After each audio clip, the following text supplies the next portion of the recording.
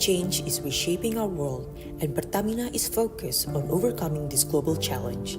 Through our dual growth strategy, low-carbon business and decarbonization, we are driving the energy transition while ensuring energy security and equity. We are on a mission to reach net zero emissions by 2060 or sooner, aligning with Indonesia's climate goals. By 2030, we aim to increase new and renewable energy to 17% of our energy mix, with a focus on biofuels, geothermal, hydrogen, and the EV ecosystem. Pertamina is making strides in decarbonization, reducing 8.5 million tons of carbon dioxide equivalent by 2023 and targeting a reduction up to 9.1 million metric tons by 2025. Our initiatives span energy efficiency, zero routine flaring, methane management, and green power solutions. Strategic partnerships play a vital role as we collaborate with international initiatives and business partners to drive low-carbon solutions. We are also reskilling our workforce to support a just energy transition, creating green jobs and advancing renewable energy. Pertamina is energizing progress for a more sustainable future, where sustainability and energy security go hand in hand. Pupuk Indonesia Holding Company cultivates prosperity through a commitment to sustainable fertilizers, pioneering petrochemicals, and unwavering business support. Spanning across Pacific Asia, Middle East, and North Africa, we proudly serve as the largest plant nutrition and agriculture solution company. Our integrated fertilizer production facilities and robust distribution networks are the cornerstones of Indonesia's food security. Embracing digital transformation, we innovate across every aspect, from distribution monitoring to user-friendly applications. Ranked as the 7th largest fertilizer producer globally, Pupuk Indonesia is not only about growth, it's about nurturing. We actively strengthen the economy, enrich social bonds, and preserve the environment through empowerment initiatives. Our commitment transcends mere profit. It's about leaving a positive footprint on the earth we call home. Pupuk Indonesia, prosper together with Indonesia. Medco Energy, a leading Southeast Asia energy and natural resources company. At Medco Energy, our strength comes from our people. We invest in exploration and production and new development projects with the trust of governments, partners, and other stakeholders to operate large and complex fields.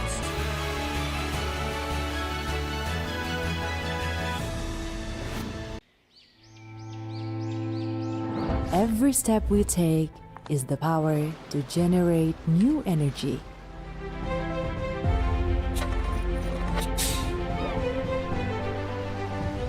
An eternal spirit that is never extinct, flowing in every aspect of life.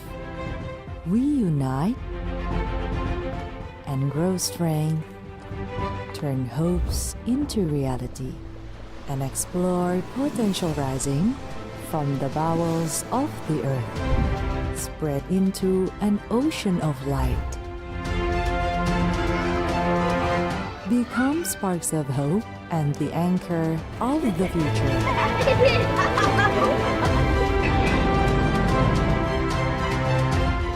We give a chance for the nation's best.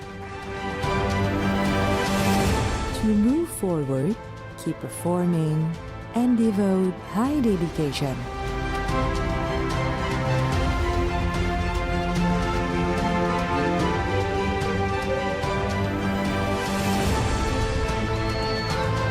To optimize legacy into welfare.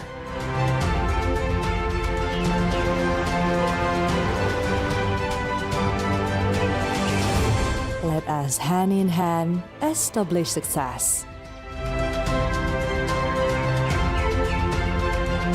Ensure the prosperity of all the people of Indonesia. Because the success of upstream oil and gas is the success for all of us.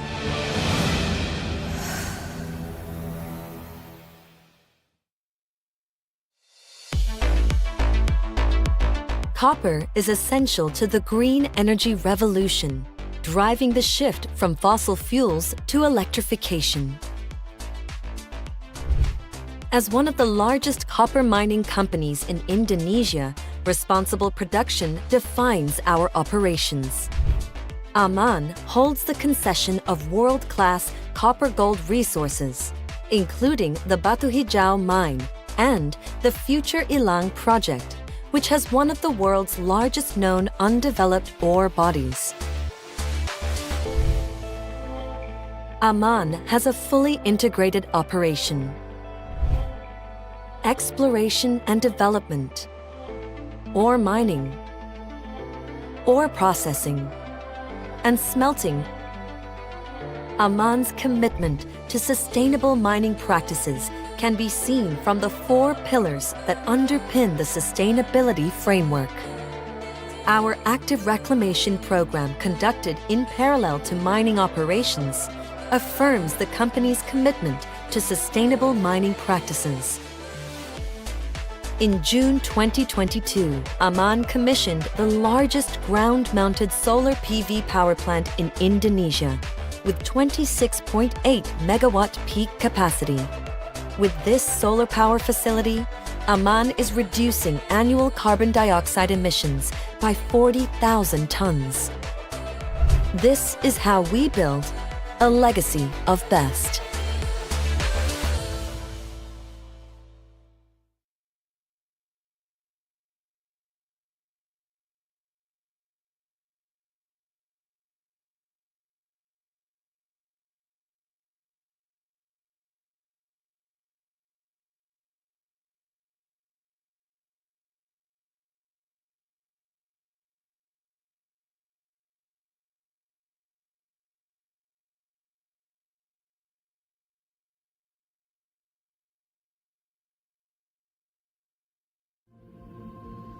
Di antara hijaunya alam, cerita kami dimulai.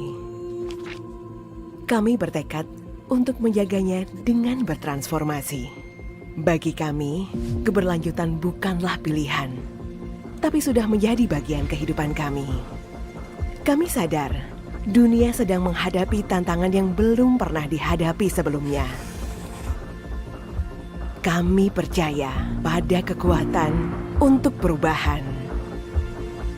Tak pernah berhenti memperbaiki diri telah menjadi moto kami. Kami berinvestasi dengan inovasi.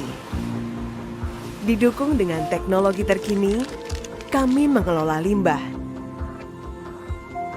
meningkatkan efisiensi, dan mengurangi jejak karbon. Fasilitas kami beroperasi dengan energi matahari, menuntun kami mewujudkan masa depan yang berkelanjutan. Berkapasitas 9,8 megawatt peak, mampu menghasilkan lebih dari 13 juta kilowatt hour energi listrik ramah lingkungan, dan mengurangi lebih dari 12.000 ton emisi karbon.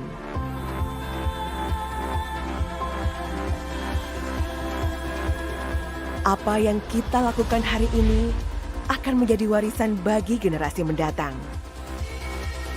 Setiap nafas, tawa, dan mimpi kita adalah masa depan mereka. Bersama mitra, kami berkomitmen untuk terus memaksimalkan dampak positif bagi lingkungan.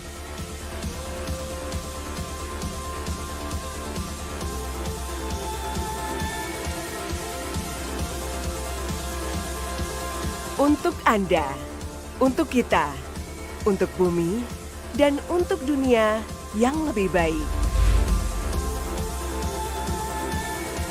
Bersama, kita wujudkan masa depan yang berkelanjutan.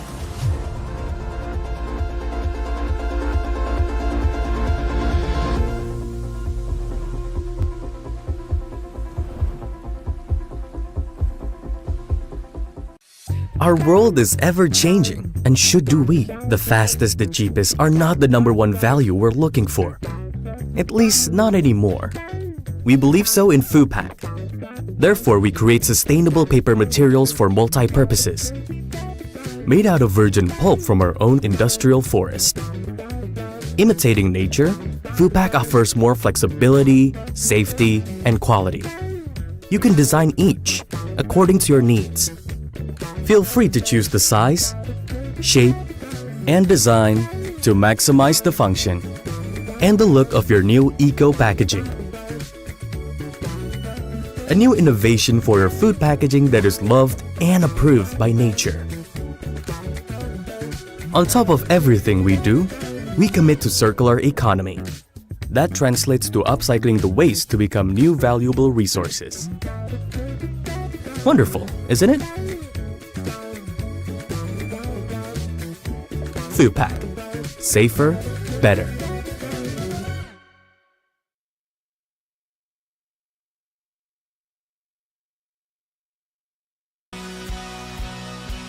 Marubeni is making a paradigm shift.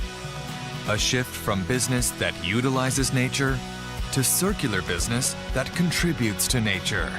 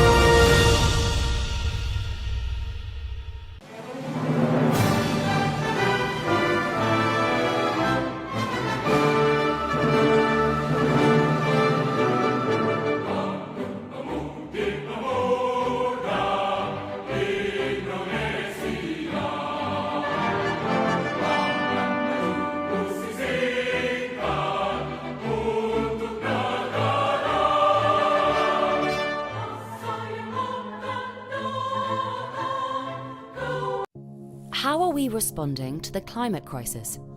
To reduce our climate impact by 2030, we're scaling up our work with key suppliers to help them reduce their carbon footprints and transparently measure progress. We're investing in how we sustain and strengthen deforestation-free commodities whilst meeting current and future demands. And we're reformulating our products to use lower impact ingredients. But to keep fueling innovation and scaling solutions, our success also relies on the support of businesses, governments, regulators, and consumers. Read our updated Climate Transition Action Plan at unilever.com.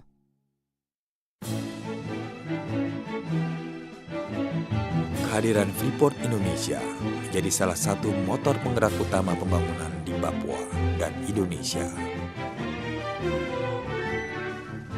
Bersama, kami satukan tekad untuk harumkan Indonesia dari Papua.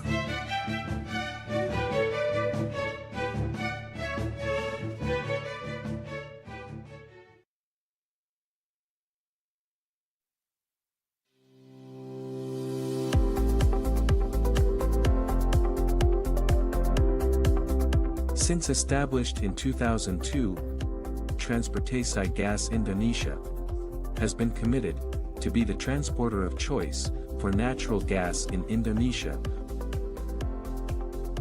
We operate more than 1,000 kilometers of 28-inch diameter gas pipelines, both onshore and offshore, connecting Gresik to Duri and Gresik to Batam, Singapore,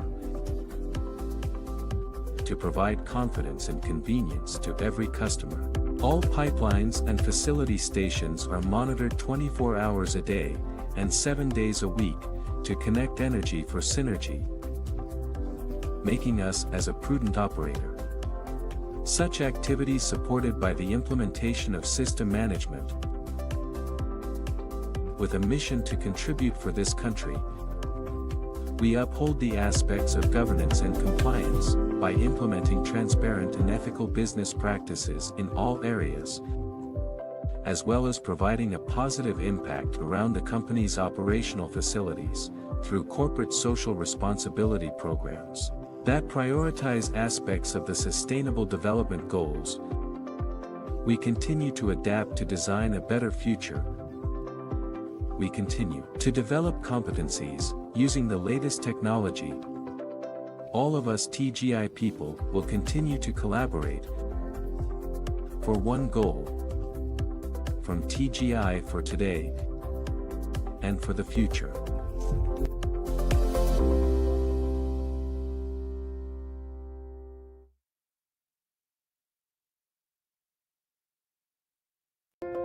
Climate change is a global issue.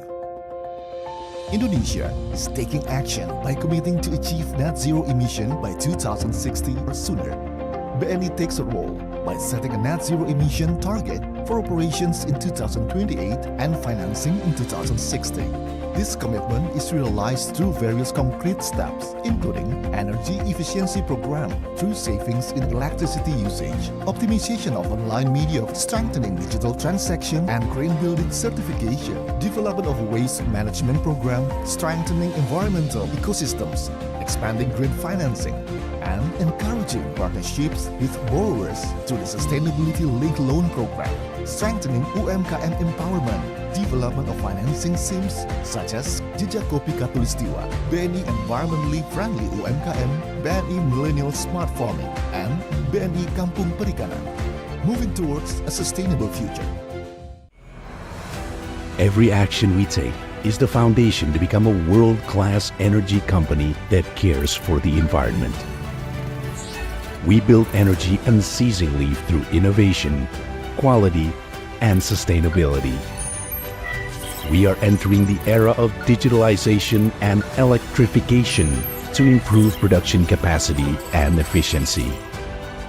Becoming a pioneer in energy downstream is our expression of love for a better civilization and prosperity. We are not just explorers. We also care about the future of the planet Earth. Growing together in health and prosperity, is our ultimate goal. We present an unceasing energy for the nation.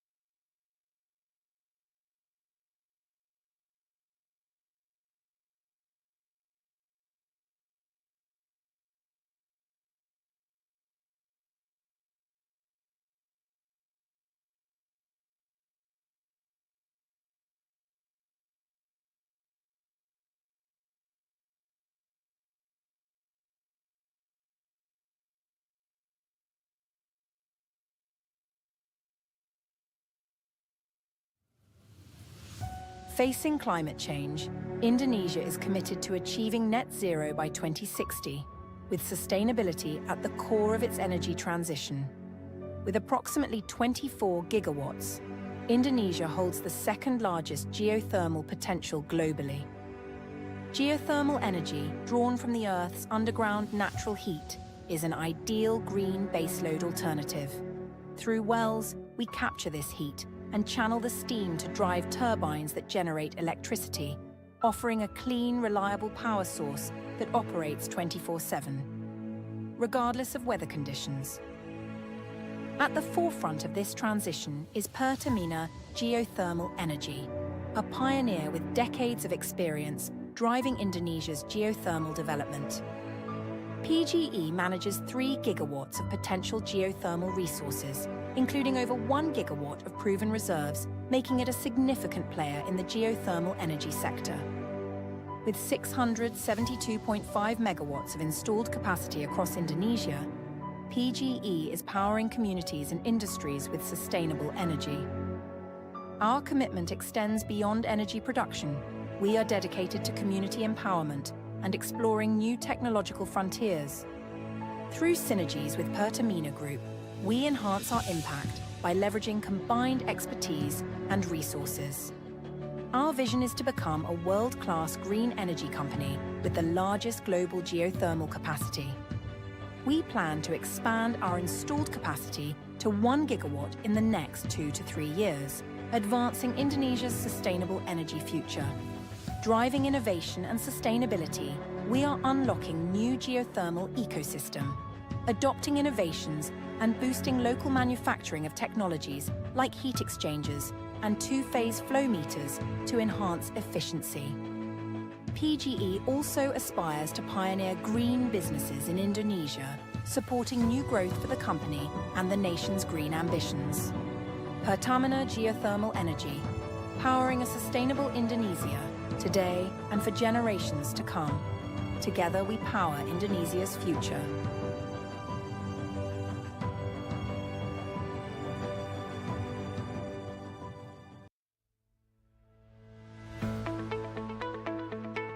Program Pertumbuhan Hijau sebagai kolaborasi antara pemerintah Indonesia dan Global Green Growth Institute atau GGGI mendukung Indonesia untuk mencapai tujuan dan prioritas melalui beragam proyek di seluruh Indonesia. pendekatan lanskap untuk pengelolaan hutan yang baik dan tepat dalam yurisdiksi nasional dan subnasional, memberikan kerangka kerja alami untuk intervensi pertumbuhan hijau, termasuk aksi-aksi untuk mengurangi deforestasi dan degradasi hutan, didukung oleh sistem MRV yang kuat dan mekanisme pendanaan REDD+. Awalnya kita melakukan concern kepada konservasi ekologinya. Harus diperkuat dengan namanya kebijakan pemerintah, terutama dengan peraturan-peraturannya. Kalau konservasi yang kita bangun duluan udah pasti akan berdampak pada ekonomi, sosial, juga efek termasuk perubahan iklim.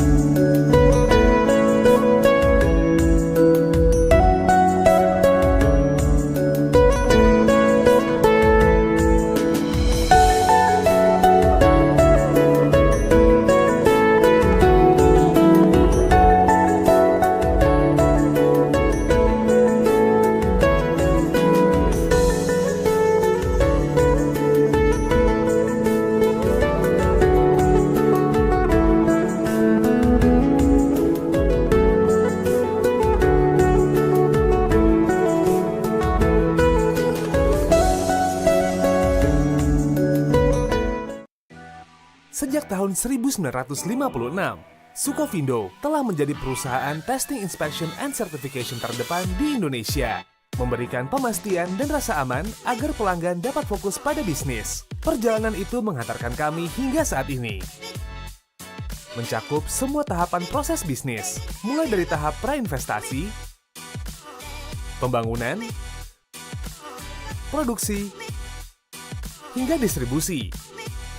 Memberikan kepastian bagi sektor industri melalui jasa inspeksi, pengujian, sertifikasi, konsultansi, dan pelatihan. Memberikan kepastian bahwa setiap produk dan tahap proses bisnis memenuhi standar kualitas, kesehatan, keselamatan kerja, perlindungan lingkungan, serta peraturan yang berlaku di berbagai sektor industri. Dunia yang terus berubah, demikian juga kami. Adaptif, menciptakan solusi untuk menjawab kebutuhan pasar yang terus berkembang. Inovatif, memperluas jangkauan dan dampak melalui transformasi operasional. Solutif, mendukung pelanggan untuk mencapai target keberlanjutan dan pertumbuhan usaha. Dedikatif, memberdayakan masyarakat, memperkuat ekonomi lokal, dan melestarikan lingkungan merupakan tanggung jawab sosial kami. Jaga integritas dan reputasi bisnis Anda, itulah yang kami lakukan. Sukovindo, assure your confidence.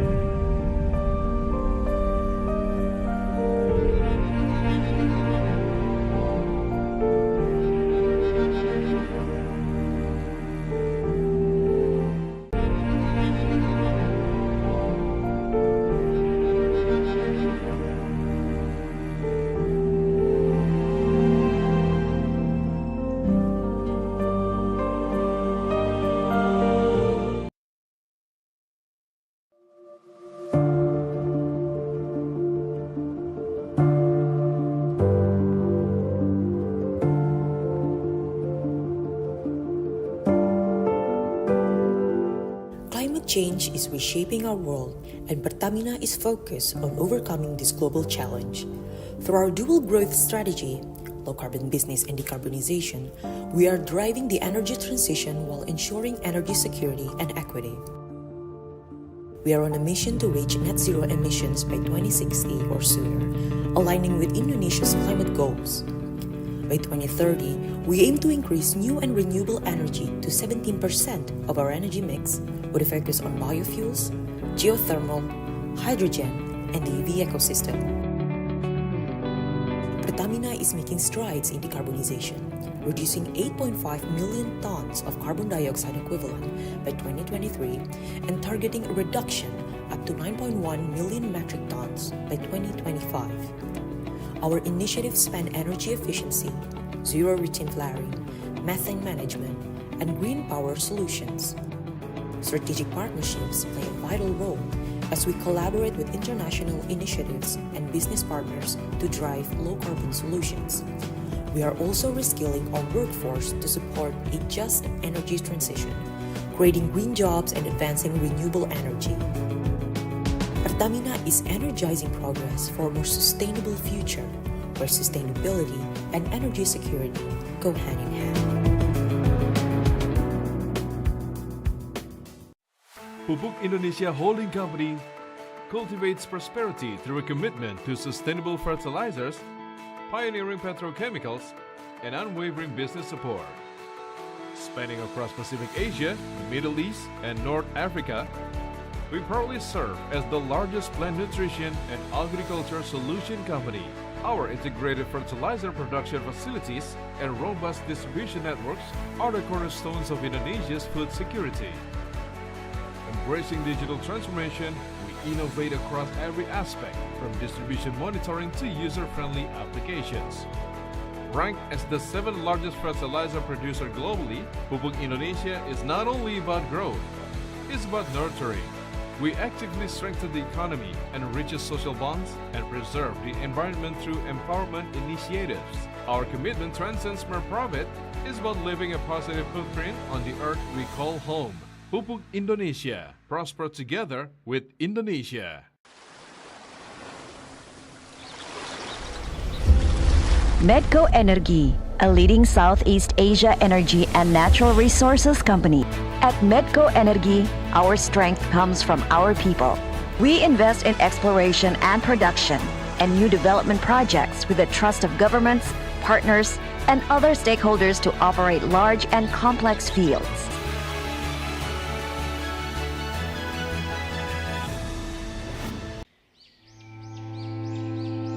Every step we take is the power to generate new energy.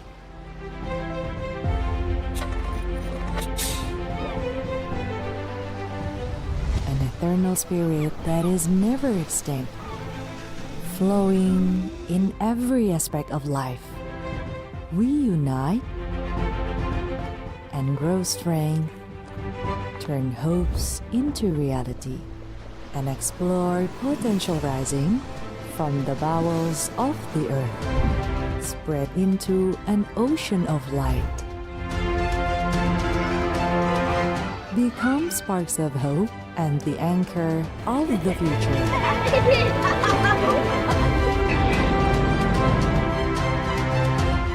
We give a chance for the nation's best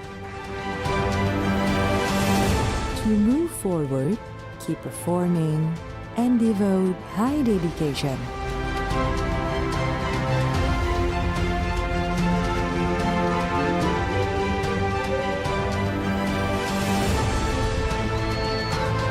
To optimize legacy into welfare.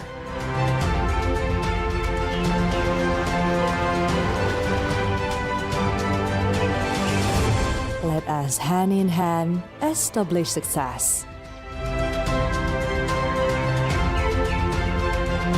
Ensure the prosperity of all the people of Indonesia. Because the success of upstream oil and gas is the success for all of us.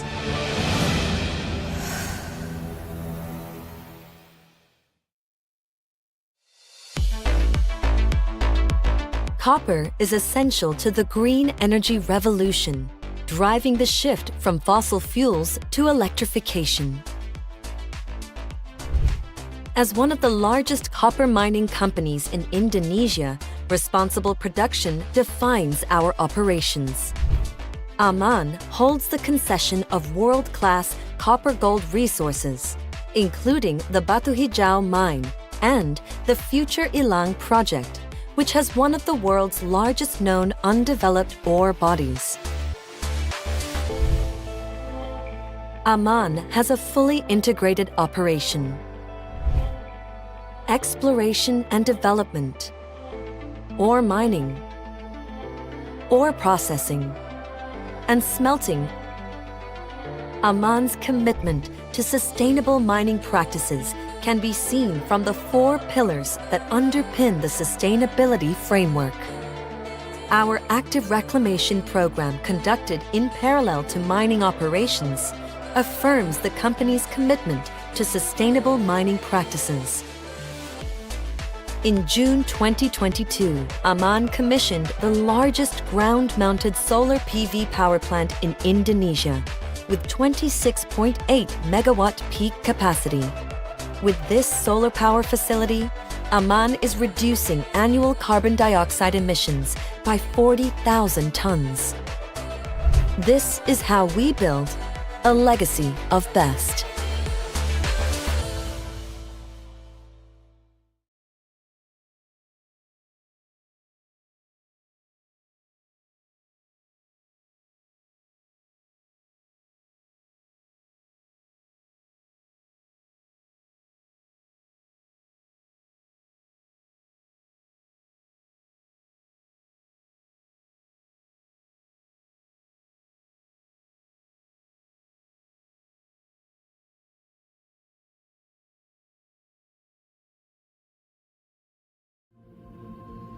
Di antara hijaunya alam, cerita kami dimulai. Kami bertekad untuk menjaganya dengan bertransformasi. Bagi kami, keberlanjutan bukanlah pilihan, tapi sudah menjadi bagian kehidupan kami. Kami sadar, dunia sedang menghadapi tantangan yang belum pernah dihadapi sebelumnya. Kami percaya pada kekuatan untuk perubahan. Tak pernah berhenti memperbaiki diri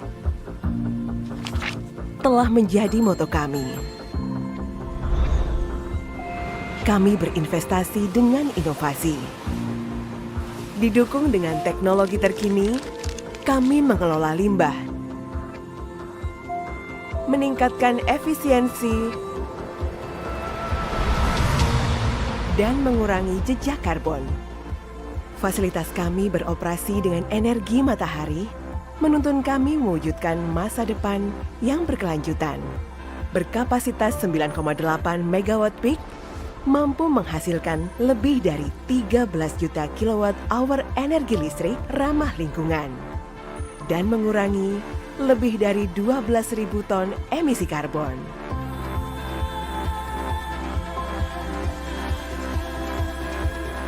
Apa yang kita lakukan hari ini akan menjadi warisan bagi generasi mendatang.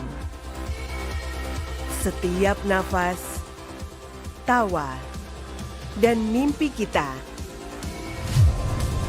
adalah masa depan mereka.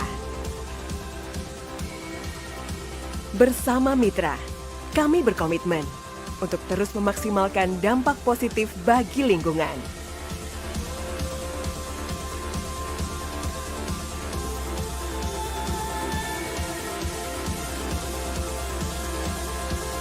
Untuk Anda, untuk kita, untuk bumi, dan untuk dunia yang lebih baik. Bersama, kita wujudkan masa depan yang berkelanjutan.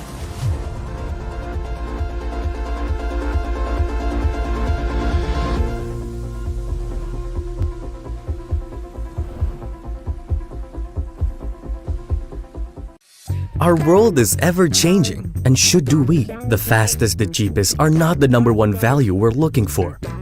At least not anymore. We believe so in FUPAC. Therefore, we create sustainable paper materials for multi-purposes.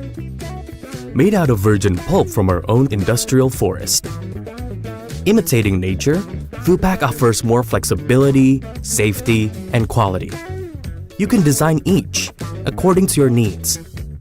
Feel free to choose the size, shape, and design to maximize the function and the look of your new eco packaging. A new innovation for your food packaging that is loved and approved by nature.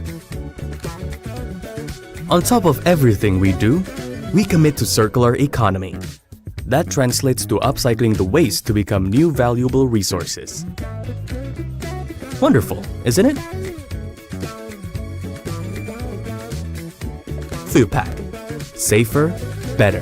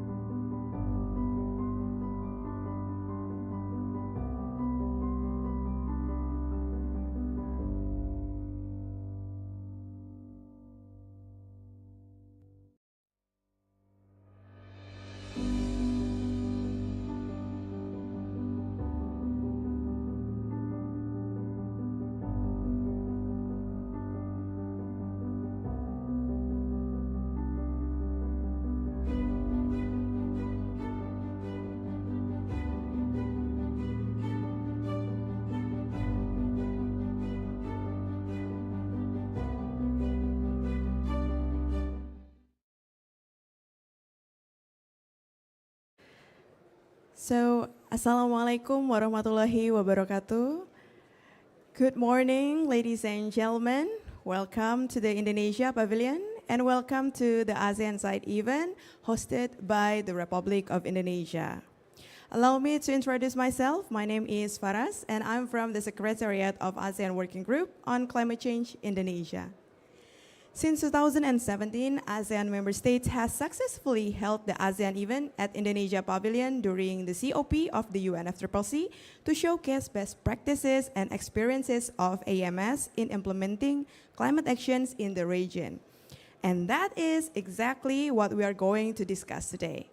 And I am delighted to see many familiar faces of my ASEAN colleagues today here attending the session. Thank you so much for your attendance.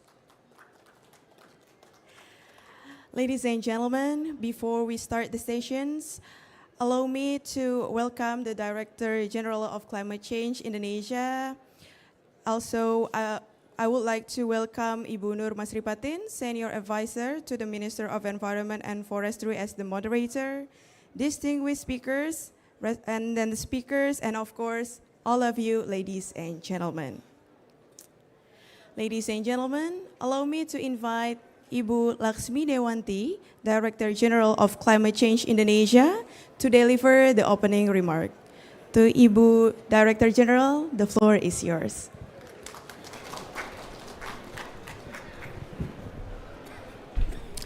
Thank you, Faras.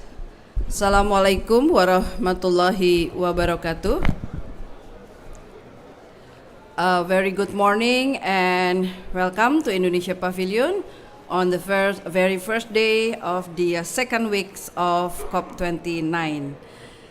This week is gonna be very interesting because all the negotiation need to be wrapped up, and our talk on our discussions in this pavilion, it's gonna be more interesting because we need to catch up with the issues that we are negotiating. Excellencies, esteemed delegates, distinguished colleagues, representatives from ASEAN member states, international partners, ladies and gentlemen. Today marks a significant milestone as we gather to launch the ASEAN Community-Based Climate Action, or CBCA, a unified commitment to empower our communities in addressing the pressing challenges posed by climate change. This initiative, spearheaded by ASEAN and its dedicated partners, reflects our shared understanding that meaningful and lasting climate actions must be driven by those most affected, our communities. Southeast Asia, as we know, is particularly vulnerable to climate change impact due to its geographical, economics, and social characteristics, from rising sea levels that threaten coastal populations to more frequent and intense storms and drought. These challenges affect every sector and aspect of life across ASEAN. Studies suggest that without decisive actions, the ASEAN regions could face an economic loss up to 35% of its GDP by 2050, impacting sectors such as agriculture, tourism, and fisheries. Distinguished colleagues, ladies and gentlemen, this community-based actions or community-based approach acknowledge the essential role that local knowledge, innovations, and leadership may in both mitigations and adaptations effort. Through community-based climate actions, ASEAN seeks to harness this power by promoting community-driven strategies to reduce greenhouse gas emissions against climate impact, whether through sustainable agriculture practices, renewable energy solutions, or community-led conservation efforts.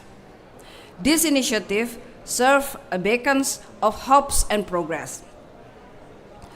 Our journey here has been collaborative, guided by valuable input from ASEAN member states civil societies, organizations, and dedicated support of the ASEAN EU-German Climate Action Program.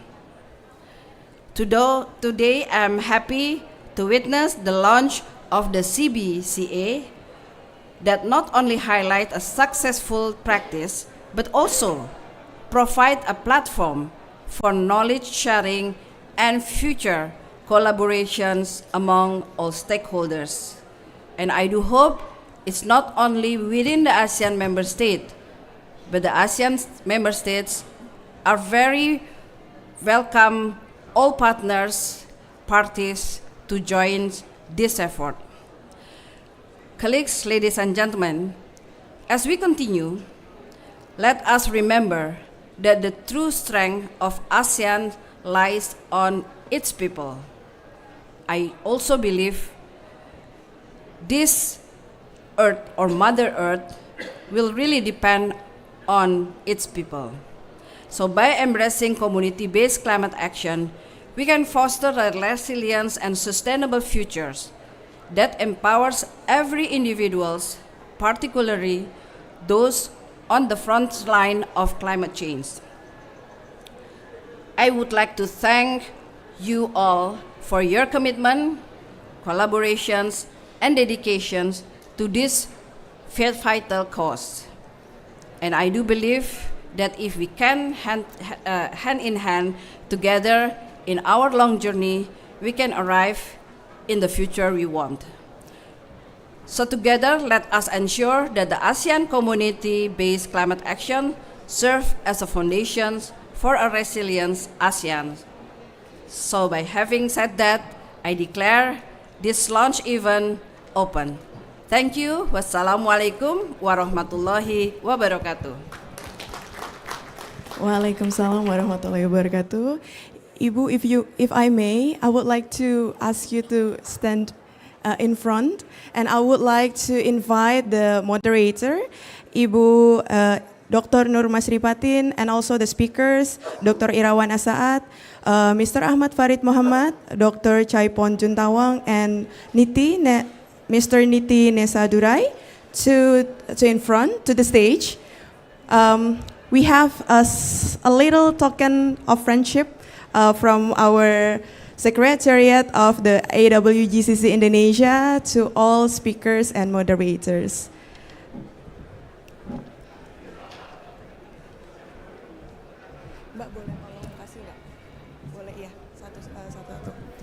First, I would like to ask Ibu Laksmi to give the first souvenirs to Ibu Dr. Nur Masripatin as the moderator.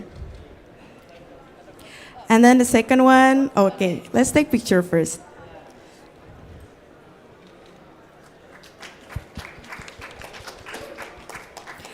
And then the second one to Mr. Ahmad Farid Muhammad, the representative from the AWGCC Malaysia.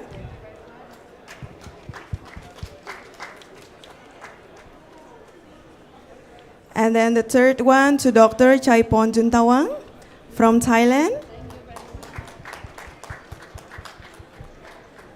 And then the fourth one to Mr. Niti Nesadurai from Chansi. And last but not least to Dr. Irawan Asaat, our Director of Adaptation of Climate Change Indonesia. Sirs and Madam, we would like to ask you to have a group picture first.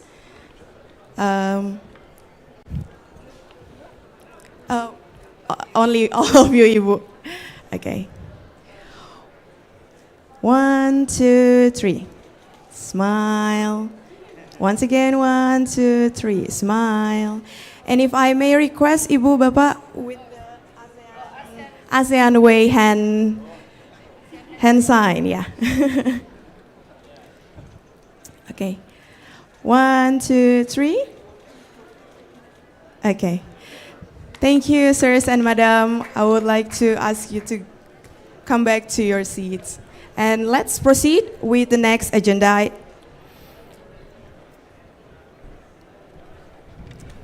Ladies and gentlemen, Now, I would like to invite Dr. Wahyu Marjaka, the Director of Resource Mobilization of Indonesia, to give the introduction document. To Bapak Dr. Wahyu Marjaka, the floor is yours.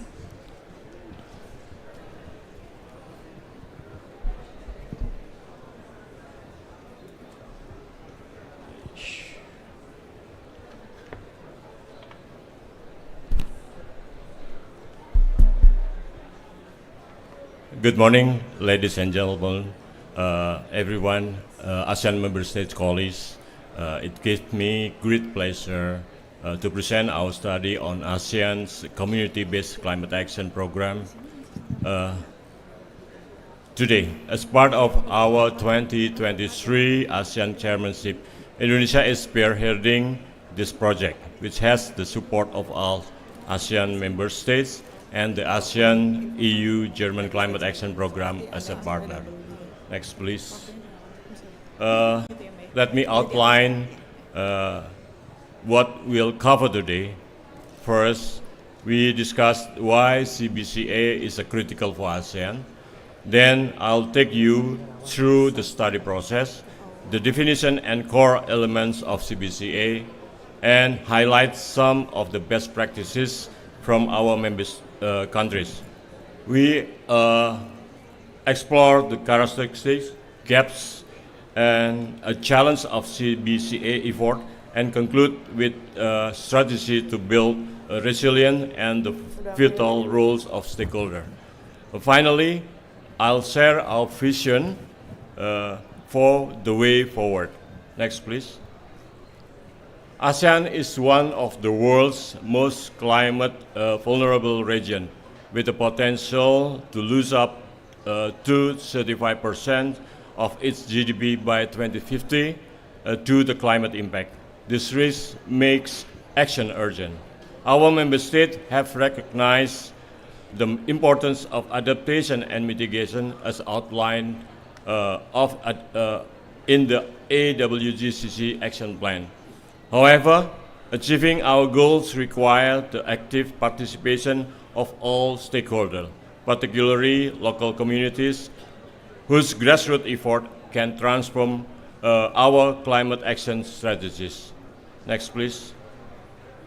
The ASEAN CBCA study began under Indonesian leadership during the 2023 ASEAN chairmanship.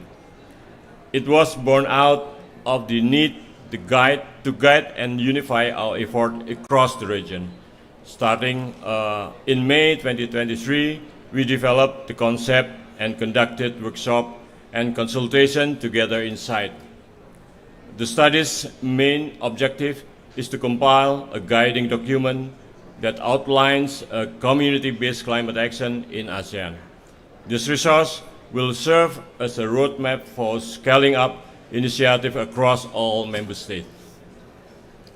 Next, please. Community-based climate action refer to initiative of action on our program that involve local communities in planning and executing strategies aimed at either mitigation greenhouse gas emission or enhancing their capacity to adapt the impact of climate change by drawing upon their knowledge, capacity, and needs. While the government play a supporting role, the true leaders are the people on the ground. To ensure success, 6 core elements have been identified. This includes strong policy support, clear guidelines, targeted coverage for vulnerable areas, well-defined action, broad stakeholder participation, and robust monitoring and evaluation system. Next, please. Across ASEAN, we've seen remarkable over 100 examples of CBCA in action. In Malaysia, the Penang Nature-Based Adaptation Program combines community effort with innovative solutions to enhance climate resilience. In Philippines, community-based forest management empowers communities to preserve ecosystem while adapting to climate impact. Vietnam Coastal Resilience Program is a shining example of integrating mangrove management with disaster risk reduction, as well as program Komunitas Iklim in Indonesia. This and many other initiatives showcase the power of local action. Across ASEAN, CBCA characteristics vary based on economic condition, country size, and government structures. High-income nations prioritize advanced technology, of course, while middle-income countries focus on sustainable agriculture and forestry. Low-income nations often struggle with capacity building and require external support. Challenges persist, such as limited funding, lack of skilled human resources, and insufficient technical guidance tailored to local contexts. Address this gap is critical for sustained success. To build resilience, we've developed comprehensive strategies. First, we need to strengthen policy framework at national and local level. Collaboration is also essential. Multi-stakeholder partnership can amplify impact and increase public awareness. Capacity building must address technical skill, gender-specific needs, and traditional knowledge. Sustainable financing is a key, and we must diversify funding sources. Finally, monitoring and evaluation system will help us track progress and adopt strategies over time. Next, please. CBCA success, of course, depends on collective effort. Government play a central role by endorsing initiative and mobilizing resources. NGO drive advocacy and resource sharing, while the private sector provides investment and foster partnership. Communities themselves must take ownership, leading projects and embedded resilience at the local level. Media and journalists are vital in raising awareness and sharing success stories that inspire action across ASEAN. In conclusion, ASEAN communities are not just vulnerable to climate change, they are also key agents of change. By equipping them with tools, knowledge, and resources they need, we can harness their active creativity and resilience. Collaboration among stakeholders will ensure long-term impact. Let us prioritize CBCA as a central strategy for climate resilience and sustainable development. Together, we can pave the way for a more secure and prosperous future for our region. I finished my presentation. You can download this document in its entirety by clicking the links. Following this, a brief movie will demonstrate how community-based climate action has grown to be a significant component of ASEAN. Thank you very much.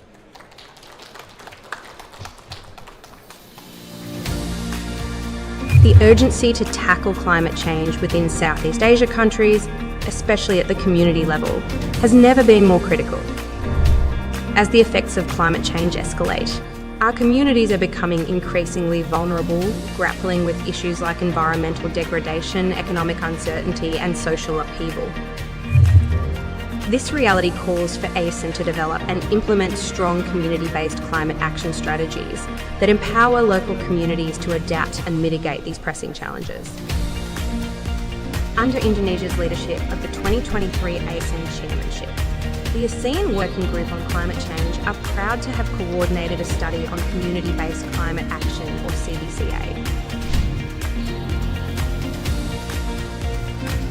Community-based climate action are defined as programs that actively involve local communities in planning and implementing strategies aimed at either mitigating greenhouse gas emissions or enhancing their capacity to adapt to the impacts of climate change. Importantly, while the government can establish and support these programs, the local community must take the lead in the implementation. The CBCA report encompasses several key components. Definition and key elements of community-based climate action. The report features best practices in community-based climate action around the region. Regional connections, where we highlighted shared approaches and similar characteristics of community-based climate action across ASEAN. Challenges and barriers in implementing CBCA.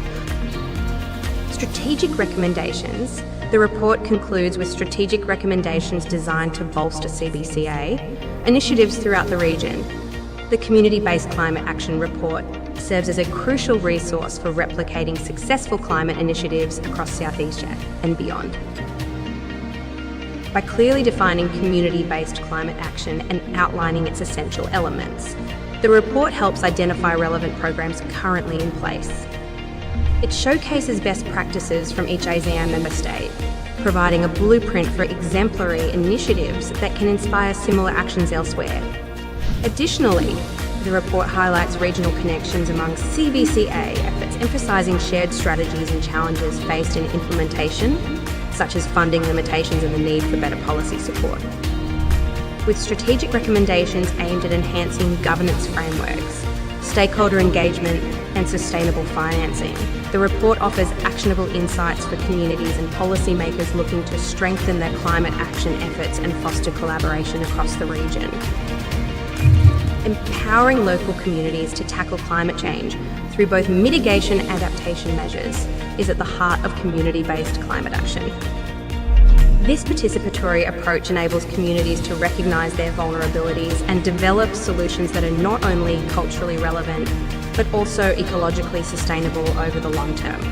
By fostering partnerships and supporting local initiatives, we can create a more resilient framework for climate action in ASEAN.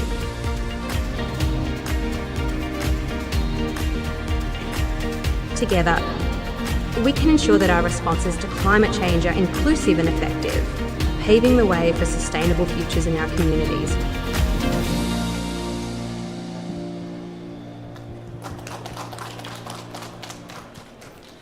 Thank you, Dr. Wahyu Marjaka, for delivering the introduction of the ASEAN Community-Based Climate Action document. And now, ladies and gentlemen, is the time for us to officially and formally launch the document itself.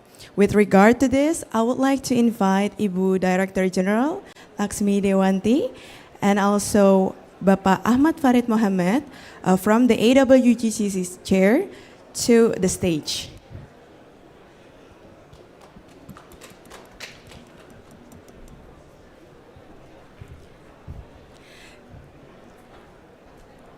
So from Ibu Laksmi Dewanti will hand over the book of ASEAN Community-Based Climate Action to Bapak Ahmad Farid Mohamad as the representative of the AWGCC chair from Malaysia, as the representative of ASEAN Secretariat.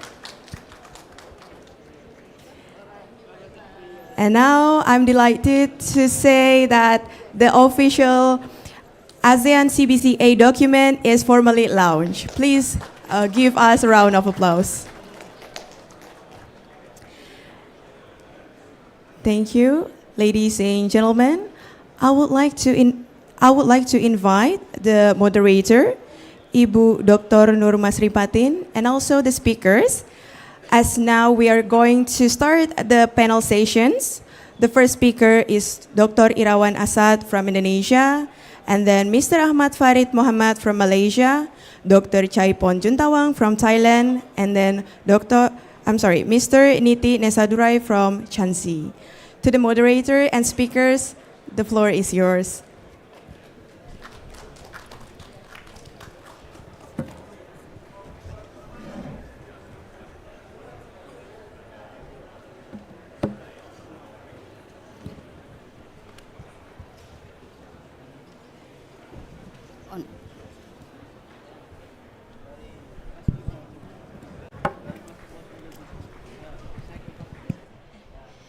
Thank you, Ibu Faras. Colleagues, ladies and gentlemen, good morning. Welcome to the panel session on ASEAN Community-Based Climate Action. We have followed the launch of the result of the study on CBCA taken under the chairmanship of ASEAN last year by Indonesia. We have 4 speakers that already introduced by Ibu Faras. To guide our panel discussion, as we have only very short time, so I will introduce the introductory question to each panelist as a guide to focus for the statement for each panelist. I will start with Pak Irawan, then Bapak Ahmad Farid, Dr. Juntawas, and Bapak Niti Nisadurai. Pak Irawan, with regard to Indonesia NDC, how do you consider the contribution of community-based climate action to the climate change adaptation target? So, Pak Irawan, you have the floor.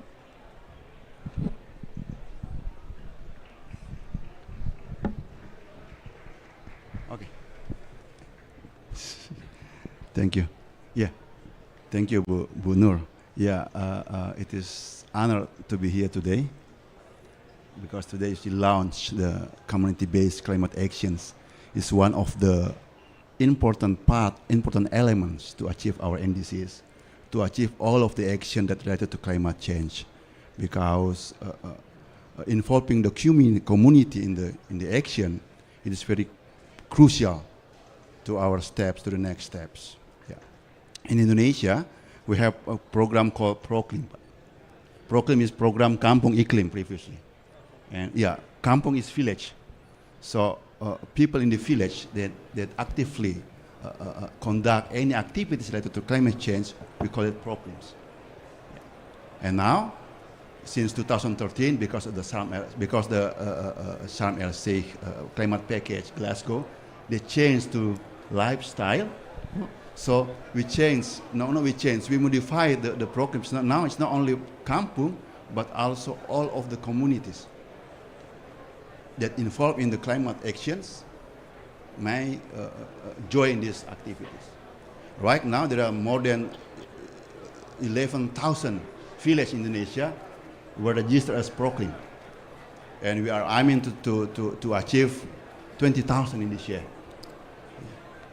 So if there's 80,000 villages in Indonesia, so if every village or communities conduct these activities, it is like a snowball, isn't it? Yeah. Snowball to recognize these activities. So related to NDCs, Bu Nur, yeah. In one part of these activities, the Proklim one is because it's joint adaptation and mitigation. Yeah. So. In addition to activities that there is some part of the activities that are related to reducing the greenhouse gas emissions that are monitored by the NDCs. But the important part is to involve the communities to work or to work with us, yeah, to halt the climate change, because communities are they are facing this activity. They are facing this in the impact of climate change, as Ibu Director General said in Indonesia. Yeah, they're facing the hazard or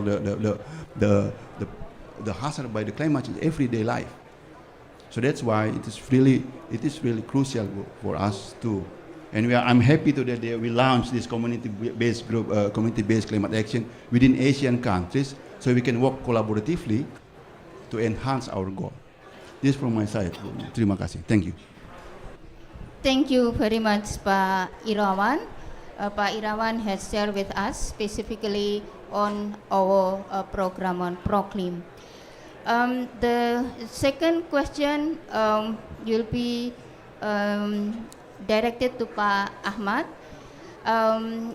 Pak Ahmad Farid, as the chair of AWGCC, how do you see the ASEAN community-based climate action report that came up with a strategic recommendation would strengthen CPCA implementation in the region.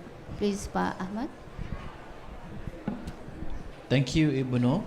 Assalamualaikum, a very good morning. Thank you, Indonesian Pavilion, for having this session and also invite us as UNFCCC representative to share here on the ASEAN perspective. Of course, I would like to congratulate Indonesia under ASEAN Leadership Championship in 2023. You managed to deliver it, you nailed it, and I think it is very crucial time for ASEAN member states for moving forward. What more if now we are also experiencing quite a lot of disasters. Even last week, I attended a session on the human rights. Actually, it's conducted in Jakarta with the ASEAN office, and I also presented what happening to the current situation in the ASEAN region, where most of the casualty and also the evidence that happened actually most related to the flood and also typhoon is increasing. So with this, since Indonesia already developed this document, that will be a basis for all the ASEAN states actually to develop their own. Dr. Irawan just mentioned about what you did for Indonesia and for Malaysia. I want to give some example what we did actually from under my ministry. So under the this year budget, so every ministry they are given call that one village to be adopted. All right. So all the 25 ministers they have their own village to be assist, and with some allocation, roughly around 2.5 million ringgit. So you can do activities at that time. For my ministry, Andres. So we choose one village in the east of Malaysia, where the name of the state is the Kelantan. It's a border with Thailand. So the village is quite unique because at that community they also have a Muslim community and also Thai community. So at that area we did a few activities like for Muslim, for mosque we greening the mosque. With we give solar panel, install solar panel, and then we teach them on how to reduce the power electricity by installing solar panel, and then we also teach them how to use we change the water pipe with a more energy efficient water tap, so that they use less water when you take ablution. And also we also have a program in Wat for the Thai community, for Buddhists. They know that you have Wat is like a more is a worship. So they also have them also together, as Malaysia we are very diversified. We have many races sitting together, so we teach them also as well on the how to reduce the emission, not from that. So this is some just stuff example, and I saw that in the report also mentioned about some of the program adaptation that happening in Penang. So Penang they got some assistance from the adaptation fund, amount of 10 million. So this is also something that we are going to replicate. I'm talking about Malaysia. So when Penang actually one of the state that always vulnerable to the flood. We know that for Malaysia we always the flood is already happening. Of course with the recent situation, the temperature going out to more than 1.1 degree. So the magnitude and also the frequency of rain is already increased, and also the numbers of the flash flood also increasing. Then this also happening in some of the area in our Aborigine area. So they also affected. So some of the local people also going there, and in the jungle. Actually, most of them stay at the jungle, so they try to get some assistance to local community there on how to teach them on how to adapt with these activities. Coming back to this CBCA, so I hope that after the launching of the document, this can be subsidized. Maybe it's good that afterward maybe Indonesia also with AWGC and maybe for GIZ also, maybe can have more support program where we can socialize this. Maybe we can have the online also, so we can invite more people from our stakeholders, especially from, we have a lot of NGO with regard to the community, so they can help to socialize this also, then can tap this guideline for them. And of course, like, this is in English, maybe some of our local native is not able to speak English, maybe there will be some effort that we need to do some translation to our local as well. I think I stop here. Ibu. Thank you very much, Pak Ahmad, for sharing with us both from ASEAN perspective and also what we learned from Malaysia. Now we will listen to the case from Thailand. Dr. Juntawas, if you could please share with us regarding the support to the CPCA in terms of policy framework to be able this CPCA implemented at the national level. Please, Dr. Juntawas. Yeah, thank you so much. For Thailand, right now, the NDC plan, we working on the third one, but the first and second one, we already include the thing that have the community, the village, or the volunteer in the rural area and urban area include on this. And also, we already have some funding add to the plan. We call it environmental fund that belong to the government, and then we also have the private company that interesting to support the community on the climate change activity, to support them on how they develop or how they solve their problem in the area specifically. I just like that we include them on every step of the participation, because we invite some of the volunteer or some of the representative from the community to join, to share the idea what the plan, NDC plan, mitigation plan or adaptation plan of Thailand might lead them, what they should be involved and what they should be the part of the success of our country. So it's really good, because right now in Thailand we have the NPV that we call it natural resource and environment volunteer. It's almost 300,000 nationwide. So all of them is the leader or the activists in the community. So they can be helped to sharing what the what the policy of the government and what they should support and what they need the support from the government. So we have as I work for the Department of Commission, we have the community that look like the climate champion village of Indonesia, that we call is low carbon community, that support the people in the community, that how daily life of them can help to solve the climate change actions. Something, because we would like we not intend them to change the way of life, but we would like to adjust the way of life of them to support the activity that can reduce the carbon emission in their daily life. And even the people that living in the climate resilient area or something, that we would like them to share the project, write out the project, that's what they need. So we also have the support from the international organization, look like UNDP, UNICEF, or even the Thailand government as well, that support.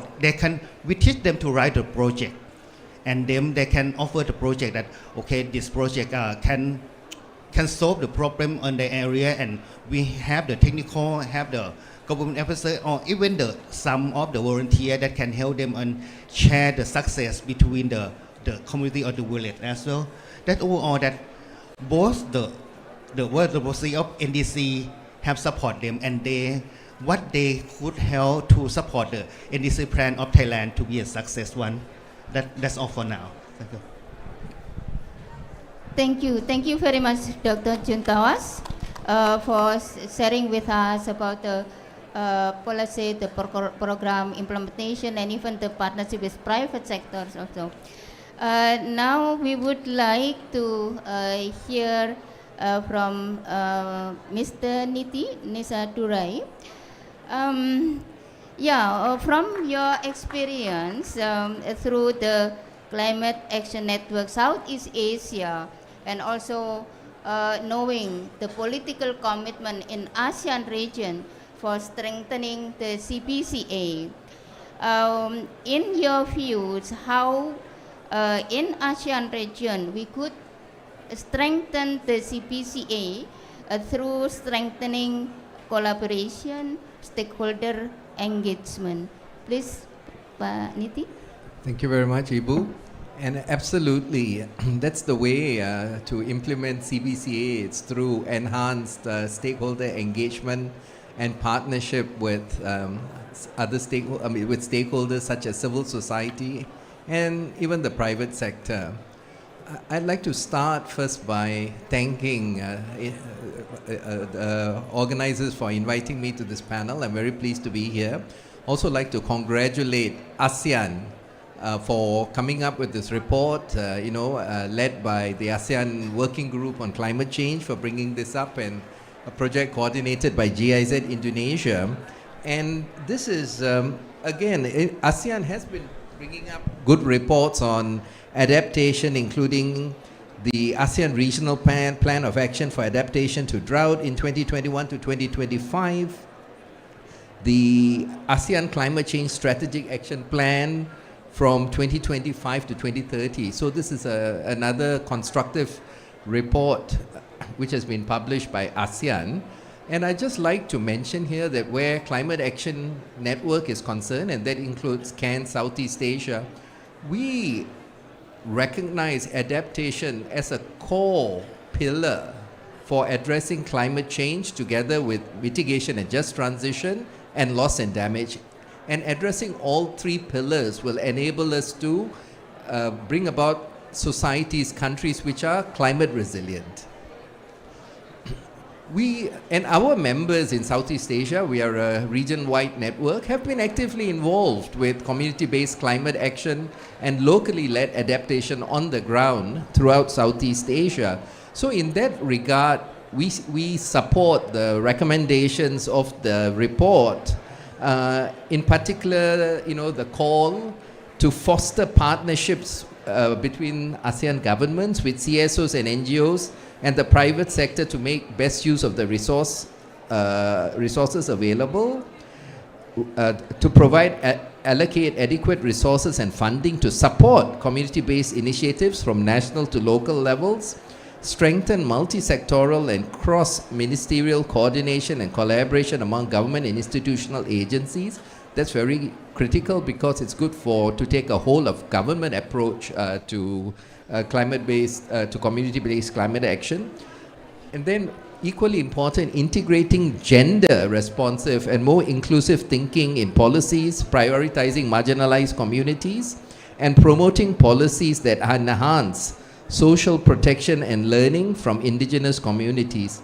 And here I would like to say that civil society, CAN-C is ready to work with governments. Our members at each country are ready to work with our government partners to enable community-based climate action. And two aspects I'd just like to quickly highlight are that civil society organizations are uniquely positioned to represent the rights of the most vulnerable groups of society, including women, youth, and indigenous peoples in decision-making processes, because we are there working with them on the ground. And we can highlight, we can play the role of independent observers, which can hold financial intermediaries and implementing organizations accountable. So that's the role we can play. I'd just also like to highlight that even when we come out with a report like this for ASEAN, this work can be really strengthened if we have an enabling institutional framework to mainstream adaptation at the global level, especially at the UNFCCC in the COP. So in that regard, we call for the elevation of the profile of adaptation here at the COP, together supported by finance from developed countries to developing countries in the form of public finance and grants. So in conclusion, I'd just like to highlight where the negotiations are currently. And since I'm sitting here with very esteemed panelists who are also directly involved with the negotiation process, would call on you all that it's essential to have a sub-goal on adaptation in the new collective quantified goal, and that there be, which will also provide finance for national adaptation plans, inclusive of finance elements in the national adaptation plans. There's also, there's some positive elements, so I hope that we can push this through by the end of week 2. The text on means of implementation on the global goal on adaptation, I hope we can come to convergence on that. And then a decision to double adaptation finance and maintain political pressure on adaptation to ensure the finance is provided. Also like to bring in the adaptation fund on the need. There's very little reference here to the need to double the adaptation fund. So also urge, all stakeholders and our negotiators to push for the doubling of adaptation fund, which is actually struggling at the moment. So with that, I'll wrap up. Thank you very much, Pa Niti, for sharing with us your insight, also recommendation from our negotiators, I think, to fight in the negotiation process. I think that's it. Yeah, this is right. We we prepare a lot of program, but then the next question is where the money come from to implement the program. Yes, I think that's finance aspect is very important too. So, colleague, we still have some time for taking a question from the floor. So I would like to invite if there is any question from participant. So please introduce your name and institution, and then Ibu over there. One more? Okay, yeah. Okay, yeah, please. Okay, thank you. Hi everyone, good morning.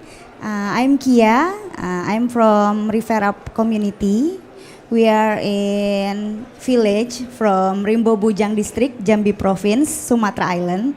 Yeah, we are working on river and ex-traditional mining restoration, and we make ecotourism and winning the best new destination by Anugerah Pesona Indonesia. We are interested with the explanation from Mr. Irawan. Can you explain the implementation of Proclaim in the village? Because we have experience to access that program. Yeah, is it effectively and the implementation, the connection for us in the village with the local and central government, the mechanism, and so on. Thank you. Thank you, Mbak Jira. The second, yeah, please, Ibu.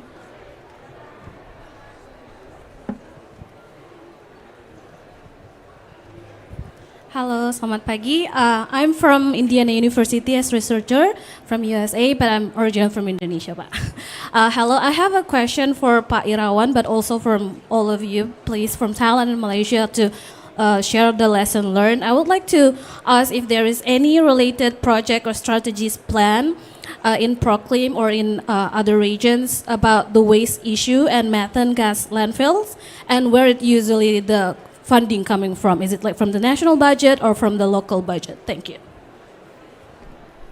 Thank you very much for the question. So we'll start with Pak Irawan, 2 questions, and then continue with the rest of panelists, Pak Ahmad, Dr. Juntawas, and Pak Niti. So, Pak Irawan.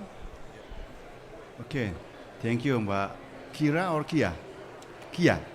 Thank you, Kia, for working in Jambi province. Yeah, I know that we have a number of projects running in Jambi right now. One of the big one in mitigation, they call it BioCF, Carbon Fund. Yeah, and then yeah, we are happy that you work in the field with community on ecotourism. So, if you would like to register your programs, it will be we have a SRN, National Registry Systems, and the first thing that you have to or you would like to conduct is contact the Regency's office in there. Yeah? And we also have a balai in Palembang. So yeah, so you can register your programs, and then we can start to verify your programs. We can talk later to the details because it's quite it's not lengthy. You just need some procedure to register your programs, to register your project to become a programs. In the front of you, there is a number of my colleagues in here that responsible for that one. Yeah. After this one, we can discuss your program. I'm happy. I'm really happy if you could register your program in the programs. And Mbak siapa namanya? Miranda, Mbak Miranda. Yeah. One of the main core, I think it is program started with garbage bank, waste bank in Indonesia. Ya, Ibu ya, kayaknya seperti itu. Sorry, I speak in bahasa because you are Indonesian, isn't it? So I think the first running program is in the waste bank or garbage bank. There are a number of garbage bank in Indonesia.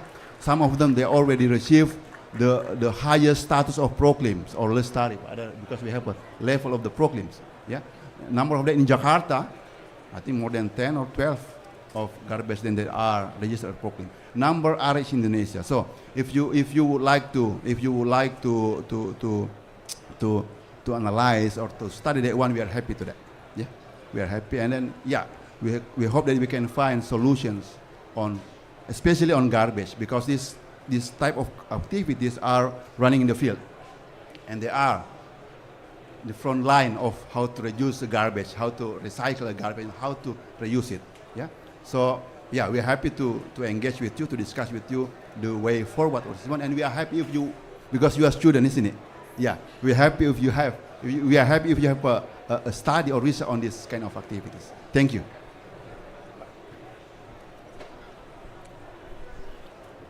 I would just want to highlight on the funding that provided actually for our community. So far, what we are doing now actually under Green Global Environment Facility, Jeff. So we allocated some numbers to provide a small grant program. So this small program actually dedicated for the NGOs, either small or big, with the maximum amount of $50,000 per one project. So they can do like a small project, like what from our record. There are projects related to like rural electrification, because some of the area that we have, some of them they are quite remote, so they don't have access to the electricity, especially on our Aborigines area. So some of them they install a pico hydro set, and then some they install solar panel, and some of them they are practicing the called the organic vegetables. So these are basically among other some of the activities that cover under this fund. And so far it's like a two-pronged strategy. One, they can use the land actually for agriculture, can generate income, and at the same time also actually they just like use where you use the organics vegetable, so use less pesticide, and so it also can save for environment. So it also can reduce also dependency for agriculture that emitting the emission, GHG emission from agriculture. So far we have more than 100 projects has been approved, and it's been conducted throughout Malaysia, including Sabah, Sarawak, and most of the project also actually in the Sabah and Sarawak, because some of the area in Sabah, Sarawak actually they are quite far from the grid. So that's why the attention is given more for that in Sarawak, which is in Borneo, ni Kalimantan. Thanks.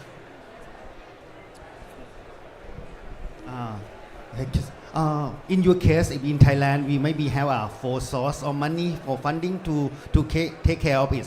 First, we have an environmental fund that we keep tax from the industry or the activity that pollute the environment. So we have a tax and a fund for this to serve as the community or the problem of environment it happened. The second one is the fiscal year budget of my ministry is ourselves, and the third one is maybe the local funding, the local budget of your own community or something, and the last one it should be the international organization. If we have the cooperation with them, they can provide and they help them to solve that problem. So mainly we would like to go for the environmental fund first, and it depends on how big the problem is, how much the money you need. Sometimes we just use the only one source of money and we can manage this, finish that one. Sometimes we might be to combine many sources to deal with that problem. That's might be the main for money source that Thailand used to take care with the environment problem in the community or the area itself. Thank you. Yeah, your question was on waste, yet it's also linked to community-based climate action. So basically, even with waste, what you need to do is, what needs to happen is the enabling regulatory and policy framework at the federal level, at the national level, and then with support to the local authorities or the municipalities at the local level, which should have strong partnerships with the stakeholders, which will lead to the most effective implementation. So if they want action, it's when you integrate all the different voices of the different stakeholders and work together, that's when you come up with the best solutions.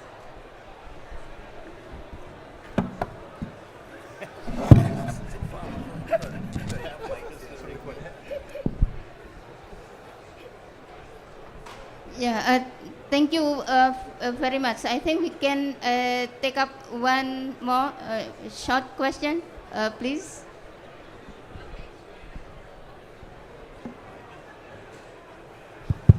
Thank you.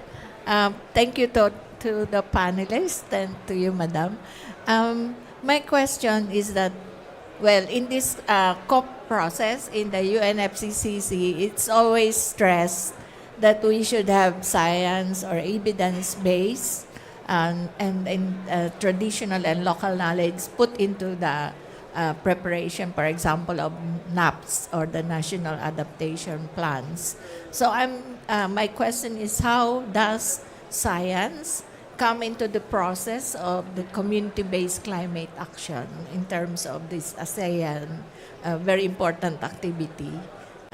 So the question is how science come into the process. Thank you.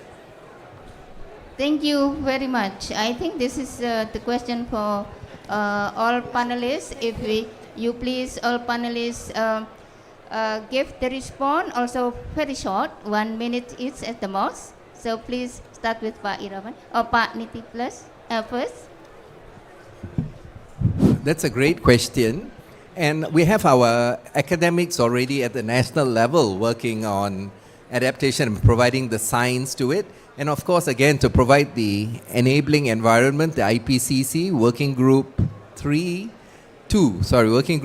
is there coming up with excellent documents. And it's very unfortunate that in this COP, IPCC is becoming a controversial issue. So that's very unfortunate, and that should end. So yeah, you have your enabling environment at the global level, IPCC, and then we have our academics at the national level, as well as guidance provided at the regional level through ASEAN and its agencies. Thailand as well, we have the academic institute to involve in the plan, and also I take care of the youth in the university. They have a project or the plan to reflect on our plan and what they would like the plan to implement, or how is the plan work. So we have both the professor in the university and both the youth, the young people. We listen to the idea, and that's the way that we can compromise the academic, the knowledge and everything to our plan. Thank you.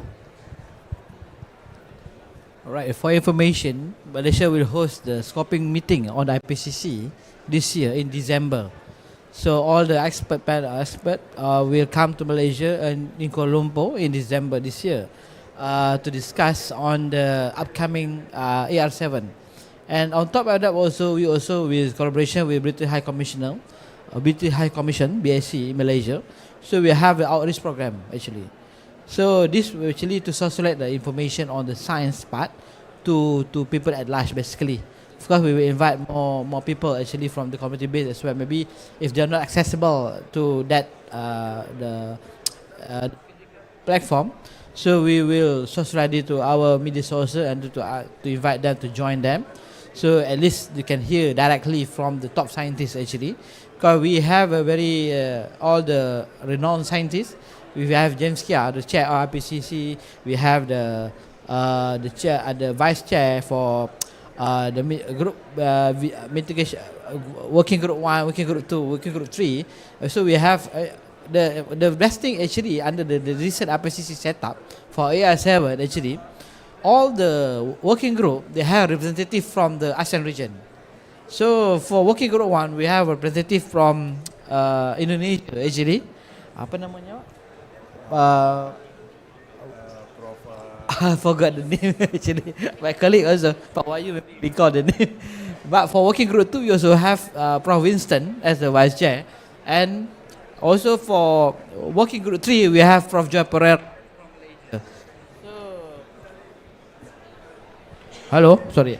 So actually for ASEAN this time is well represented for IPCC, that actually if you want to have this also, I think we can leverage all our experts here actually if we want to leverage this to socialize this to the community. Thank you. Yeah, thank you, Madam. Yeah, in Indonesia as well, that we call it science-based management. Yeah, you cannot conduct these activities. This climate change is should be scientifically proven. So in developing our NAPs, we are supported by universities. Yeah. With their science and the latest technology to support them. Yeah. Yeah, thank you, Pak Irawan. Colleague, ladies and gentlemen, we have heard today the CPCA from the perspective of ASEAN region at the national level, also bringing to the context of the global process. With that, we already reached our final session, our panel session. So please, colleague, participant, join me to give a big applause to the panelists. Thank you, all panelists and participants. Now I would like to return back the floor to Ibu Faras. Thank you.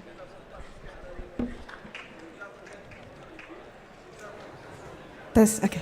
Thank you so much to Ibu Moderator Dr. Nur Masripatin, also to all speakers, Bapak Ahmad Farid Muhammad, Mr. Nitine Suderai, Bapak Dr. Irawan Asad, and Dr. Chaipon Juntawang. Ladies and gentlemen, you might come back to your seat. Thank you so much, sirs and madam. Once again, let's give them the applause they deserve, colleagues.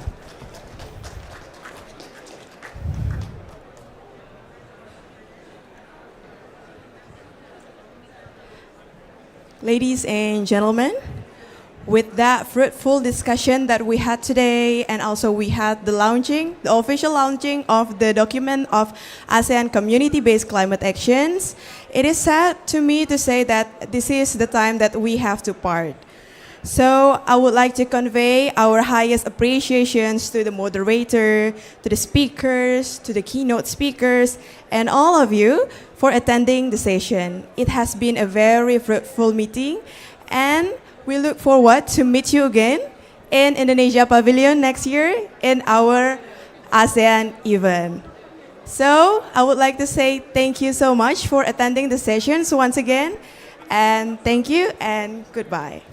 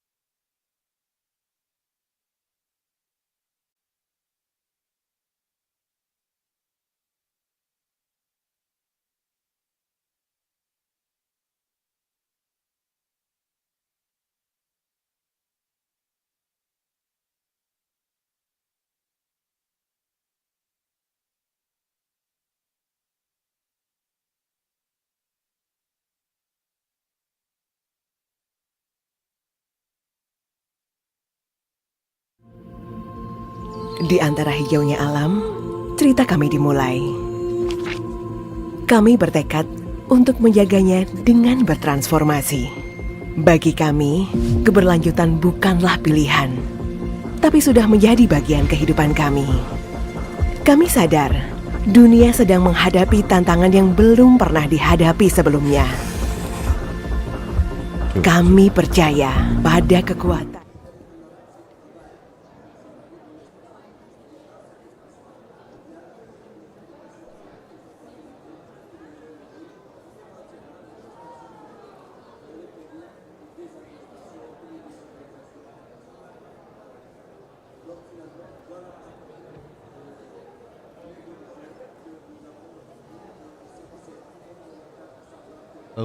Halo.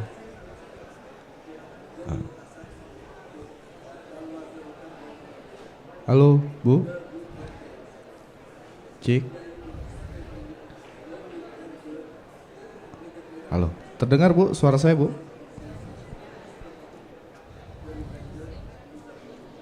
Cik.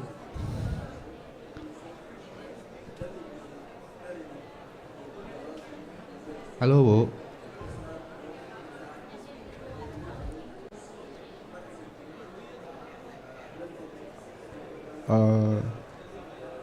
Pagi, Ibu. Siang, Bu. Nggak masuk sana.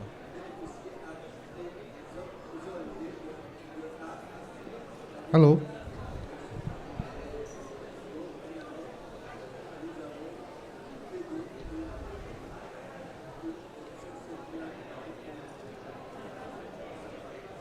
Cek. Terdengar, Bu?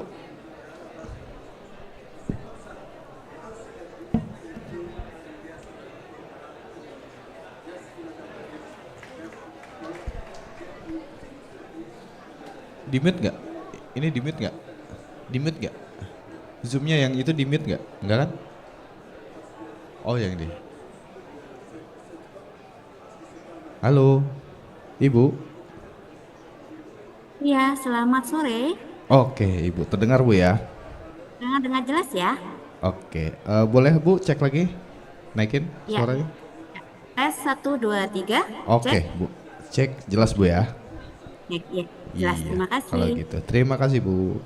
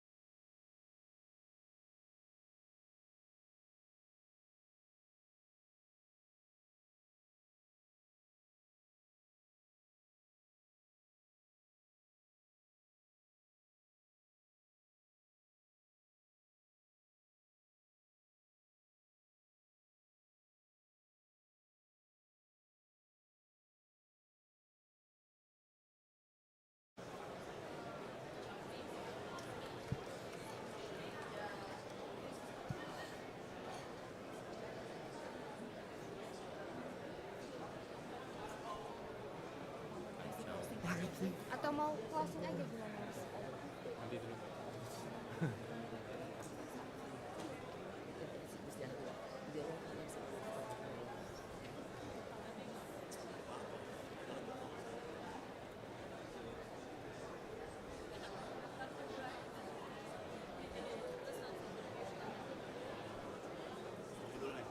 Iya, iya Pak.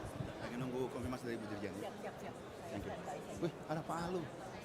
Ada Pak Wamin. Oh iya, ada sesi beliau.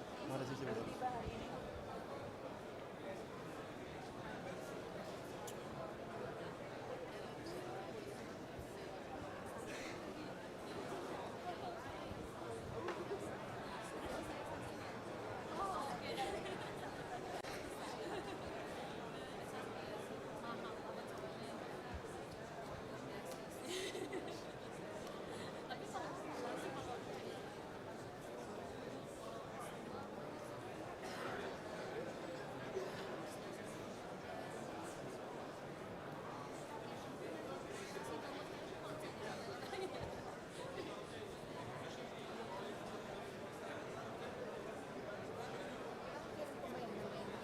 Mafia Vidyanan Yes.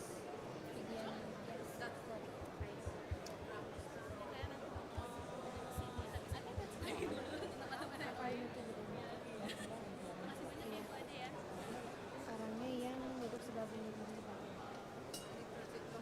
Oh, kita mulai berarti ya? Belum, mereka masih nunggu ACC. Oh, oke. Masih menunggu ACC apakah Ibu diperbolehkan atau enggak? Apakah Ibu berdiri berkenan atau enggak?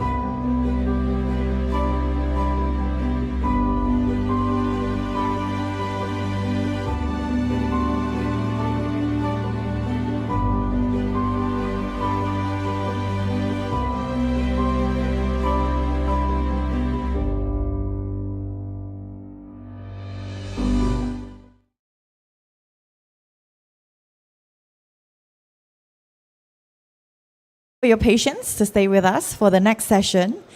So climate change, of course, exposes various risks that will affect children's health, food security, the access to nutritious food, access to clean water, sanitation facilities, and of course, their future livelihood. So through the discussion here, we want to raise the awareness of the adverse impacts of climate change on the children's rights, well-being, and the development. And of course, we will discuss some recommendations for climate policies, programs, plans that related to the children.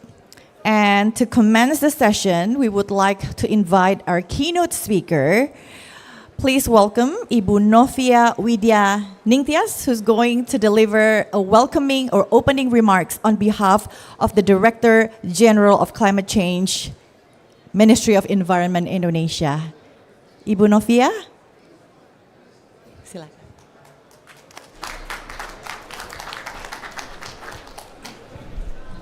Thank you very much. Assalamualaikum warahmatullahi wabarakatuh. Good day. Welcome to Indonesia Pavilion, distinguished guests, participants, ladies and gentlemen. Indonesia, as an archipelagic country, is one of vulnerable countries to the impacts of climate change. Climate change impacts has a significant effect to the life support system, affecting ecosystem services and decreasing life quality, especially children as person or people in vulnerable situation. A reference is needed to determine to what extent children are affected by climate change. UNICEF has supported Indonesia in conducting a comprehensive study to examine the interlinkage between climate, energy, and environment, or CEE, with UNICEF's 6 main programs: water, sanitation and hygiene, or WASH, nutrition, health, education, social policy, and child protection. This study is called Climate Landscape Analysis for Children, or CLAC. This study is relatively complex since it describes various strategic development issues which in its preparation have involved various stakeholders. This study has been prepared and will become one of Indonesia's strategic material in formulating policies and measures for national climate resilience and complementing the NDC adaptation roadmap, mainly in supporting social and livelihood resilience. The impact of climate change, energy, and degraded environment on children is already evident all around us. The climate hazards include rising temperatures, changes in rainfall patterns, rising sea levels, etc., has triggered extreme weather, climate-related disasters such as floods, droughts, and strong winds to occur more frequently and even slow onset events. The degraded environment is seen in the pollution that occurs in soil, water, and air, as well as hazardous waste that can cause disturbances in children's development, both in physical and mental. Population growth has caused problems in waste management, consumption of fossil fuels, and degraded land. Energy is an essential element in supporting human lives. Children living in urban areas consume more energy than those in rural or slum areas. Generally, children in urban areas use household appliances that consume electricity, like TVs, handphones, refrigerators, and air conditioners, more than those consumed by children in rural areas. This consumption is also in line with the household income. Droughts and floods trigger crop failures and a decrease in food productivity, which can increase food prices and even scarcity. In the pre-prosperous community, this situation can lead to a deeper poverty line and even encourage malnutrition in toddlers and children, which threatens the growth and development of children. Climate-related disasters shares more than 90% of the disasters in Indonesia leave a psychosocial impact on children.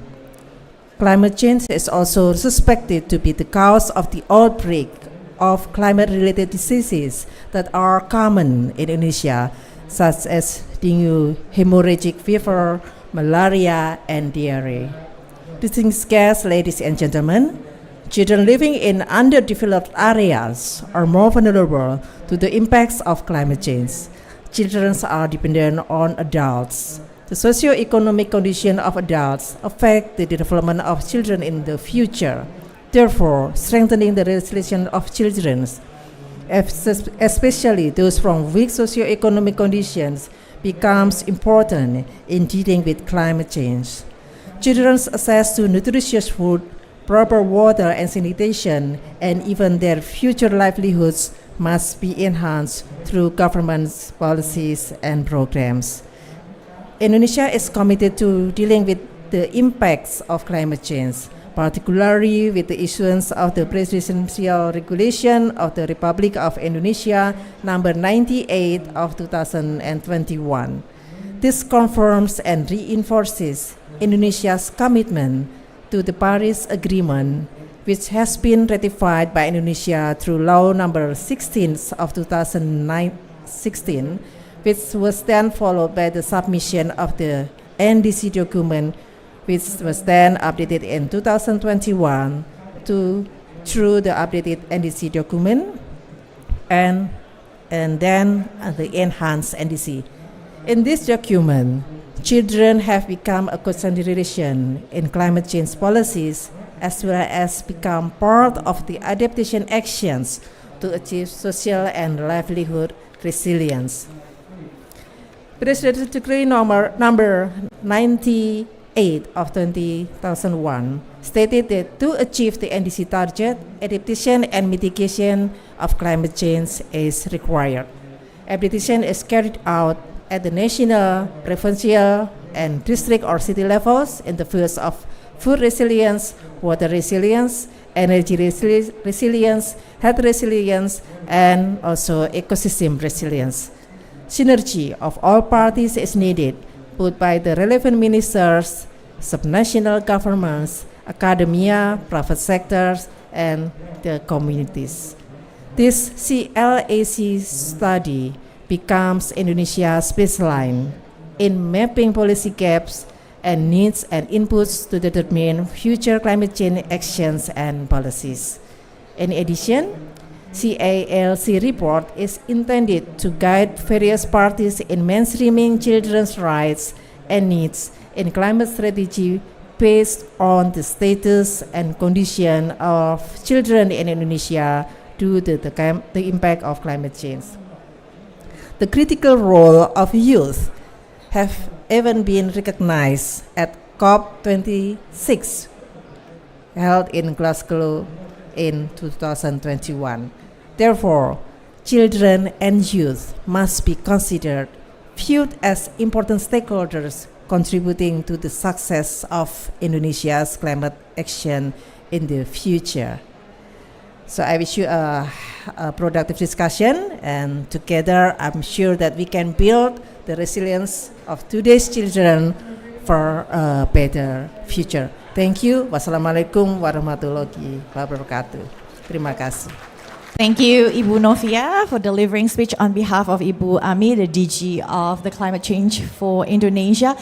I know it's a busy day this Monday morning. We know everybody is very passionate and always on fire when talking about the climate issues. We could hear all the noise around, but please stay focused for the next session in this pavilion. So to start with, let's invite our moderator. She is someone who's really, really busy as well. In between her hectic schedule between the Blue Zone and the plenary hall to continue with the negotiations that I heard is very, very tough, she still managed to be here in Indonesia Pavilion to host the sessions. Please welcome Ibu Nur Mas Rifatin.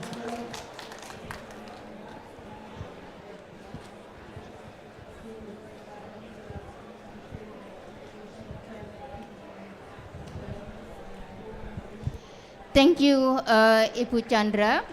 Colleague, ladies and gentlemen, welcome to this session on climate strategy for and with children towards Indonesia resilient development. We have four speakers at this session. I would like to invite first Pak Irawan Asad, Director of Adaptation from the Ministry of Environment of Indonesia. Please come forward. The next, Ibu Dianawati Lasmindar from the Ministry of Women Empowerment and Child Protection, who will join with us virtually. Welcome, Ibu Dianawati.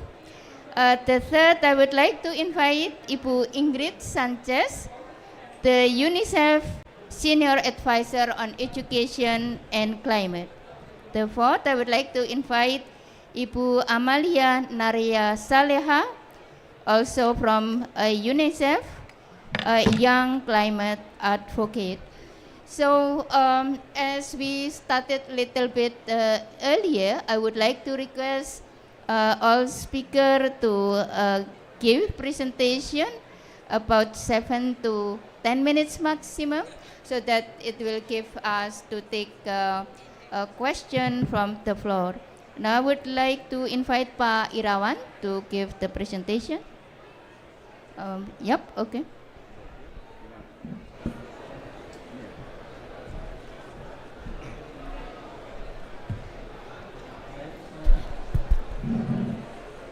Okay, good day everybody, and it is an honor to be with you today and discuss about one of the most vulnerable groups for climate change, children. Is it possible to run the presentation?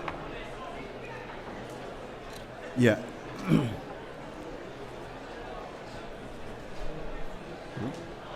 Not yet? Okay. We conduct the study supported by UNICEF since 2 years ago. We call it one climate landscape analysis for children. Yeah. It's one of the most, as I mentioned before, one of the most vulnerable groups to climate change. And this is very important for us because this is the maps of Indonesia and how does the effect of climate change, the impact of climate change affected Indonesia. As Indonesia is archipelagic states, 17,506 islands. So, and then there are low-lying areas, and there are 270 million people living in Indonesia. They are affected by climate change. From water scarcity, destruction to marine ecosystem, land ecosystem, and to food security and energy stability. And this impact affected our economic and social, including our children. Yeah, so we conduct this kind of analysis. There are more than 84 million children in Indonesia. Yeah, so if you see from eastern part to western part of Indonesia, all of them are affected by climate change. Yeah? From increasing the annual or the heat, the temperatures, sea level rise, yeah, heat waves, to drought, and some of them are food security infecting us. And here, you can see the map that there are population of children is mostly in Java, yeah, in Java Island, and some of them are in Southeast Sulawesi and Sumatra. Yeah. So we conduct this analysis, the CEE, climate, energy, and environmental issue. We build a compartment between these three aspects, the climate, because it's quite different approach. Yeah. For the climate, the effect is coming from increasing air temperature and to flood, drought, and extreme events. For the energy, is including the unsustainable production of consumption to low energy efficiency. For the environment, air pollution, land pollution, water, and hazardous waste. This all of them is impacted our community, including the children. Yeah. And then there are in the bottom part, you can see that the effect is first this proportional impacts for vulnerable partners, vulnerable groups, and poverty to lack of health or limited health. Yeah. What is the impact? Oops. Yeah. The impact is from, as I mentioned before, food, flood, yeah, because of extreme event or hydrometeorological disasters, yeah. So it is always said before that always that the climate change is not the sole problem or sole affected, but climate change increasing the intensity, frequency, and severity of this kind of hazard, flooding, drought as well. Yeah, you see drought in everywhere. Yeah, and including heat waves, now heat stress, rainfall, and temperature. All of these six elements impacted our children. So we conduct this kind of activities, how to relate or how to mainstreaming the issue of children and vulnerable groups into the climate change. If you see this theory of change, yeah, we have an enablers from climate change funding, policies, knowledge management, technology to research and collaboration. So to the medium term, yeah, long term result and the impact. The impact is clear that we have. The impact is we need the right of every children, including especially the most excluded in terms of climate, is realized. So we need to mainstreaming these children, the children's strategies into our climate change, and that's why we invite one of our young leaders to come here today. Yeah, Mbak Saleha. Yeah, I always call the last name Saleha, namanya. Mbak Saleha. Yeah. To come with us and to share their experience dealing with this kind of the impact of climate change. Yeah. So this is the stakeholders. If you can see this wheel of maps, there are more than 20 line ministries working with these activities. And these studies, we collaborate all of them in one system. That we hope that in the end, the issue of children and climate change in Indonesia will be in one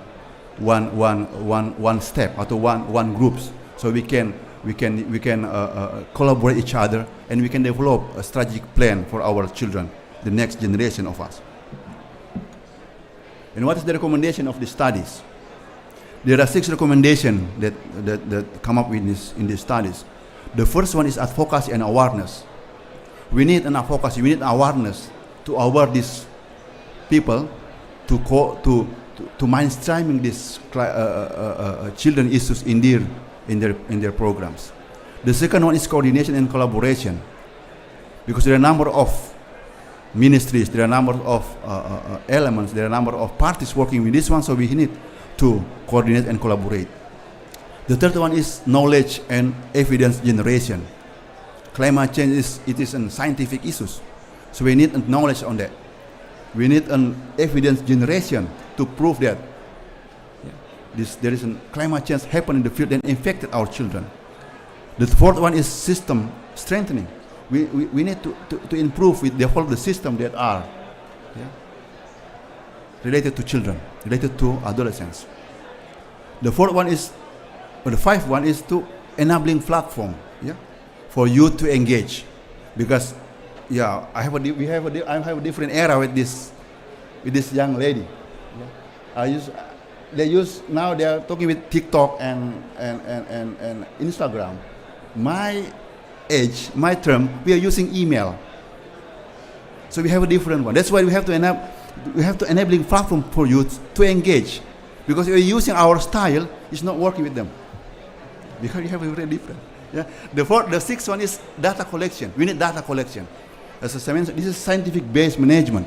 We need data collection for all of us, to work with this kind of activities. This from now. Thank you very much for your attention, and I hope that we can discuss with this issue later. Thank you. Assalamualaikum warahmatullahi wabarakatuh. And good day. Thank you, Pak Irawan, for sharing with us the result of the progress of the study in Indonesia. The second speaker, I would like to invite Ibu Dianawati. Bu Dianawati, are you there already? Yes, Ibu Nur. Yeah. Ibu Diana, yeah, you have the floor. Okay, thank you. Good afternoon, ladies and gentlemen, all participants, all the speakers. First of all, thank you for having us from Ministry of Women Empowerment and Child Protection. I believe that our presence today is proof that our commitment to work together for make the better world for our children. Okay, allow me to presenting. Okay, this is our PPT. Okay, next. Yeah, ladies and gentlemen, based on analysis from 110 BMKG of the recent station, the average air temperature in October 2024 is 27.78 Celsius. Is change quite significant than last year. The last year is 26.76. So this change is quite significant and has various climate impacts in Indonesia. One of them is hydrometeorological disaster. Okay, next. Yes, BNPB or National Disaster Management Agency in Indonesia has a data until November 9, 2024. Indonesia has experienced various meteorological disasters due to climate change, with the most frequent incidents like floods, extreme weather, and forest land fires. This is the data. Okay, next. We talk about children, how climate change and Indonesian children. Climate change is the biggest threat for children and young people around the world. According to UNICEF Children Climate Risk Index, there are 1 billion children at extreme risk of experiencing negative impact from the climate change. So, based on the report, the climate crisis in child rights crisis, Indonesia is in a 46th position. This is make Indonesia as one of the countries with high risk. Children bear the brunt of climate change. They are more vulnerable than adults to extreme weather, exposure to toxic substances, and disease caused by climate change. These children vulnerability to climate change covers several areas, namely like child health and nutrition, education, water, sanitation and hygiene or WASH, and of course poverty, communication asset, and social protection. Yeah, next. Ladies and gentlemen, this is our finds in the field. Children vulnerability in natural disaster, like one is health. Children nutritional needs are neglected because the food from the refugees camp is the same as for adults. Like for example, instant noodles are given even is for the baby. Number two is education.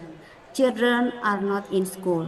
There are no routine activities for children to do, and teenagers are often not exposed to existing programs. Number three is violence. Children who are separated from their parents become neglected in their care and vulnerable to physical or psychological or sexual violence. Another vulnerable arise is non-separate toilets. This is a very, very danger and make a very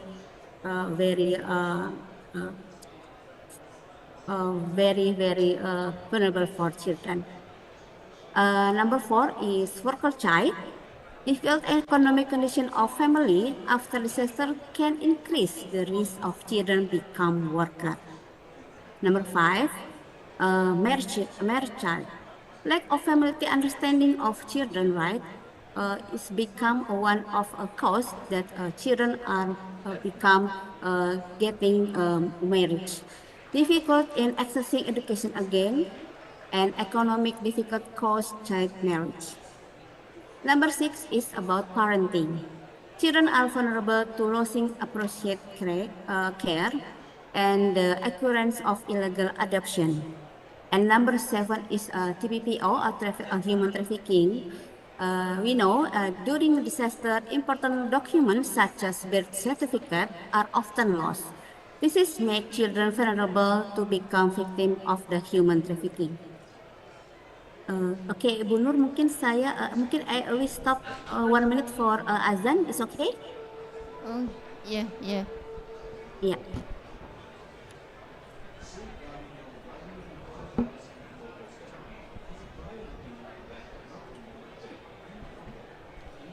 So, colleague Ibu Diana want to take 1 minute off because of prayer call over there. Yeah, just 1 minute. Let's wait 1 minute.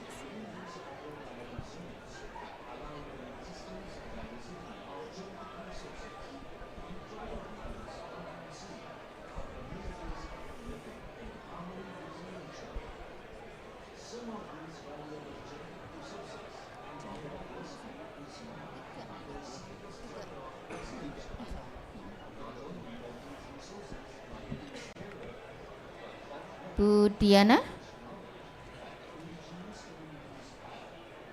Yes, Bu Nur, or we continue? It's okay? Yep. Okay. Okay, next. Yes, this government policy and collaboration in special protection of children in emergency situation. That Mr. Irawan already said that we have a very good collaboration from Ministry of NGO. This is from law number 35 2014 about child protection. In this law, regulation of children's rights such as the right to survival, right to grow and develop, the right to be protected from violence and discrimination, and the right to education. The other regulation is about a government regulation number 78 2021. This is about a protection special for child. In this regulation, ladies and gentlemen, special protection for children in emergency situation is provided, among the other things, to children who are victims of the natural disaster. Special form of protection are provided in the form of care, parenting, fulfillment of basic and special needs of children according, of course, to their age and development level. And we have regulation from Minister Social Affairs regulation. This is number 26 2015 about guideline to coordination of evacuation and protection disaster cluster in disaster management. In this regulation, refugees subcluster, which is already has like water, sanitation, and hygiene or wash, and subcluster protection, wherein inside already there is a subcluster protection child. In other policy, other policy related is like government regulation number 57 for 2019. It is concerning about the implementation of child protection coordination and Ministry of Women Empowerment Regulation number 13 of 2020 concerning protection of women and children from gender-based violence in disaster. Okay, next. Yeah, this is about 16 the role of local government in special protection of children, because ladies and gentlemen, we know that Ministry of Women Empowerment and Child Protection can work alone, so we have to very connected with role of local government, and this is 15 their role, so they can support Ministry of Women Empowerment and Child Protection to make sure that special needs from children is very fulfillment, and so can make a children safe, of course. Okay, maybe I skip this. Okay, next. Yeah, ladies and gentlemen, in Indonesia we have the child-friendly district and city, or we call a KLA. This the system for government, local government, which is in this KLA. We have the same regulation, but that's the few voice, opinion, and aspiration from children. It must be considered and noticed, either of to provide input to the implementation of KLA who carried out by the stakeholder, or for children to be directly involved in planning and implementation of program and activity. We hope that this system will help and push the government to they have a very regulation that make sure that children are very protected even in disaster in a condition of disaster. 1 minute more, Ibu Diana. Okay, next. 1 minute. Yeah. Okay, thank you, Ibu Nur. Yeah, this is a child-friendly and district and city indicator based on KHA or Konvensi Hak Anak Cluster. We see in number 16 there is a drink, water, and sanitation. Ladies and gentlemen, child protection is a cross-cutting issue, so it requires comprehensive planning and budgeting concept to ensure that children's rights are fulfilled and protected. Fulfillment of children's rights and special protection is comprehensive, and child protection refers to the cluster within the Convention of the Right of Child or KHA, which is the Ministry of PPPA has adopted the KHA into 24 KLA indicators. This is from this, ministry and institution must consider all the above aspects in the planning and budgeting programs activity according to their responsive roles and committed to ensuring that these programs or activities are implemented properly. Okay, next. Yeah, the time finished, Ibu. Yeah. If you could conclude, yeah. Yes. Okay, ladies and gentlemen. The important things is Indonesia government is we are not forget to listening or notice about children voice, because they are very important. Then we are push children as a pioneer or reporter, so they are become a very good role for the others, and I think it's a very good. I think that's what I can deliver, Ibu Nur. Thank you very much. Wabillahi taufiq wa hidayah. Wassalamualaikum warahmatullahi wabarakatuh. Thank you. Waalaikumsalam. Terima kasih Bu Diana. The next I would like to invite Ibu Ingrid, who will present to us from UNICEF perspective.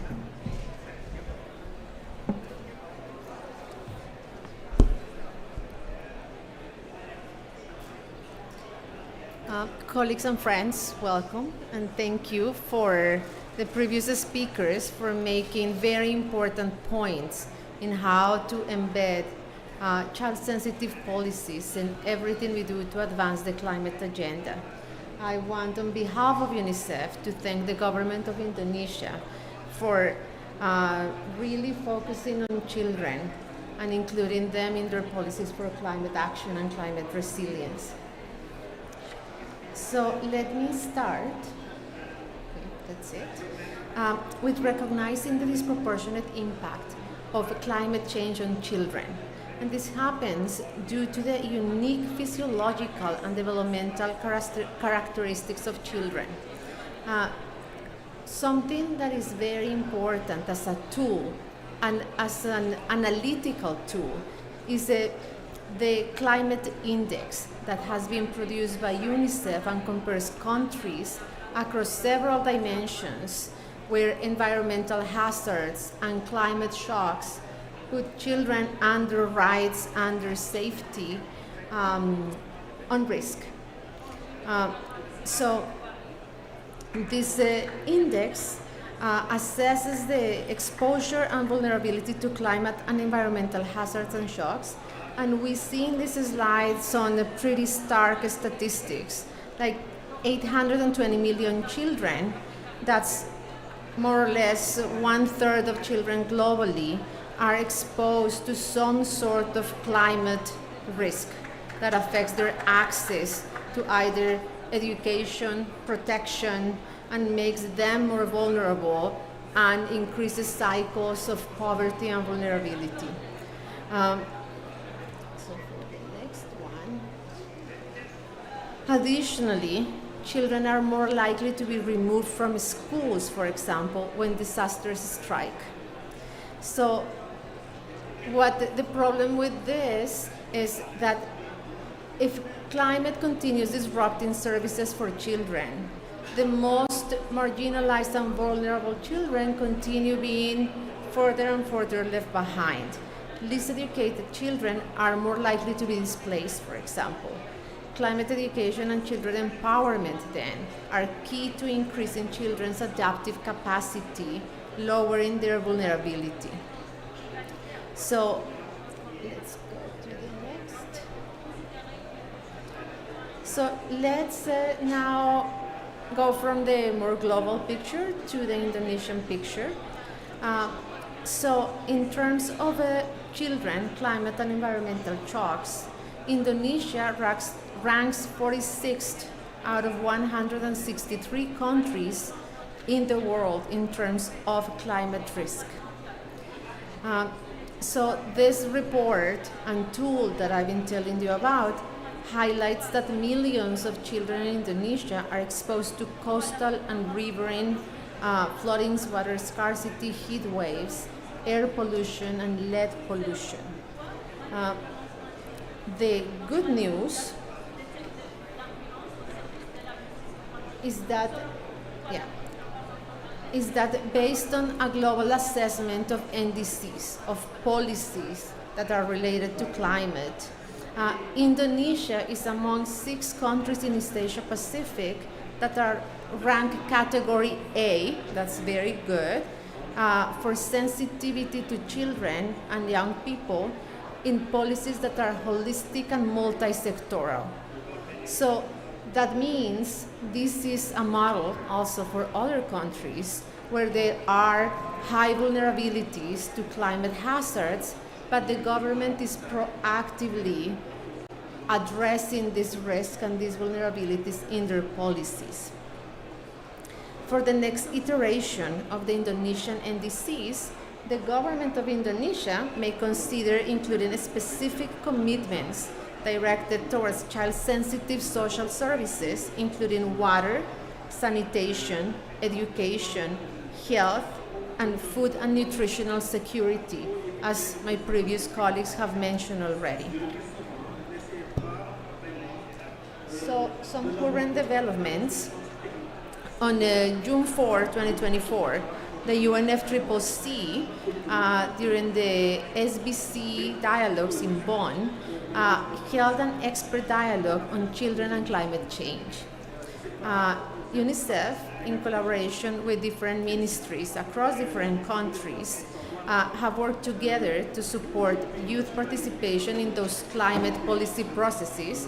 And for example, we have Amel here with us today and many other youth climate advocates today here in this session who are actively engaging and working on shaping the outcomes of this process and negotiations in their countries and globally.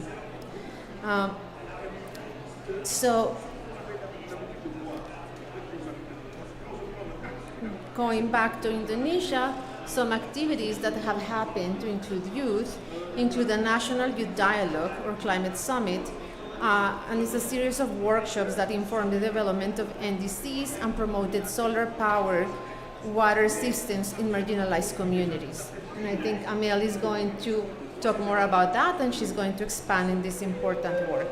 So I would like to briefly mention some examples globally that are very interesting and we can learn from. So we have examples from Uruguay, for example, how they have the government, civil society, different stakeholders in society have open space so that youth can actively engage in shaping climate policies and climate processes and climate investments. And this has been done through inclusive and participatory policy building and policy dialogue. So the youth, through a series of workshops and a series of policy dialogues from 14 years old to 22 years old, have been engaging in national climate change response systems and participating in each meeting. Sorry, it's like there's a lot of noise coming from there. Okay. Yeah, from everywhere. Okay, I'll focus. So the other example that I wanted to share with you is from Kenya or Malawi. This is a good one, where partners constructed solar power water systems and improve existing water sources into climate resilient water supply systems. So we see that youth participation, youth input, community input is essential so that investments are targeted and are directed towards the greatest needs of the communities for climate resilience and climate adaptation.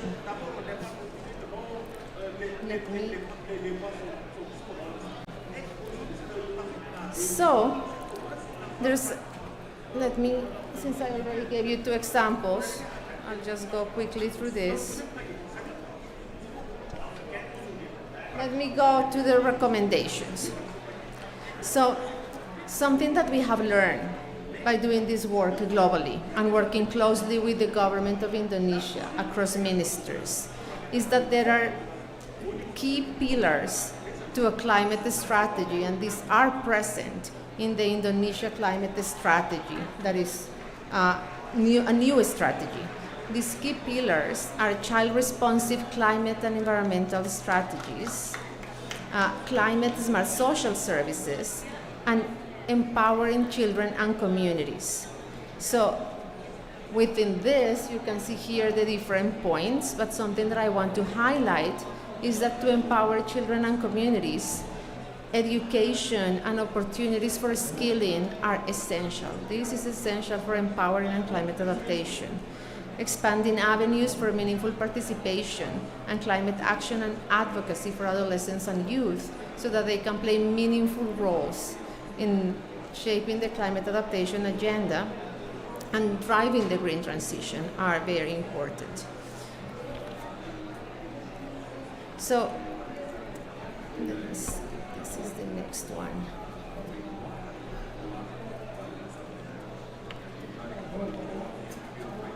Okay, so let's go to these other key messages of what we are doing together, UNICEF and the government of Indonesia.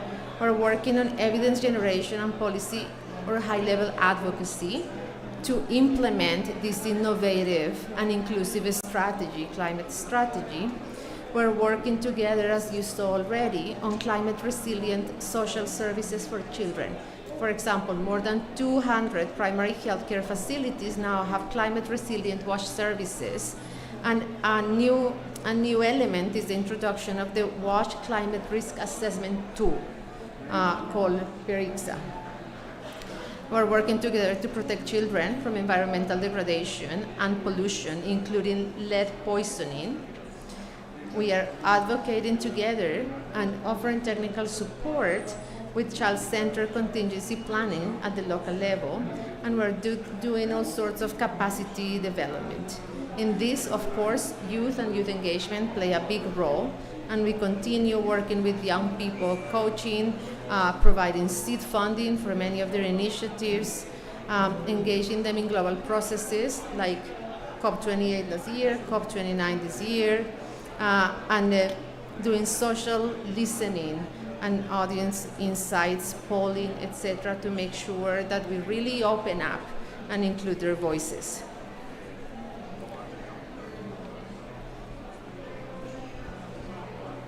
So, do I have more time or am I on time? 1 minute more, Bu Ingrid. Okay. So I have only 2 more slides, which is good.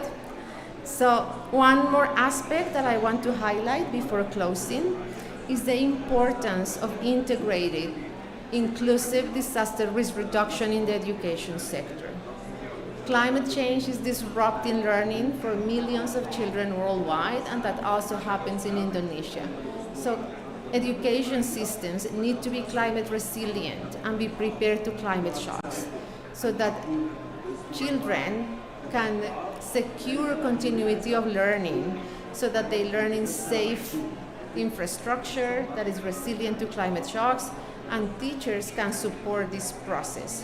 So UNICEF, together with non-governmental organizations and civil society groups that are part of the consortium of disaster education supported by the Ministry of Education, have adopted the latest comprehensive school safety framework, which includes an inclusive all-hazard approach that addresses climate hazards and child protection issues in the Indonesian education units, school and madrasas.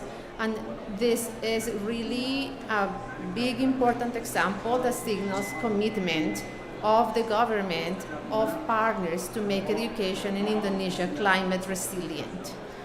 And to close, as the way forward, some key recommendations.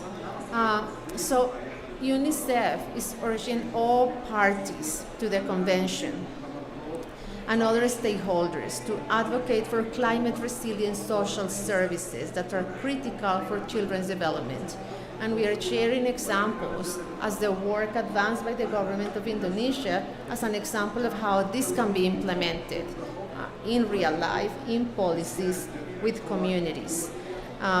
This includes how stakeholders at COP include these calls during negotiations, and we have here 2 important colleagues participating and engaging actively in the negotiations, so that the discussions of the adaptation funds, loss and damage, make a space for the points of view of youth and the needs of countries that are at high risk of climate change risk. We also urge party stakeholders and other stakeholders to afford a space for for youth advocates to influence, and to work together toward the collection and use of child-sensitive metrics that inform the development, the implementation of climate policies such as national adaptation plans, NDCs, and climate resilience sectoral plans. So with this, I think that all I can say to close is that we will continue working together with the governments, parties worldwide, and in particularly with the government of Indonesia, that continues championing climate resilient services for children and youth participation to replicate these experiences everywhere that is needed to advocate for children and youth. Thank you very much. Thank you very much, Ibu Ingrid, for sharing with us UNICEF support globally and also specifically for Indonesia. The next, I would like to invite Mbak Amalia to give the presentation.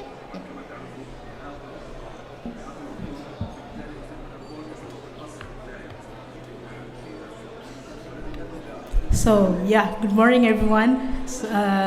Let me speak loudly because I hope you guys can hear me clearly. My name is Amalia Naria, and I'm really glad to be here again because this is my second COP in here. In the last 2 years, I was here as moderator, and now I'm here talking as panelist to show you guys my experience as young leaders or climate activists in here.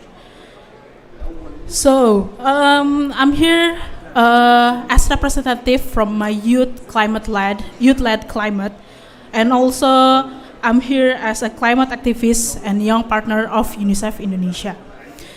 So today I'm here, like I mentioned before, I'm gonna talk to you about my youth-led movement, and especially in the area of renewable energy. That's why the title of this slides is Youth Empowerment in Renewable Energy for Climate Actions.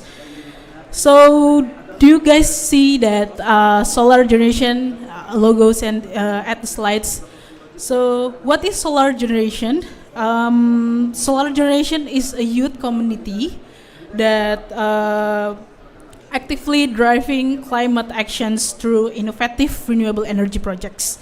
We started in 2019 during my final years of high schools, and also with a simple thinking but strong belief, if we create this movement, we can inspire more people to transition towards renewable energy and address climate change before it gets worse. So that's why I'm here to talk to you guys, to urge all the parties that we need to fight the climate change. So with this, our mission is really clear that we need to educate, empower young people, innovate and clean, and having a clean energy for all, even children and youth in Indonesia. And also we believe that young people can be a catalyst for sustainable future. So what does solar generation do? So at Solar Generation, we focus on advocacy and hands-on projects like education and campaigns. We conduct educational programs for young people, teaching them practical skills in solar energy. And the second is we create community project base and support marginalized communities. For the example, we have here Mbak Farida from Central Java. She's lady farmer.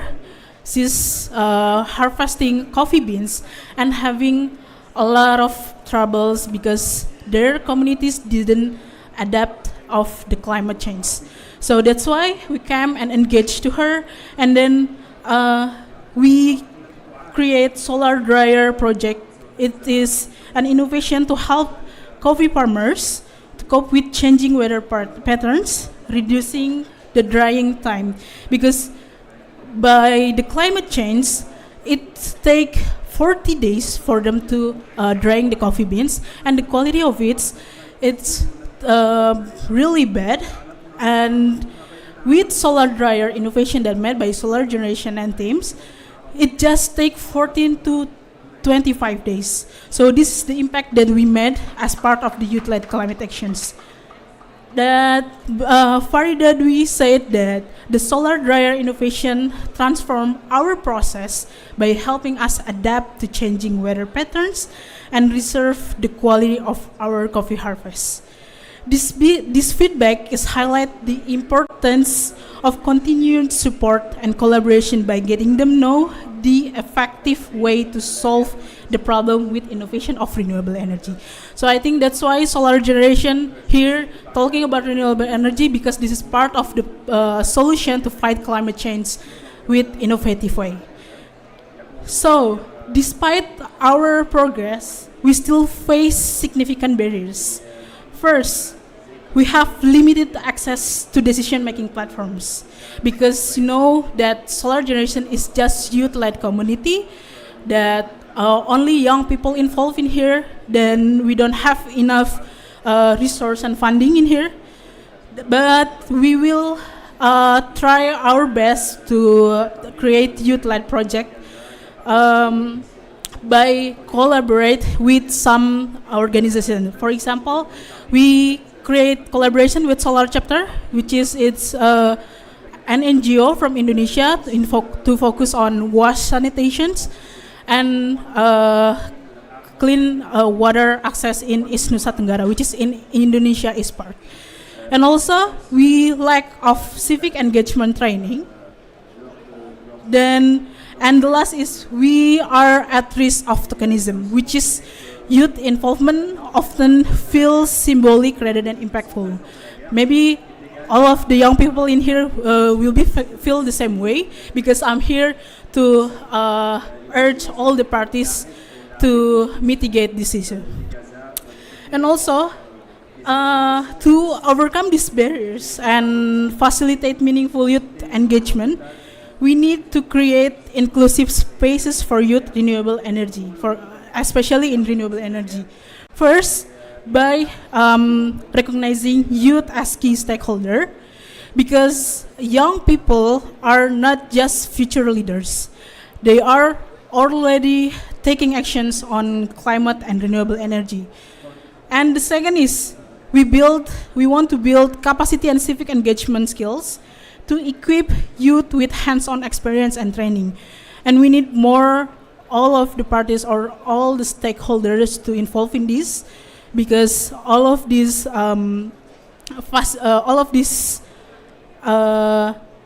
solution wouldn't work because there are no support enough from the stakeholders.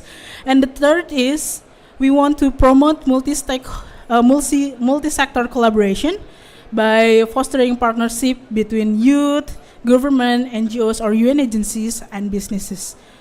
And we have leveraged digital platforms by using online tools like TikTok, Instagram to reach wider audience and engage more young people. And the last is, we hope to get support youth-led projects by funding potential partners with the government for project funding base and resource to scale up successful initiatives. So here's our impact of solar generations. As of now, since 2019, we already engaged around 1,900 young people in renewable energy educations. And also we have already partnered with 15 schools and universities in Jakarta and Bandung to spread our knowledge about renewable energy. And we have partnership or working together with 5 local communities. For example, that I mentioned before, they were Lady Farmer, to support them through solar initiative. But this movement, not only solar generation involved, but also there is a lot of NGO and or a foundation in Indonesia to help us to make these dreams come true. And the last is, we also have engaged with one of the research institute in Indonesia, which is Puskapa from University of Indonesia. So as you can see, our numbers may seem small compared to larger organization or maybe another youth movement, but we operate this entirely through fundraising and partnership with a lot of NGO, like I mentioned before. And we believe every step, no matter how small, contributes to the larger climate movement. So you can see in the past few months, since 2019, we have successfully educated high school students. You can see all the pictures in here. And we give them on renewable energy and sustainability, also implemented solar dryers and solar power water pumps on the communities. This project showcases the power of youth-led solution and the impact they can have on local communities. In closing, I urge everyone here to empower young people, including all the parties, to lead the transition to renewable energy, to have clean water sanitations, and to have a great health condition in Indonesia. We need your support to children and youth by 1.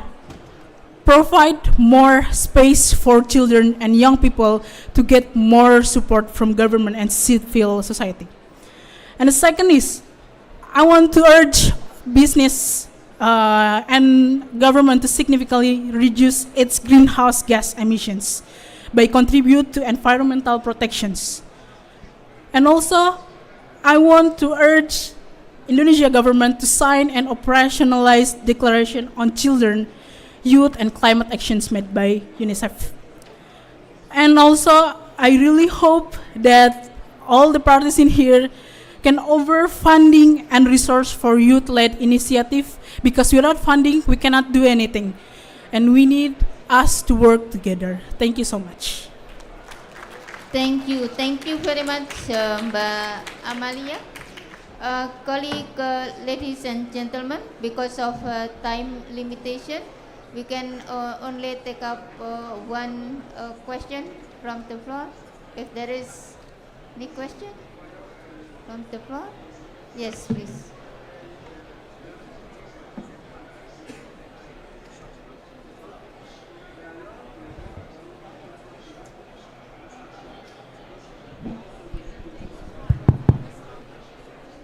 Sorry. Yes, thank you so much for the point that the presenter mentions previously. Okay, I'm Cornell and want to emphasize one questions related with what the UNICEF and the Indonesian governments already collaborate. My questions is very simple. It's like, to what extent have UNICEF and Indonesian government prepare Indonesian children and youth to become more resilient and adapt to the changing climate, particularly among marginalized and underrepresented family background, specifically again for those who living in the rural area of Indonesia.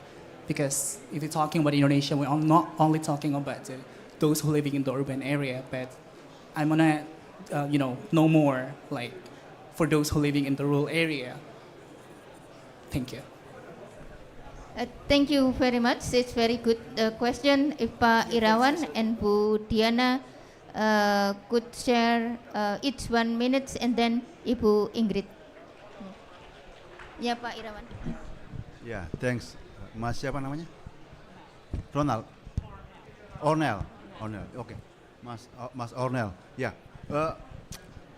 First, we conduct these studies, yeah, and identify the recommendation and strategies to all of these children in Indonesia, including the one that you mentioned, that they are not in the urban, that they are in the rural area. They are far from the city, and then yeah, we are committed to that one. Yeah, I think this is part of our not because of the regulation, but it's our morality to conduct that one. So that's why we invite our colleagues from Ministry of PPA, ya, Perlindungan Anak, to discuss with us today, because they have a direct program to them. Yeah. In the Ministry of Environment and Forestry, we'll support it, their program that's running by the Ministry of Women Protection and Children. I think this is my perspective. Thank you. Thank you, Pak Irawan. Bu Diana, 1 minute, please. Okay, thank you, Cornell. That's a very good question. I have the same like Pak Irawan said, that ministry and all the institution should hands together to solve this problem. And I think this the connected is how we involve our children, encourage them to involve in every step in program what government have to do, from the prevention, how to handling, because youth or children have a very become a good strategy to they can become a very peer group, so they can speak, they can encourage their friend. I think that's a point. Thank you. Yeah. Thank you, Bu Diana. Please, Ibu Ingrid. Thank you. Oh, that's a very good question. So thank you for bringing that up. Because our mandate in UNICEF is to advocate for the most marginalized children first. So we are collaborating with different ministries in the government of Indonesia to make sure that services for children are climate resilient. So I can give you some examples that benefit all the national population.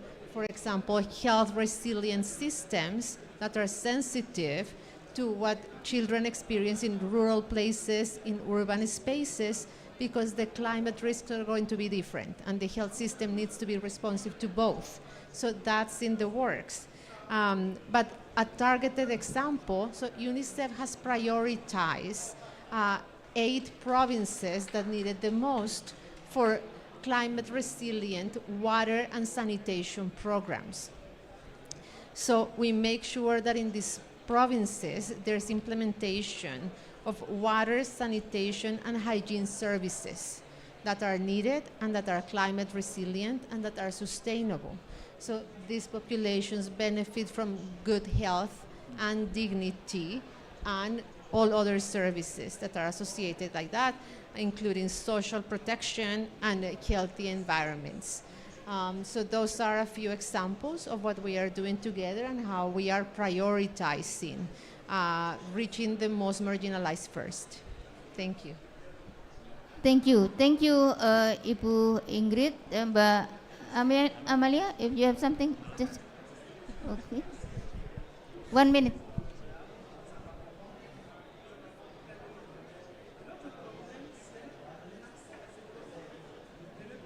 If you have to,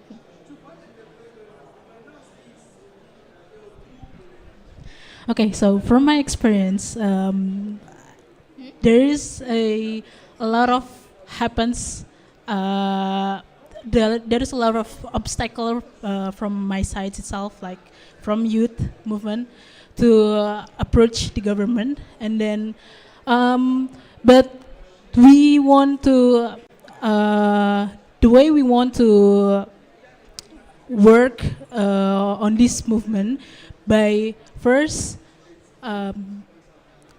collaborate with another partners like NGO, and also that's why I'm here with UNICEF, because I'm partnership with UNICEF and to be here to talk about my experience and movement. And the second is we need to work by involve the community, because this is really important. This movement won't work because of the community itself. That's why our motto of, and also from Solar Chapter as well, we want community-centric in our organization. So that was really important for me. Thank you, Ibu Amalia. Yeah, before I give back the floor to the to MC Ibu Chandra, we have some key takeaways from this session. Children globally are vulnerable to climate change and climate-related hazards. The study in Indonesia, supported by UNICEF, proved this vulnerability and came up with a number of strategic recommendations that the government and all stakeholders could take up that recommendation. The government of Indonesia has started through policy framework, program, and cooperation engagement with all stakeholders to address this issue, and hopefully we are moving towards the child-sensitive climate policy. One other key takeaway is the importance of collaboration at all levels, and the importance of this issue also included in related decision of the COP, so that there will be a follow-up by all parties and stakeholders. This all the takeaway from the session, and I would like to invite all colleague participants to join me to give a big applause to all panelists. Thank you very much. I give back the floor to Ibu Chandra. Thank you, Ibu Nur. Aside from collaboration, there are a few things that's been mentioned by UNICEF, and that's the opportunity to learn and to upskill for the children and communities. And of course, education for them are very, very essential so they can be more adaptive and more resilient. Again, so much hopes from the youth for the government of Indonesia to support them in many, many ways. So hopefully they can with the support from the government and other party stakeholders, youth can be more resilient to adapt the challenges in climate. Thank you very much. To value all your contributions today, we have Ibu Novia, who's going to handing in a special gratitude to all the speakers today for your valuable insights. Thank you very much for sharing with all of us today.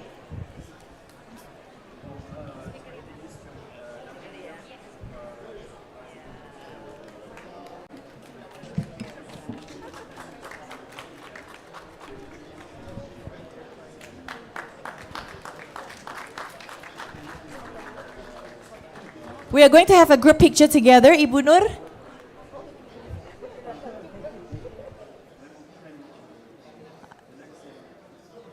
Take a group picture. Before we all go for a break. Okay. Pak Nur.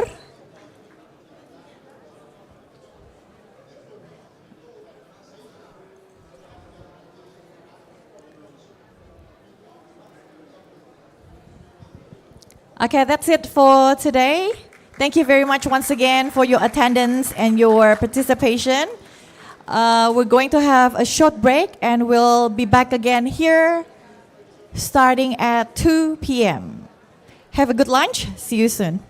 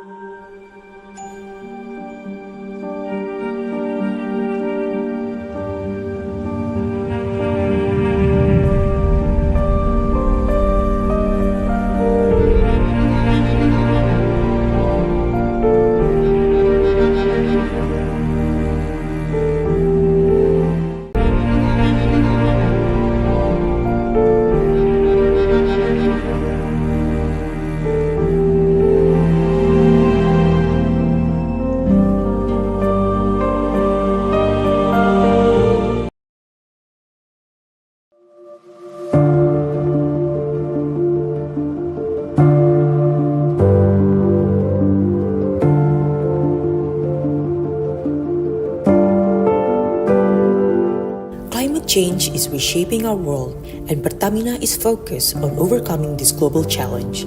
Through our dual growth strategy, low carbon business and decarbonization, we are driving the energy transition while ensuring energy security and equity. We are on a mission to reach net zero emissions by 2060 or sooner, aligning with Indonesia's climate goals. By 2030, we aim to increase new and renewable energy to 17% of our energy mix, with a focus on biofuels, geothermal, hydrogen, and the EV ecosystem. Pertamina is making strides in decarbonization, reducing 8.5 million tons of carbon dioxide equivalent by 2023 and targeting a reduction up to 9.1 million metric tons by 2025. Our initiatives span energy efficiency, zero routine flaring, methane management, and green power solutions. Strategic partnerships play a vital role as we collaborate with international initiatives and business partners to drive low-carbon solutions. We are also reskilling our workforce to support a just energy transition, creating green jobs and advancing renewable energy. Pertamina is energizing progress for a more sustainable future, where sustainability and energy security go hand in hand. Pupuk Indonesia Holding Company cultivates prosperity through a commitment to sustainable fertilizers, pioneering petrochemicals, and unwavering business support. Spanning across Pacific Asia, the Middle East, and North Africa, we proudly serve as the largest plant nutrition and agriculture solution company. Our integrated fertilizer production facilities and robust distribution networks are the cornerstones of Indonesia's food security. Embracing digital transformation, we innovate across every aspect, from distribution monitoring to user-friendly applications. Ranked as the 7th largest fertilizer producer globally, Pupuk Indonesia is not only about growth, it's about nurturing. We actively strengthen the economy, enrich social bonds, and preserve the environment through empowerment initiatives. Our commitment transcends mere profit. It's about leaving a positive footprint on the earth we call home. Pupuk Indonesia. Prosper together with Indonesia. Medco Energy, a leading Southeast Asia energy and natural resources company. At Medco Energy, our strength comes from our people. We invest in exploration and production and new development projects with the trust of governments, partners, and other stakeholders to operate large and complex fields.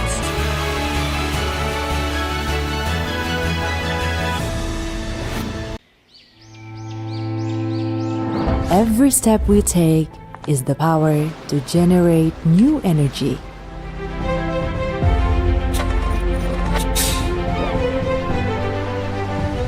An eternal spirit that is never extinct, flowing in every aspect of life.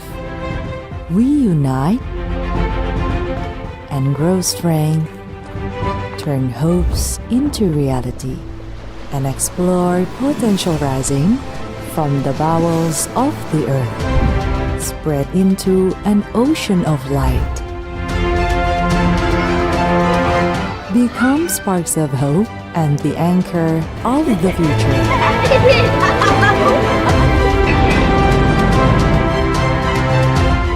We give a chance for the nation's best.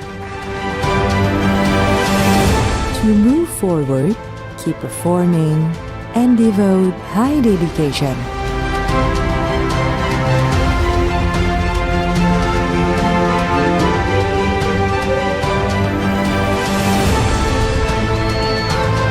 To optimize legacy into welfare.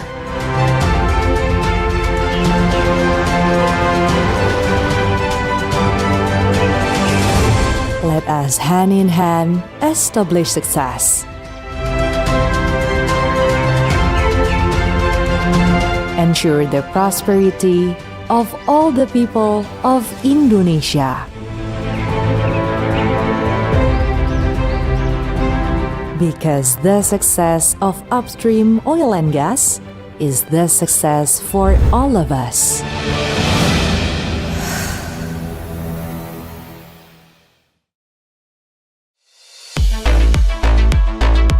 Copper is essential to the green energy revolution, driving the shift from fossil fuels to electrification.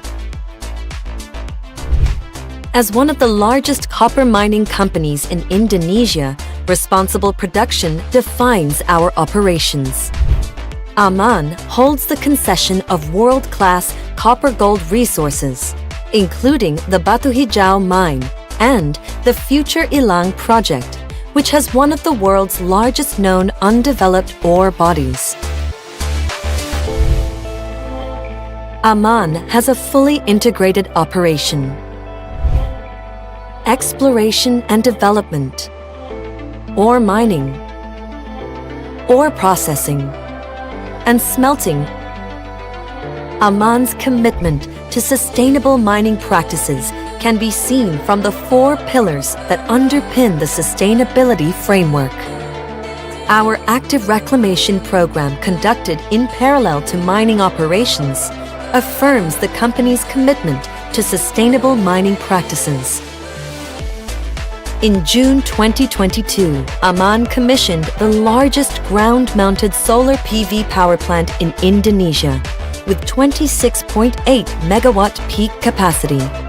With this solar power facility, Aman is reducing annual carbon dioxide emissions by 40,000 tons. This is how we build a legacy of best.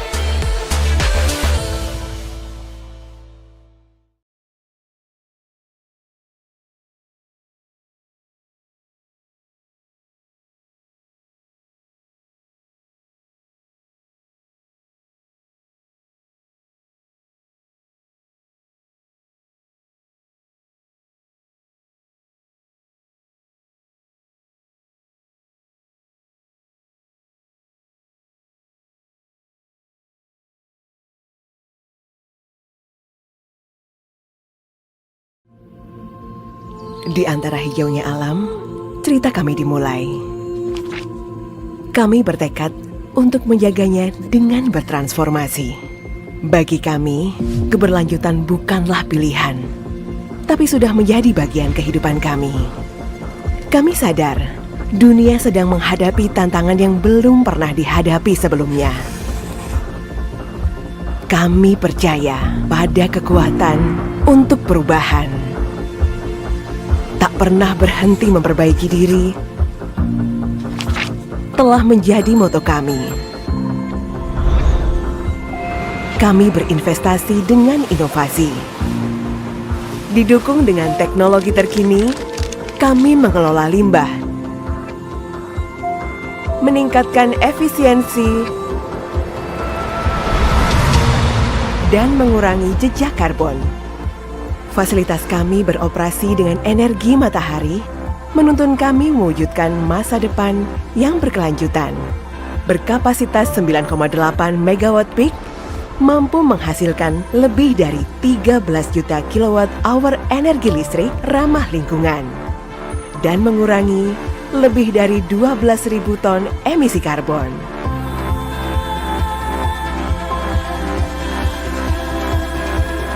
Apa yang kita lakukan hari ini akan menjadi warisan bagi generasi mendatang. Setiap nafas, tawa, dan mimpi kita adalah masa depan mereka. Bersama mitra, kami berkomitmen untuk terus memaksimalkan dampak positif bagi lingkungan.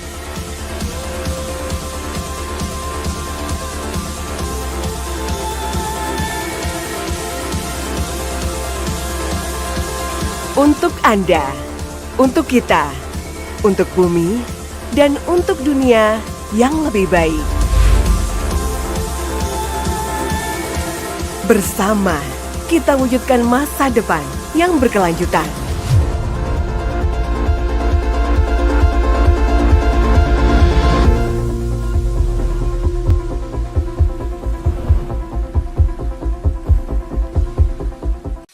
Our world is ever-changing, and should do we. The fastest, the cheapest are not the number one value we're looking for. At least not anymore. We believe so in FOOPAC. Therefore, we create sustainable paper materials for multi-purposes. Made out of virgin pulp from our own industrial forest. Imitating nature, FOOPAC offers more flexibility, safety, and quality. You can design each according to your needs. Feel free to choose the size, shape, and design to maximize the function and the look of your new eco packaging. A new innovation for your food packaging that is loved and approved by nature. On top of everything we do, we commit to circular economy. That translates to upcycling the waste to become new valuable resources. Wonderful, isn't it? FOOPAC. Safer, better.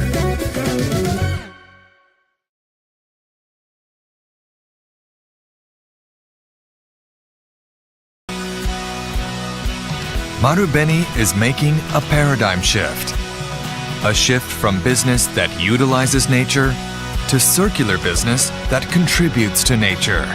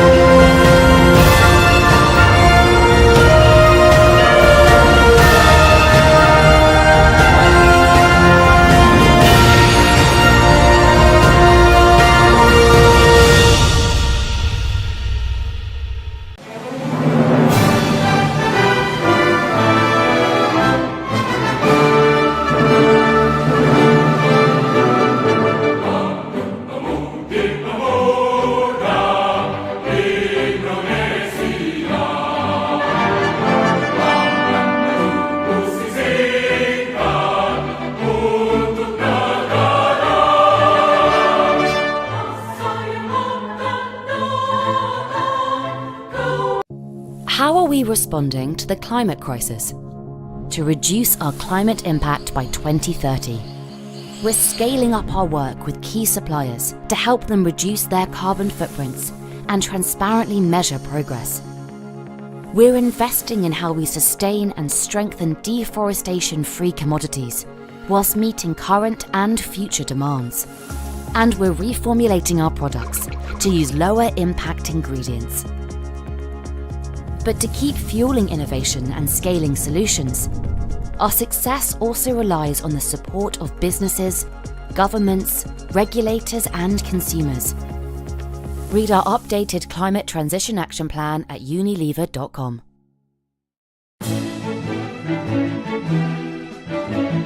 Kehadiran Freeport Indonesia menjadi salah satu motor penggerak utama pembangunan di Papua dan Indonesia. Bersama, kami satukan tekad untuk harumkan Indonesia dari Papua.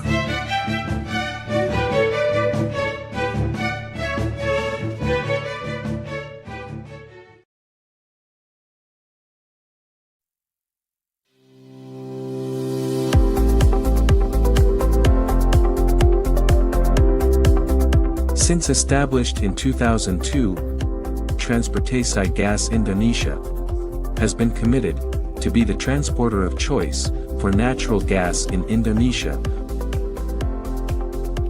We operate more than 1,000 kilometers of 28-inch diameter gas pipelines, both onshore and offshore, connecting Gresik to Duri and Gresik to Batam, Singapore, to provide confidence and convenience to every customer. All pipelines and facility stations are monitored 24 hours a day and 7 days a week to connect energy for synergy, making us as a prudent operator. Such activities supported by the implementation of system management with a mission to contribute for this country. We uphold the aspects of governance and compliance by implementing transparent and ethical business practices in all areas, as well as providing a positive impact around the company's operational facilities through corporate social responsibility programs that prioritize aspects of the Sustainable Development Goals. We continue to adapt to design a better future. We continue to develop competencies using the latest technology. All of us TGI people will continue to collaborate for one goal, from TGI for today and for the future.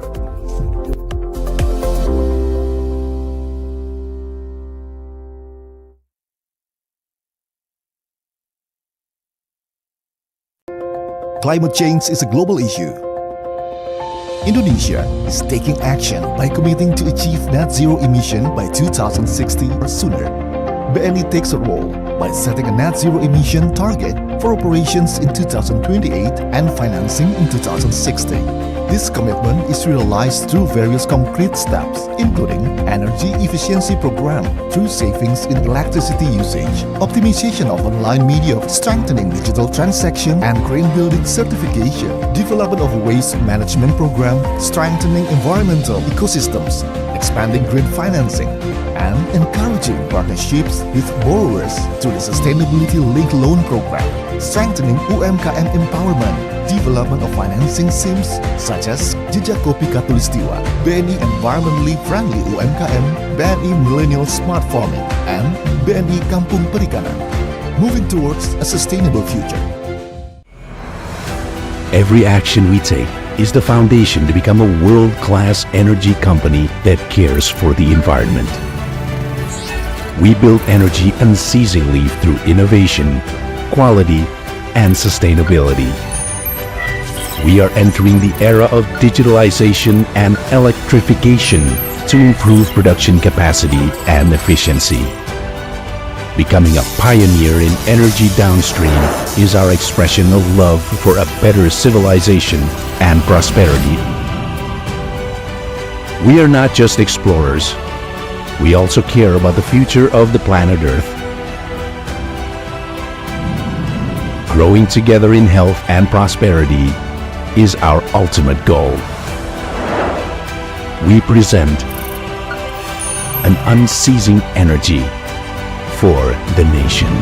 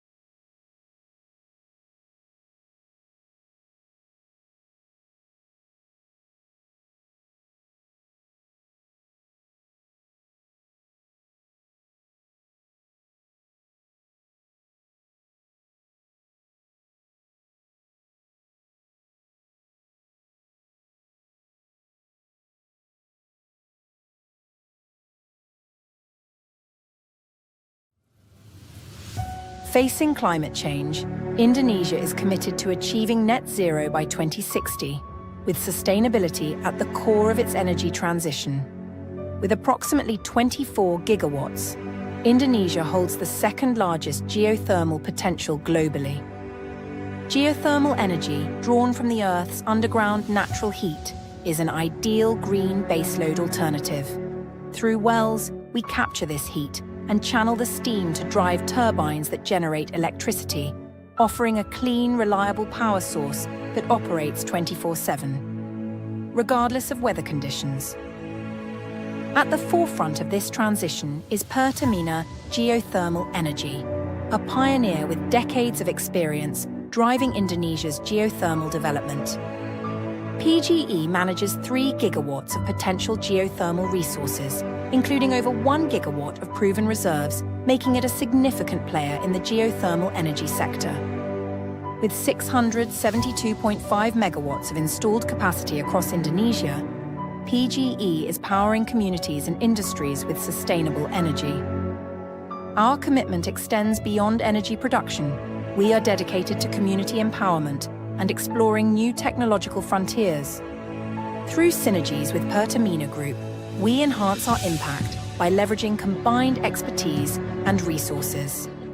Our vision is to become a world-class green energy company with the largest global geothermal capacity. We plan to expand our installed capacity to 1 gigawatt in the next 2 to 3 years, advancing Indonesia's sustainable energy future. Driving innovation and sustainability, we are unlocking new geothermal ecosystem, adopting innovations and boosting local manufacturing of technologies like heat exchangers and two-phase flow meters to enhance efficiency. PGE also aspires to pioneer green businesses in Indonesia, supporting new growth for the company and the nation's green ambitions. Pertamina Geothermal Energy, powering a sustainable Indonesia today and for generations to come. Together we power Indonesia's future.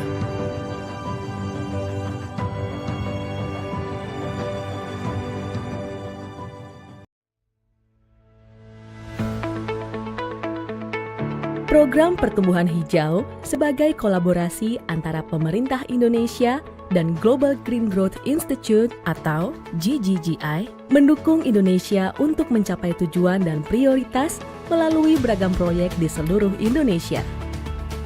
pendekatan lanskap untuk pengelolaan hutan yang baik dan tepat dalam yurisdiksi nasional dan subnasional, memberikan kerangka kerja alami untuk intervensi pertumbuhan hijau, termasuk aksi-aksi untuk mengurangi deforestasi dan degradasi hutan, didukung oleh sistem MRV yang kuat dan mekanisme pendanaan REDD+. Awalnya kita melakukan concern kepada konservasi ekologinya, harus diperkuat dengan namanya kebijakan pemerintah, terutama dengan peraturan-peraturannya. Kalau konservasi yang kita bangun duluan udah pasti akan berdampak pada ekonomi, sosial, juga efek termasuk perubahan iklim.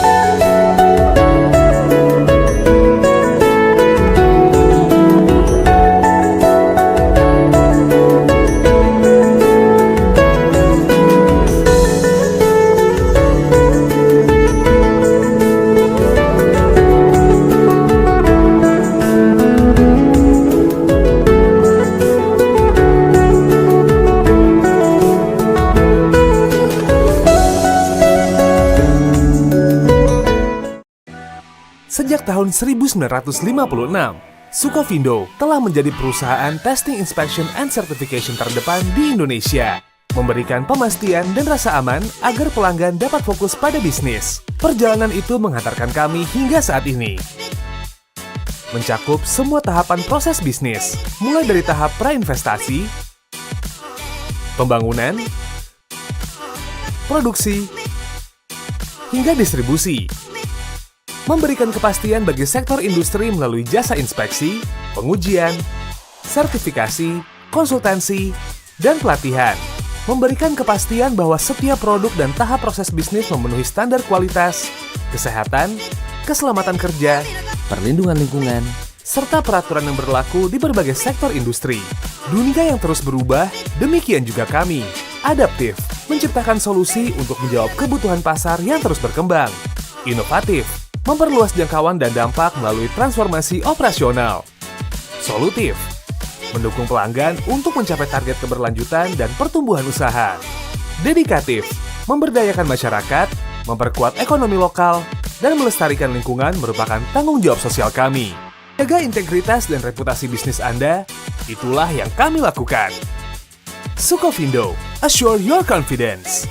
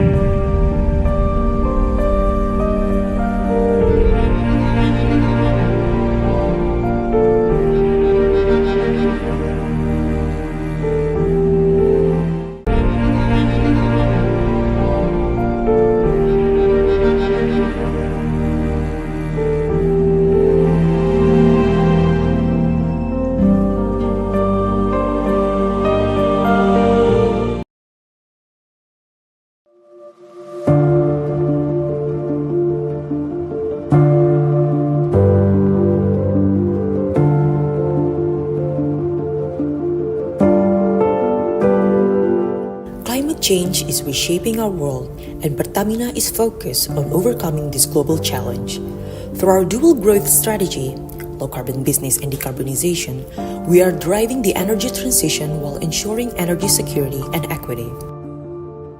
We are on a mission to reach net zero emissions by 2060 or sooner, aligning with Indonesia's climate goals. By 2030, we aim to increase new and renewable energy to 17% of our energy mix, with a focus on biofuels, geothermal, hydrogen, and the EV ecosystem.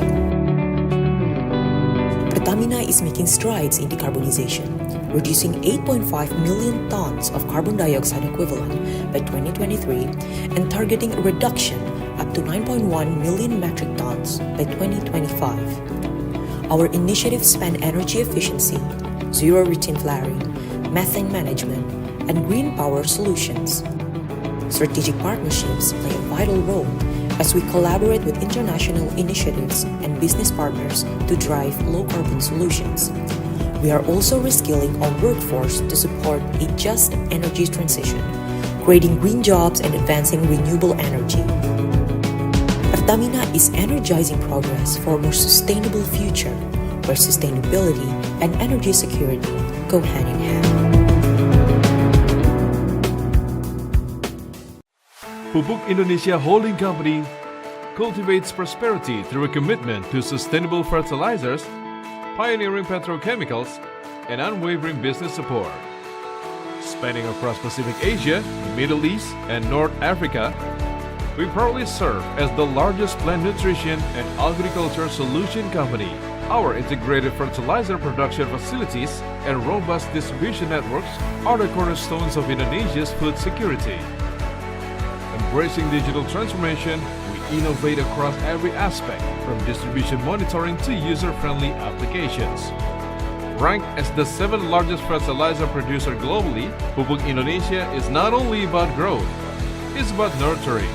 We actively strengthen the economy, enrich social bonds, and preserve the environment through empowerment initiatives. Our commitment transcends mere profit. It's about leaving a positive footprint on the earth we call home. Pupuk Indonesia, prosper together with Indonesia. Medco Energy, a leading Southeast Asia energy and natural resources company. At Medco Energy, our strength comes from our people. We invest in exploration and production and new development projects with the trust of governments, partners, and other stakeholders to operate large and complex fields.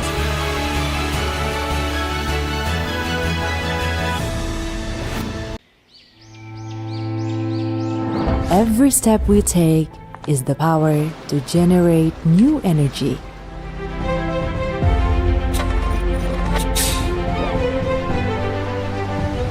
An eternal spirit that is never extinct, flowing in every aspect of life.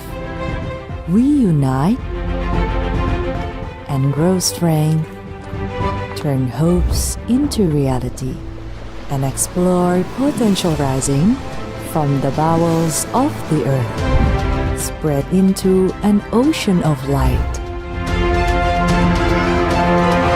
Become sparks of hope and the anchor of the future.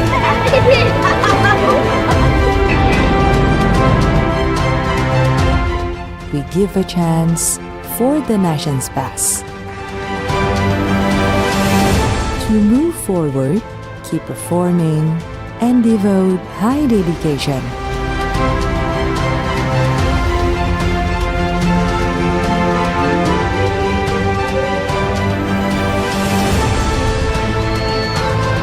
To optimize legacy into welfare.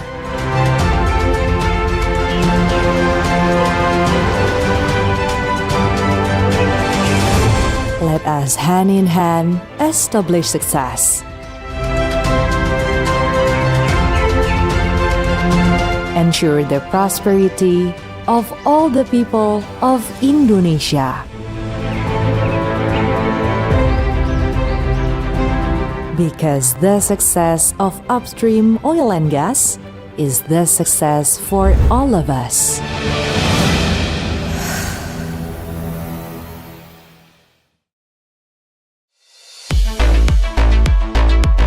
Copper is essential to the green energy revolution, driving the shift from fossil fuels to electrification. As one of the largest copper mining companies in Indonesia, responsible production defines our operations.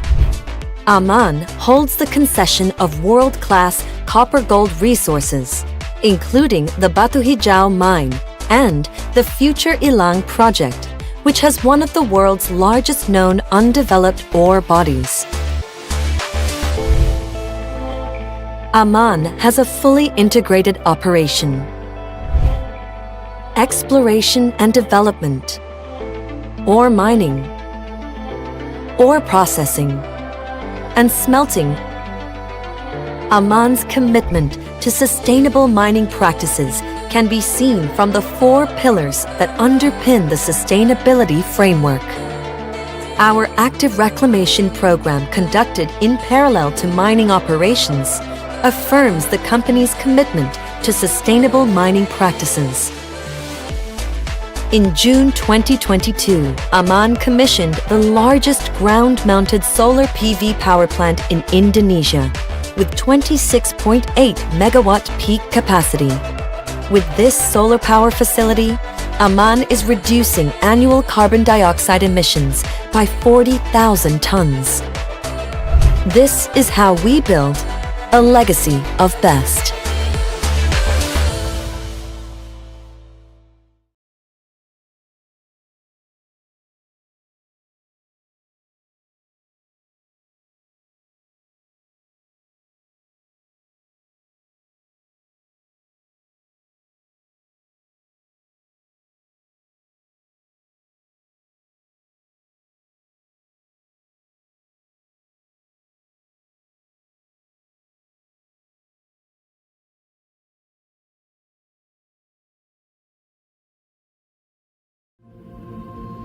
Di antara hijaunya alam, cerita kami dimulai. Kami bertekad untuk menjaganya dengan bertransformasi. Bagi kami, keberlanjutan bukanlah pilihan, tapi sudah menjadi bagian kehidupan kami. Kami sadar, dunia sedang menghadapi tantangan yang belum pernah dihadapi sebelumnya. Kami percaya pada kekuatan untuk perubahan. Tak pernah berhenti memperbaiki diri telah menjadi moto kami. Kami berinvestasi dengan inovasi. Didukung dengan teknologi terkini, kami mengelola limbah, meningkatkan efisiensi, dan mengurangi jejak karbon. Fasilitas kami beroperasi dengan energi matahari, menuntun kami mewujudkan masa depan yang berkelanjutan. Berkapasitas 9,8 megawatt peak, mampu menghasilkan lebih dari 13 juta kilowatt hour energi listrik ramah lingkungan, dan mengurangi lebih dari 12.000 ton emisi karbon.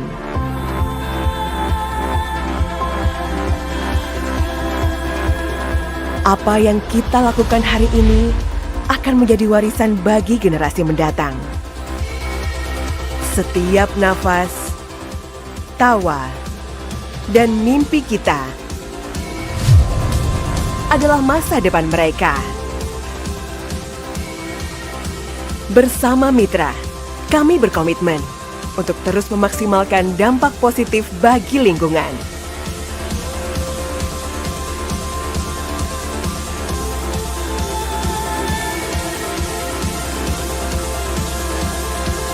Untuk Anda, untuk kita, untuk bumi, dan untuk dunia yang lebih baik. Bersama, kita wujudkan masa depan yang berkelanjutan.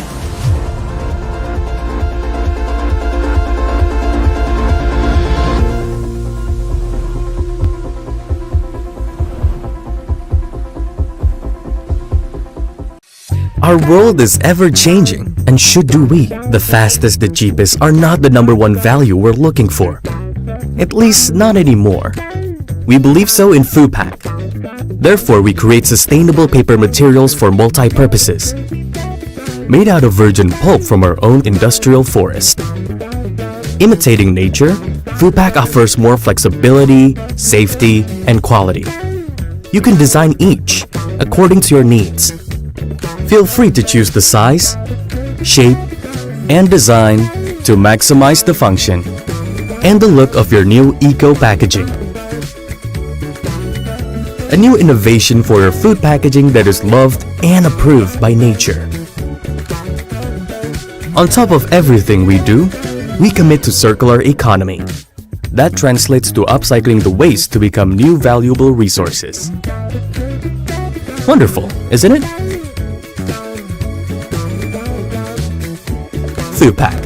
Safer, better.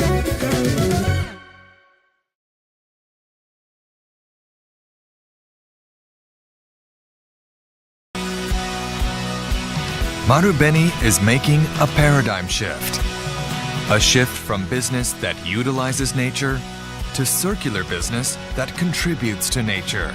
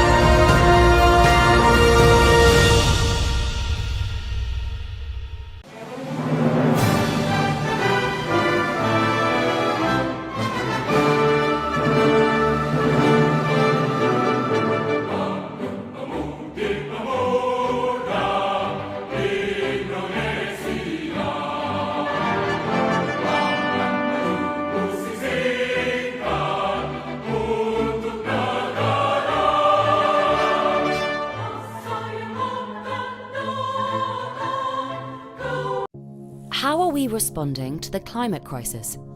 To reduce our climate impact by 2030. We're scaling up our work with key suppliers to help them reduce their carbon footprints and transparently measure progress. We're investing in how we sustain and strengthen deforestation-free commodities whilst meeting current and future demands. And we're reformulating our products to use lower impact ingredients. But to keep fueling innovation and scaling solutions, our success also relies on the support of businesses, governments, regulators, and consumers. Read our updated Climate Transition Action Plan at unilever.com.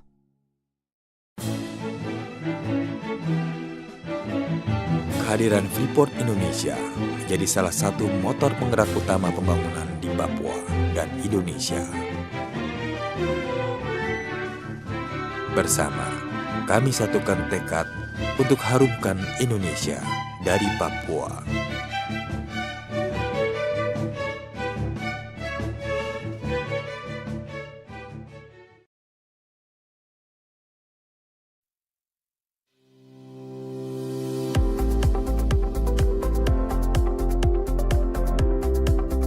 Since established in 2002, Transportasi Gas Indonesia has been committed to be the transporter of choice for natural gas in Indonesia.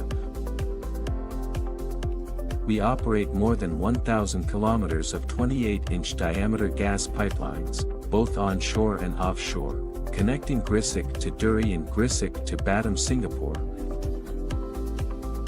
to provide confidence and convenience to every customer. All pipelines and facility stations are monitored 24 hours a day and 7 days a week to connect energy for synergy, making us as a prudent operator. Such activities supported by the implementation of system management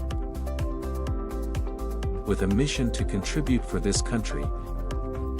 We uphold the aspects of governance and compliance by implementing transparent and ethical business practices in all areas, as well as providing a positive impact around the company's operational facilities through corporate social responsibility programs that prioritize aspects of the Sustainable Development Goals. We continue to adapt to design a better future. We continue to develop competencies using the latest technology. All of us TGI people will continue to collaborate for one goal, from TGI for today and for the future.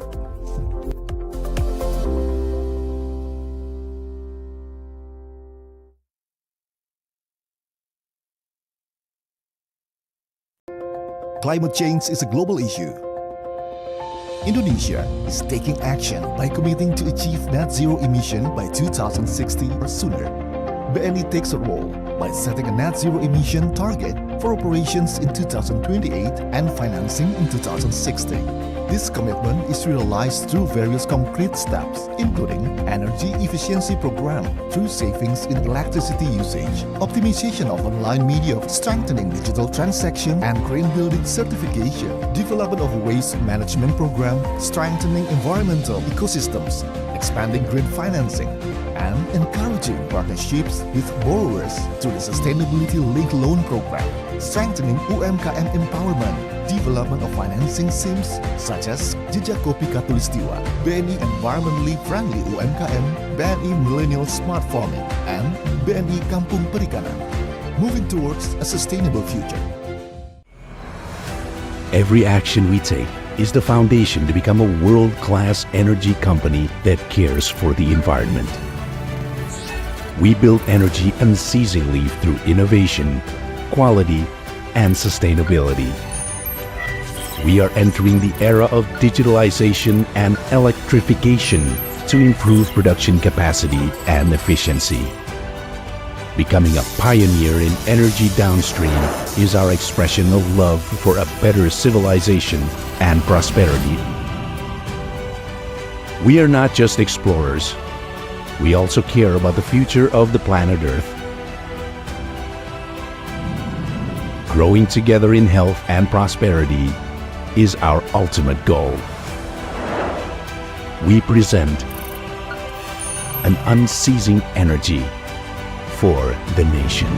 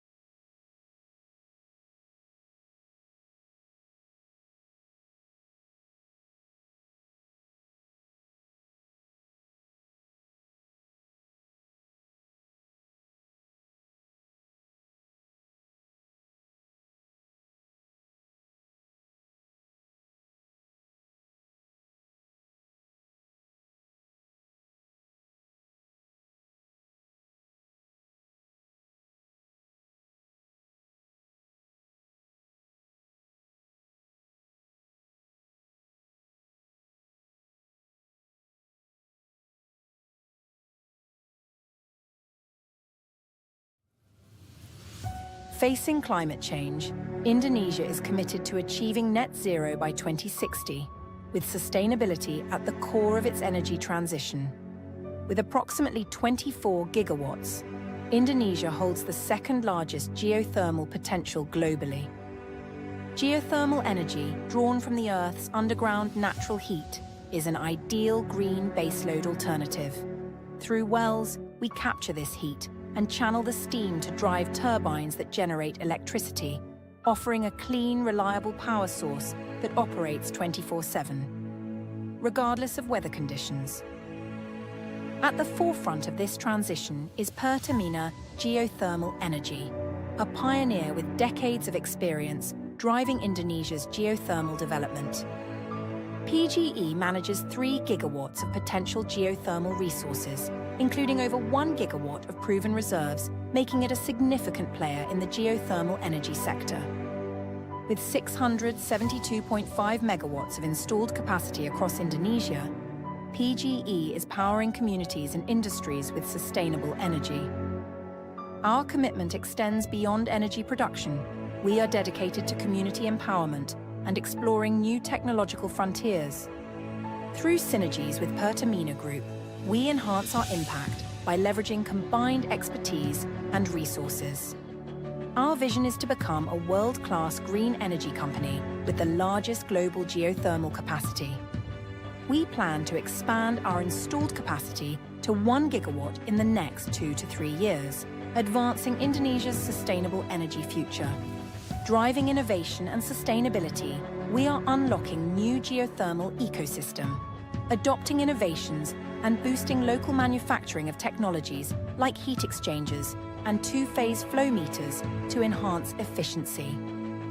PGE also aspires to pioneer green businesses in Indonesia, supporting new growth for the company and the nation's green ambitions.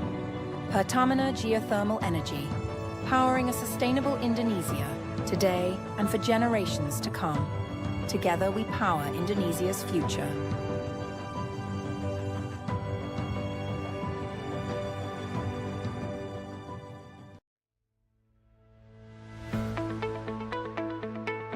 Program Pertumbuhan Hijau sebagai kolaborasi antara pemerintah Indonesia dan Global Green Growth Institute atau GGGI mendukung Indonesia untuk mencapai tujuan dan prioritas melalui beragam proyek di seluruh Indonesia. pendekatan lanskap untuk pengelolaan hutan yang baik dan tepat dalam yurisdiksi nasional dan subnasional, memberikan kerangka kerja alami untuk intervensi pertumbuhan hijau, termasuk aksi-aksi untuk mengurangi deforestasi dan degradasi hutan, didukung oleh sistem MRV yang kuat dan mekanisme pendanaan REDD+. Awalnya kita melakukan concern kepada konservasi ekologinya, harus diperkuat dengan namanya kebijakan pemerintah, terutama dengan peraturan-peraturannya. Kalau konservasi yang kita bangun duluan udah pasti akan berdampak pada ekonomi, sosial, juga efek termasuk perubahan iklim.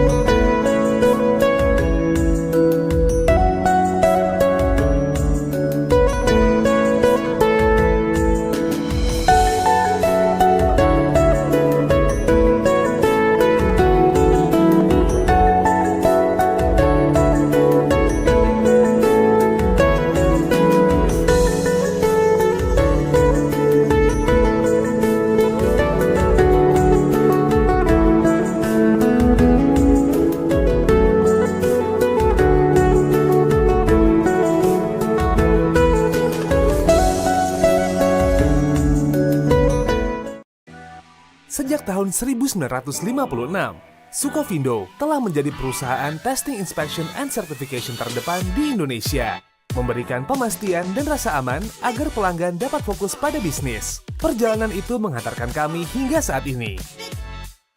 Mencakup semua tahapan proses bisnis, mulai dari tahap prainvestasi, pembangunan, produksi, hingga distribusi. Memberikan kepastian bagi sektor industri melalui jasa inspeksi, pengujian, sertifikasi, konsultansi, dan pelatihan.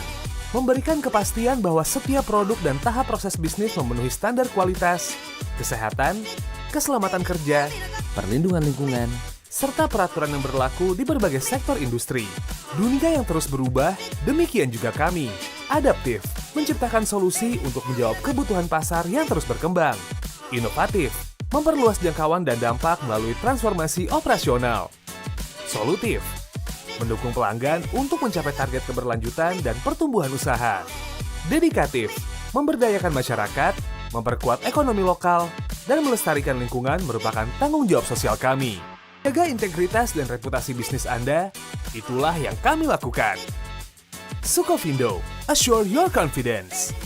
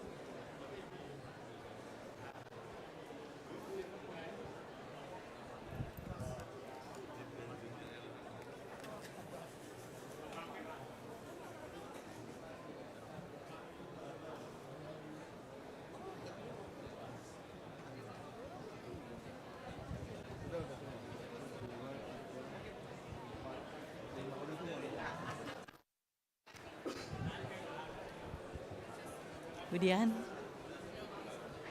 Okay, welcome all to Indonesia Climate Pavilion. I hope you all have a good lunch, but not too much, because I don't want you to all feel doze off. And I know you could hear all the noise around, and I think everybody's very passionate, very keen to talk about the climate issues. But again, we have to block it out. We have to stay focused at our discussion today. So this session has a bit of a technical term, so allow me to look at my notes. The government of Indonesia has the ambition to achieve FOLU Net Sink 2030. And landscape-based forest management through multi-forestry businesses is a breakthrough of forest utilization in Indonesia. It is carried out through forest utilization business permits, or in short, PBPH in Indonesian. So today we will learn some initiatives and strategies in optimizing forest land productivity. We will also hear some success stories on forestry landscape management, both local in Indonesia and other regions, and how partnering with international organizations could optimize forest production while mitigating global environmental challenges. So to start the discussion, I will invite the moderator today, my sensei, Pak Zahrul Mutakin. Thank you. Thank you, Mona-chan. Okay, ladies and gentlemen, today we will have a discussion, a session that will talk about the preservation area within the production forest. This is the term that already included in the new law of the conservation of natural biodiversity, conservation and ecosystem. That also the term that already basically implemented or practiced by some concession holders in Indonesia. This is very important issue because the preservation of the area within the production forest is very, very important for the sustainability of the forest itself. You know that we have almost 60 million hectares of production forests in Indonesia who providing timber, non-timber, as well as their environmental services. They are very important for our economy, but also very important for our ecosystem. So I would like to invite several distinguished speakers from different stakeholders. First, I would like to invite Mr. Ristianto Pribadi, the Director of Forest Product Processing and Marketing of the Ministry of Forestry. Please, Pak. And the second, I would like also to invite the Professor Satyawan Pudiatmoko, the Director General of Natural Resource and Ecosystem Conservation, the Ministry of Forestry. Please, Pak. At the international level, we also have a speaker from the International Tropical Timber Organization, ITTO, my colleague Jennifer Konje, the Director of Forest Management. Please come to the stage. And next, Mr. Gabriel Abare from the UN RED Program for Climate Mitigation Unit, the Global Team Leader. Please come to the stage. Last but not least, my colleague from the private sector from April Group, Ibu Dian Novarina, the Deputy Director of Stakeholder Engagement of Sustainability. Please come to the stage. Okay, ladies and gentlemen, we are ready now to have to listen from the speakers and also have a discussion. First, I would like to invite Pak Ristianto Pribadi or Pak Tito to deliver his view about how they are designing or designating the preservation area within the concession forest, especially in the production forest. Pak Tito, please, force is yours.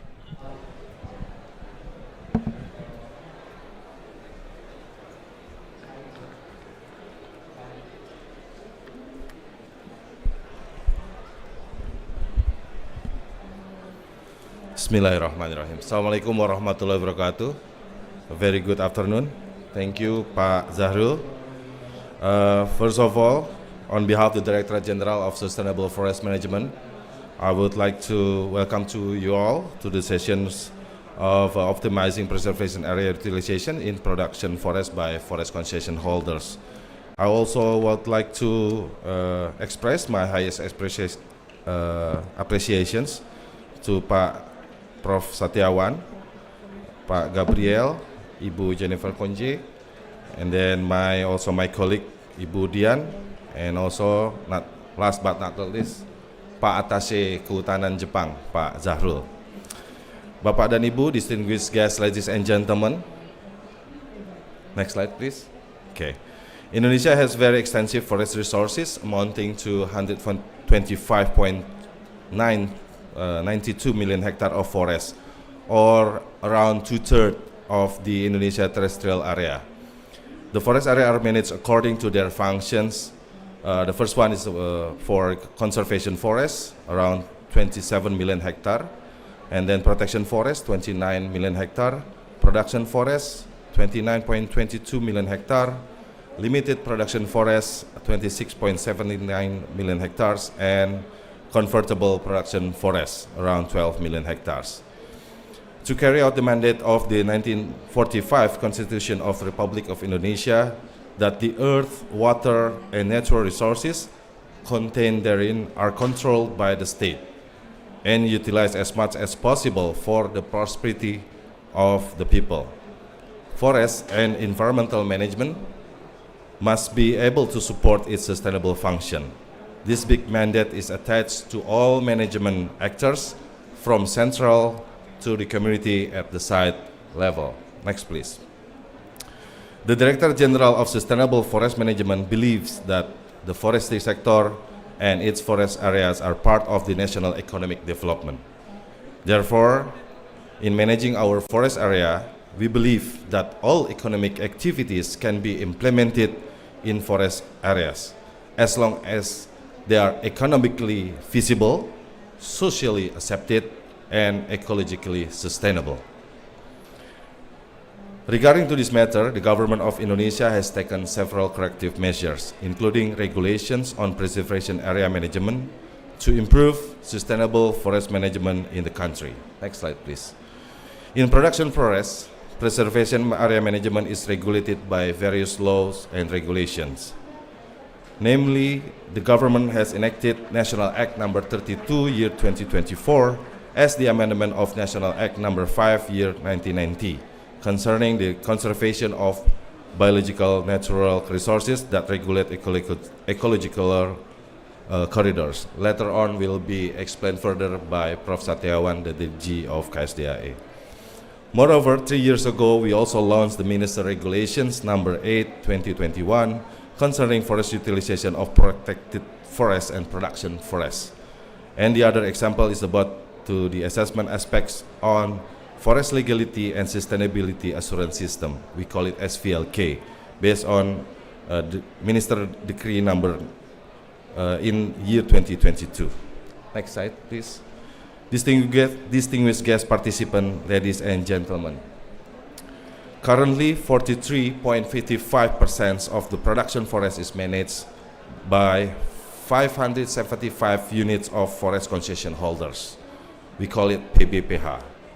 In an area of almost 30 million hectares of forest. The government of Indonesia is committed to preserving its resources and based on the regulation mentioned earlier. Forest concession also committed to managing preservation areas. Later on, we will learn from Ibu Dian as the representative of private sector here. The working area of a forest concession is designated not only for production or economic purposes, but also protecting natural resources, cultural and scientific reserve, and groundwater recharge. The total preservation area allocated by forest concession holders covers 5.3 million hectares or 20% of their working area. Next slide, please. These slides show the preservation and utilization area in the pitland of a forest concession area. The managed area includes the pit dome, canal blocking, and production area. The rehabilitation and restoration activities are also carried out in the preservation area management. Next slide, please. The map shows the preservation area management in forest concession that focusing on ecosystem restoration forest concession. This is for the ecosystem restoration purposes. And next slide, please. And this is for the industrial plantation forest. The commitment of the government as regulator and the forest concession as private sector supported by related stakeholders in managing the preservation area is proven by the balanced management of production function and management of preservation areas such as wildlife conservation, mangrove preservation, peat preservation, forest control, wildlife corridor, and so on. Next slide, please. Distinguished participants, ladies and gentlemen. To conclude my presentations, I would like to state that production forests managed by forest concession holders are vital for the economic needs. But they must be managed sustainably to ensure the long-term ecological balance. Designating and optimizing preservation area within these forests can protect biodiversity, safeguard water resources, and mitigate climate change impacts. Forest concession holders play a crucial role here. Their stewardship can integrate conservation practices with timber and non-timber production, ensuring that critical habitats and ecosystems remain intact. Technological advancements and sustainable forest management techniques enable us to effectively monitor and enhance these preservation areas. This supports wildlife and plant diversity and improves the forest resilience to climate change and other environmental pressures. Optimizing preservation areas within production forests is a win-win strategy. It allows us to meet economic demands while protecting our precious natural resources for future generations. Let's embrace this integrated approach for a sustainable and prosperous future. Thank you, terima kasih. Wassalamualaikum warahmatullahi wabarakatuh. Thank you very much, Pak Tito, for explaining the preservation area in the view of the production forests in Indonesia. Now we will have another view of the preservation area, but from the conservation point of view. We'll have this one, and I would like to invite Professor Satyawan, the Director General for Natural Resource Conservation, to talk about this one. Please, Pak, floor is yours.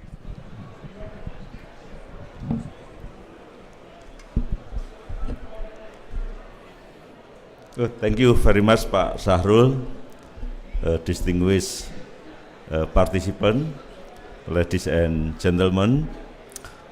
First of all, I would like to briefly explain about the concept of preservation area, because preservation area actually is new terminology.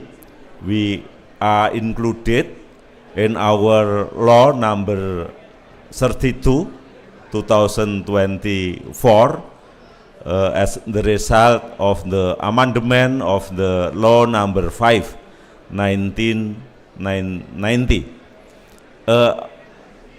Preservation area actually is very important area because as Pak Tito already told us that large amount of biodiversity, species, and also unique ecosystem occur outside a protected area. So protected area solely is not enough to protect biodiversity in Indonesia. We need other area, and we aware that outside protected area there are also many area that possess a very high biodiversity, important for our nation. Preservation area, principally it is the maintenance of ecological processes and also biodiversity conservation beyond a protected area. And before I explain what is preservation area, because there are very close relation between preservation area and also the goal of conservation, I would like to briefly share with you the goal of conservation biodiversity in Indonesia. There are three main goals. The first one is the maintenance and protecting life support system, and also how we can ensure that the ecological processes is in good function. And then the second goal is a preservation of species and genetic diversity to prevent extinction and deterioration.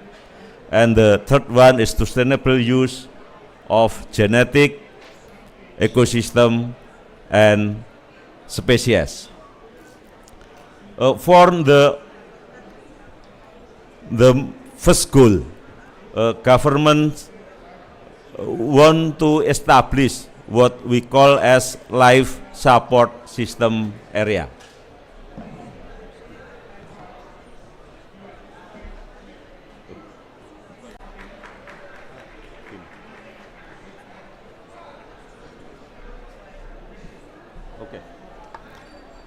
For the first goal, the maintenance of life support system, there is a need first to define and to map, to delineate what we call as life support system area. And this support system area include three main function. The first one is protected area. In Indonesia, a protected area is divided into two big group. Kawasan Suaka Alam, that's mean nature reserve area, and kawasan pelestarian alam, that's mean conservation reserve area, for example national park, tourism park, and so on. And then marine conservation area, and the last one is preservation area. So preservation area is part of life support system area. All biodiversity conservation program have to be conducted in this all area. A preservation area, as I mentioned before, is area outside protected area and marine conservation area that have significant role in biodiversity conservation, for example as habitat, as a corridor, refugee, area with high cultural value, and other function. Preservation area include buffer area near protected area, ecological corridor or connecting ecosystem, high conservation value area, community-based protected area, and area protected for the protection or maintenance of local wisdom. Whereas preservation area and who manage preservation area. Preservation area can be in protection forest or hutan lindung, can be also in production forest like Pak Tito has already explained, and also in other land use, in other forest area. The management of preservation area, of course, depend on who have the responsibility for the land. For example, if preservation area in form of national park, the central government manage this area. If occur in a production forest, the license holder should manage this area. And what we can do for the preservation area? Actually, as I said before, that preservation area is part of life support system area. And according to our law, if we manage life support system area, the first one we have to do is to identify and mapping, and do a mapping of life support system area. And then we do identification of which one is protected area, which one is marine conservation area, and which one is preservation area.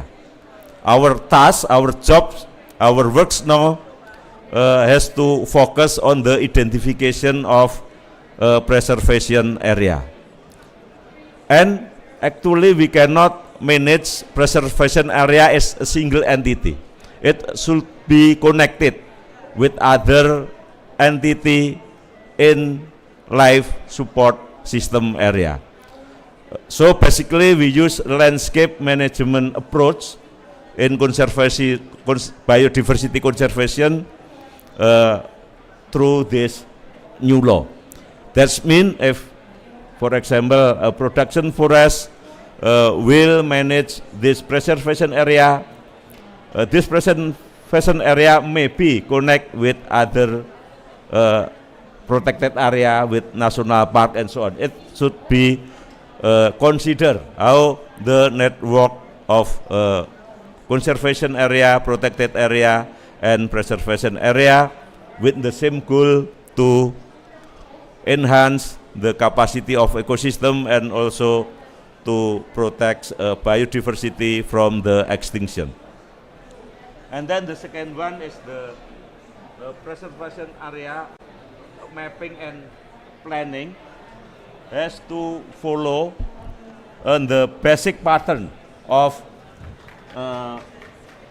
management of protected area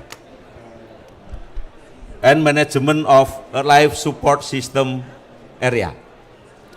We still in the preparation to establish, to develop the law of government regulation of life support system area and government regulation for preservation area. According to our law, landowner and concession license holder has to manage and to ensure that the land or the preservation area is in full function to protect biodiversity. Collaborative action because of the different land use and different land holder is the key success of landscape management and the success of management of life support system area.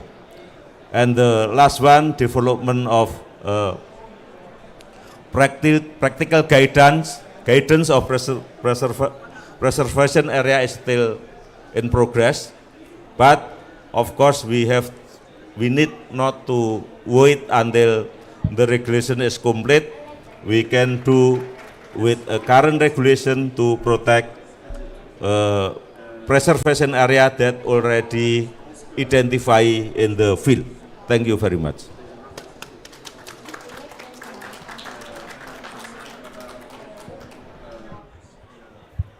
Thank you, Pak Satyawan, for explaining and stressing the preservation area, the definition, the scope, and what how the preservation area basically work in the our new law of conservation, biodiversity conservation. So we just heard from Indonesian side about the preservation area, and now we are going to learn from the rest of the world about the biodiversity conservation in a production forest or in a timber management. And we have Jennifer Conze from the ITTO to talk about this one. Jenny, time's yours.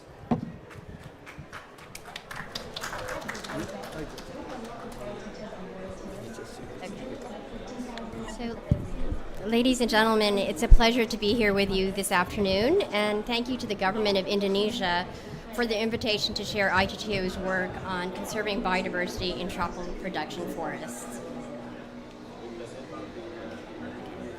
For those of you who are not familiar with ITTO, we are an intergovernmental organization, and we work on promoting both the sustainable management and the conservation of tropical forest. We also work on promoting the expansion and diversification of trade in tropical wood from sustainably managed and legally harvested forest. Our members are consumers and producers of tropical timber and account for 90% of trade in tropical forest products and represent 80% of the global tropical forest. Latest FAO resource assessment reports do show a slowing rate of deforestation. However, we continue to lose forest at an alarming rate. There are many reasons for this, and it varies by countries and local context. Wood fuel collection and illegal logging play a role. Increased incidences and severity of wildfires and pest and disease infestations due to climate change is also playing a role.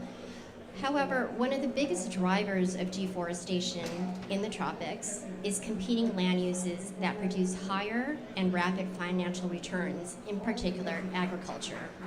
Energy, mining, and infrastructure are also major land use competitors. Tropical forests are home to 80% of the world's documented species. Tropical rainforests alone store 46% of the world's terrestrial carbon. And studies point to mangrove forest containing on average 1,023 megagrams of carbon per hectare. Many in the environmental and climate community know these facts. However, what is often overlooked is the fact that 40% of the world's population live in the tropics. For some, the forest is their home and the only means of subsistence and livelihood. And even for those that do not live in the forest, thousands of enterprises, particularly small and medium businesses, are dependent upon the goods coming from tropical forest. Resilient and sustainable solutions are dependent on balancing environmental, economic, and social aims. Which brings me to tropical forestry, sustainable tropical forestry, as part of nature-based solutions for global and environmental and economic challenges. Forests supply critical goods that human society relies on: construction material, fiber, food, and medicines. As I mentioned earlier, one of the biggest drivers of forest loss is other competing economic land uses, namely agriculture. Sustainable forestry, and I emphasize the word sustainable, enhances the value of tropical forest. And this is a key factor in reducing forest conversion and keeping landscapes forested. For those not familiar with sustainable forest management, the automatic perception is just cutting trees. However, for forest managers and operators implementing sustainable forestry, there are some basic objectives, including not only timber provision, but also ensuring biodiversity, soil, carbon storage, and water conservation and renewable capacity. Many countries, including Indonesia, have put in place national legislation and certification systems to govern production forest that echo these objectives. Reducing overall global deforestation and maintaining as much intact, untouched, high conservation value forest should be a priority. However, for all the reasons I laid out earlier in my presentation, the reality is that production forestry does and will continue to exist in our landscapes. Maintaining tropical production forest around and between strictly protected areas increases the biodiversity value of landscapes and contributes to conservation. As the previous speaker mentioned, biodiversity conservation and sustainable use strategies should consider the whole forest landscape. Many species move in and out of forest ecosystems and depend on their survival on the maintenance of multiple habitats. For example, there's a current ITTO project in Indonesia to enhance the implementation of landscape management of Giam Siak Kecil Bukit Batu Biosphere Reserve in Sumatra. The project is working in core buffer and surrounding production areas to the biosphere of the reserve. Timber harvesting, logging, inevitably leads to changes in biodiversity conservation compared to an untouched forest. The question of what to conserve at what cost is a decision for societies and is dependent upon several factors, including their cultural values, differing stages of economic and social development, environmental conditions, and political wills. There are always trade-offs, and these trade-offs between economic cost and benefits on the one hand and biodiversity gains and losses should be acknowledged explicitly. And the selection of alternate strategies and scenarios negotiated between stakeholders through a multi-consultation process. There is a false belief that production forests cannot support biodiversity. However, several studies have shown that wildlife can exist in these forest unit areas if proper measures are taken to reduce the impact of harvesting in the forest. I recently read a study conducted by research at Utrecht University. By using 1.3 million camera trap photos of 55 mammal species in 14 logging concessions in Western Equatorial Africa, they observed higher mammal encounters in FSC certified areas than in non-FSC logging concessions. The effect was most pronounced for species of high conservation priorities such as forest elephants and lowland gorillas. My point is not to promote one certification system over another, but simply to point out that the study itself is evidence of biodiversity in production forest, and that tools like certification have developed strategies for biodiversity conservation and production forestry to coexist. One of the tools is the ITTO IUCN guidelines of conserving biodiversity in tropical timber production forest. These guidelines are designed to provide information to all stakeholders at different levels to help manage and protect biodiversity in production forest. If the successful conservation and sustainable use of biodiversity conservation requires coordination across many different stakeholders. This is a quick look at the 11 principles and categories the guidelines cover. ITTO is looking to update these guidelines since they were published in 2009. Since then, research and thinking on biodiversity conservation has evolved, including the recent development of the Kunming-Montreal Global Biodiversity Framework. Within the guidelines, each principle is then broken down into different guidelines with accompanying priority actions.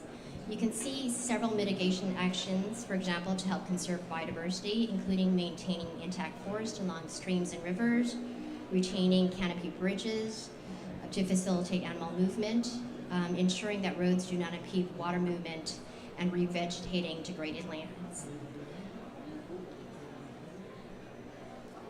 The next slide is just a quick look at the numerous guidelines developed by ITTO over the years, including criteria and indicators for SFM, landscape restoration, and gender guidelines. Forest management is complex, and all these guidelines relate and reinforce one another. ITTO works in a three-pronged approach toward biodiversity conservation by helping members establish and build capacity for protected areas, conserving biodiversity in production forest areas, and restoring and rehabilitating degraded forest areas. IGTO and CBD launched a collaborative initiative in 2011, recognizing the importance of biodiversity in production forest landscapes outside of protected areas. I'm short on time, so I won't read the objectives, which you can read on the screen. Over the course of its 3 phases, the joint initiative has funded projects in 23 countries across 3 tropical regions with a combined total investment of approximately $15 million. And it has been supported by contributions from the governments of Japan, the US, Switzerland, Australia, Republic of Korea, and other entities such as Soka Gakkai. Some of the accomplishments of the initiative include the expansion of Peruvian mangrove protected area by more than 700,000 hectares, a better understanding of animal movements and habitat conservation in emerald triangle forests between Cambodia and Thailand, and more than 120 hectares of mangrove forest planted in Fiji. There is a brochure that maps how current projects under the initiative contribute to the Kunming Montreal Global Biodiversity Goals, and you can find the brochure right here if you're interested in further reading about it. So that wraps up my presentation. I encourage you to further explore IGTO guidelines and our work, and thank you for your attention. Please do not hesitate to reach out to us at the following address if you have any questions. Thank you, Jennifer. Please, back to the seat. Okay, we just learned about the ITTO guideline on the conservation area within the production forest, or natural production forest with the plantation forest or mixed-use forest landscape, and how the trade-off between economic and cost and benefits, biodiversity gains and losses. That we need to think about it, and hopefully the guideline will be updated by 2025, isn't it? So maybe our discussion here can also be input for the update. Next, after we are discussing about the ecological benefits of the preservation area, the production forest, now we are going to listen about the social benefit of the multiple use of forestry. Then I invite Gabriel Labate to talk about this one. Gabriel, floor is yours.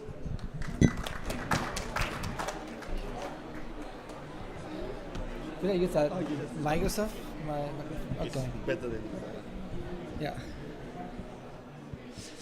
Well, first of all, thanks very much for this invitation. Actually, the person that was going to come is the executive director of UNEP, Miss Inger Andersen.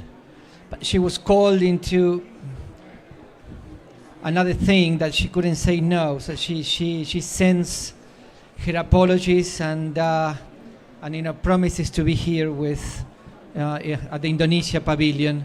As you know, Indonesia is a very important country for UNEP. We do a lot of things there. We learn a lot from Indonesia, and these are lessons that we bring into other countries. So with that and with those apologies, I want to go over a few. Oh, okay.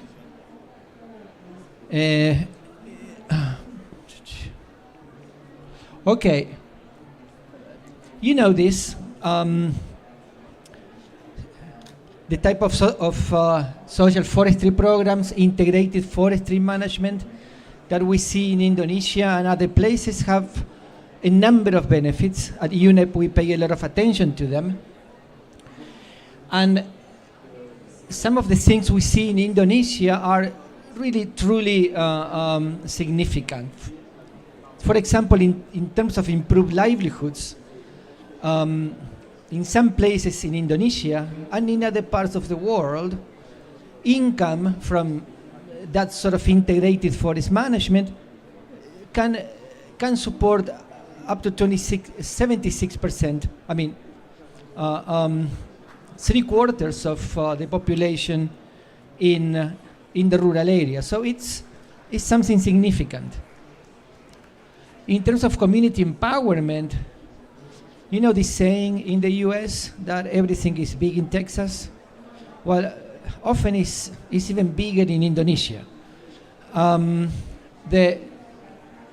In terms of community empowerment, Indonesia is aiming to put into social forestry programs about 13 million hectares, which is that's more than twice the size of France. So that's the size of the type of programs we see in Indonesia. It's very important for climate change mitigation. We know that there is no pathway to 2 degrees, much less 1.5, without the contribution of nature to climate. In the next decade, it could be about 20-25% of needs.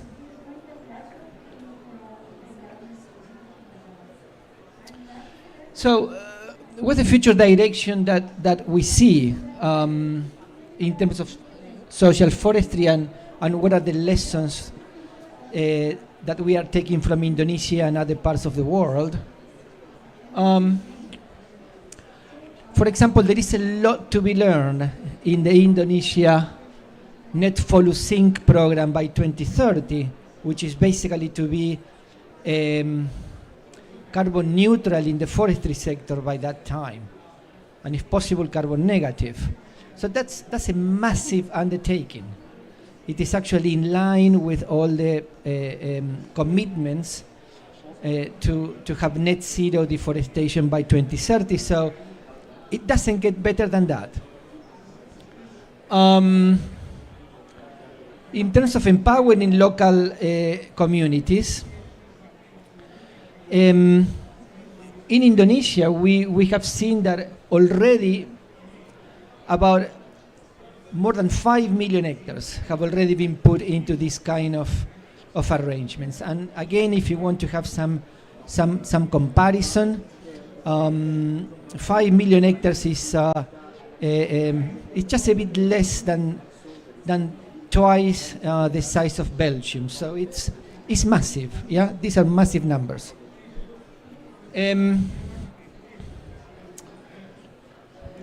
To increase private sector participation in carbon credit markets, DINFRA in Indonesia is doing a lot on that. And again, we are learning from this experience. Carbon financing through RED Plus results-based payments and the voluntary carbon markets. This is something for Indonesia to really look at.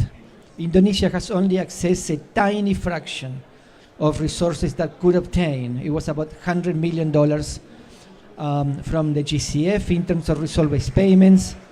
Indonesia has a potential that is many times that. The state of Pará in Brazil a few months ago signed an agreement, one state in Brazil, to get payments for RED Plus in the order of $180 million over a period of a few years. When we go into payment for ecosystem services, very nearby in Indonesia, you have examples in Southeast Asia that have worked very well. Vietnam is one of them. In Vietnam, you have a system of payment for environmental services that has already allocated about $1 billion in payments in Vietnam. $1 billion is a sum of money. Another good example is Costa Rica, in which they have instituted a tax on fuel, and that is what pays for the Costa Rican system of environmental payments. And in Costa Rica has been very, very successful. They have gone from being a very deforested country 40 years ago to now have more than half the country under forest cover. And the payment for the ecosystem service program was a pivotal, was a main tool to do that.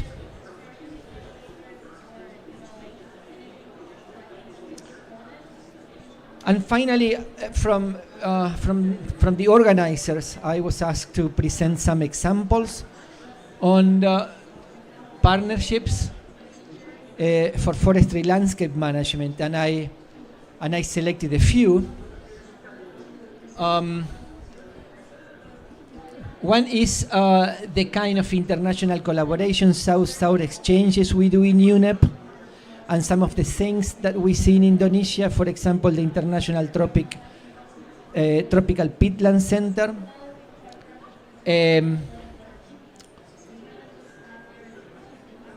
We are doing now a lot, and Indonesia has a major potential in terms of linking domestic carbon markets. Indonesia is having one, and the voluntary carbon markets. And part of that linkage could be in terms of interest from companies that operate in Indonesia and that operates overseas to enter into this market, and could also be, that's something that we are discussing, the opportunity to have an allocation in this domestic market that can be covered by offsets from, using voluntary carbon markets methodologies, and particularly those that come from nature, particularly those that are related to forestry management. On blended finance, there is another good experience in Indonesia that we would like to expand overseas. It is called Green Sukuk. It's a green bond. Now it's only operating for the renewable energy sector, but it has a lot of capacity to be expanded into the forestry sector. Again, another lessons from Indonesia to have a look at and try to expand. And finally, here you have another example of a public-private partnership. It is called the LEAF Coalition. This is a partnership of companies like Amazon, Google and others. I'm not sure if Google is there, but Amazon definitely is. Together with governments of the UK, I think it's a UK, USA, Norway, and they have put together funds to pay for results coming from forestry. And the methodology that they use has a removals component that can attend to pay for removals in social forestry. And they have about $1.5 billion in the accounts, and are already having agreements with a number of countries. And Indonesia is always a very interesting place for the international community to invest. So I think that if I remember well, this was the last.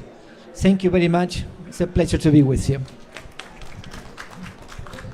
Thank you, Gabriel. Thank you for describing the forestry landscape management strategy. We learn from the world, especially from Indonesia, Vietnam, Costa Rica, and also the international partnership to support the implementation of that paradigm.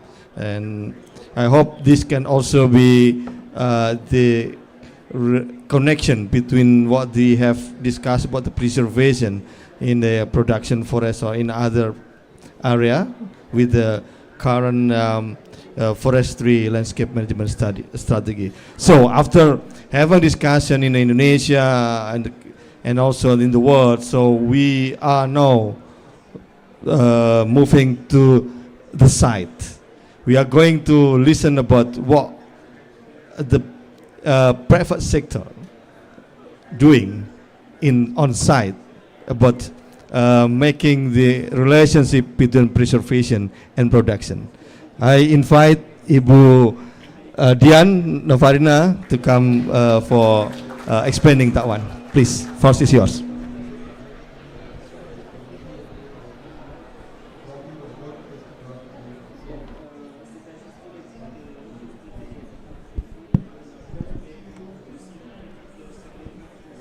Good afternoon, ladies and gentlemen. It is an honor for me to be here as a part of the panel.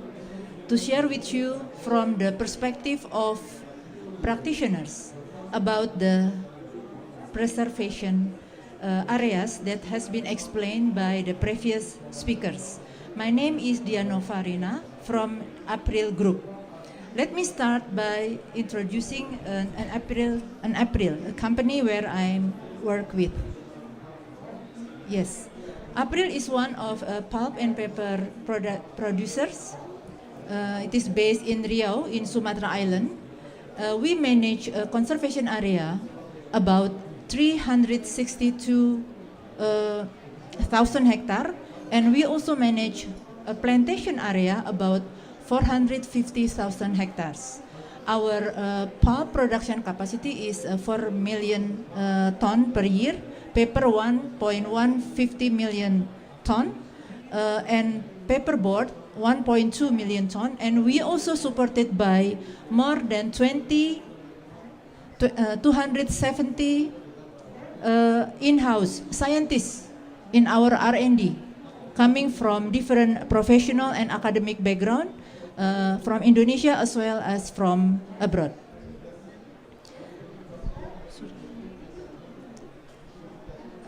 Pak Tito mentioned about win-win solution to set aside area in production forest as a conservation. In April, we call it production protection concept. So we integrate the fiber production with forest conservation and restoration. We manage areas for industrial plantation while also setting aside part of the forest for conservation and restoration. Industrial plantation are established around as a buffer zone around conserved natural forests, and that setting also maintain ecosystem service such as, for example, carbon storage, habitat conservation, while also producing fiber. So promote sustainable practices that balance economic growth with environmental conservation.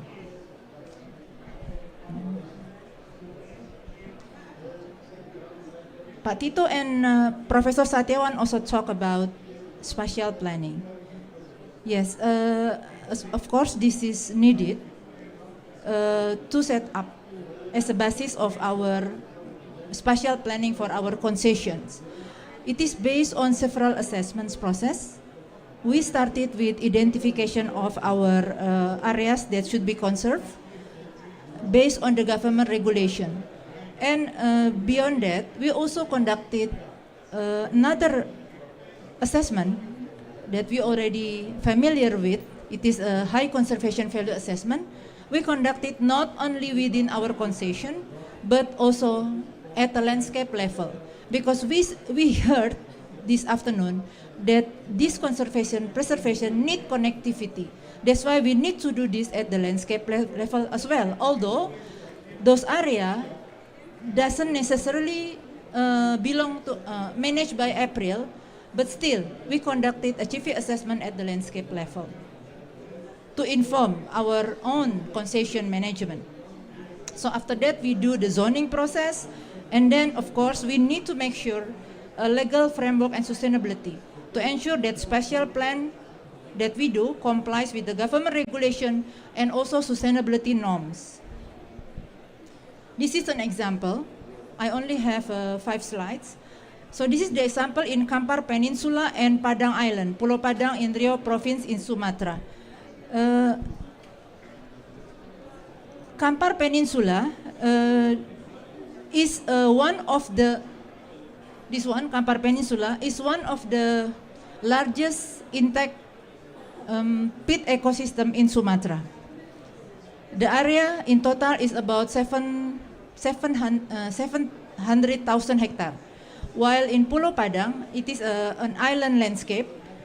It is 110,000 hectares, yes.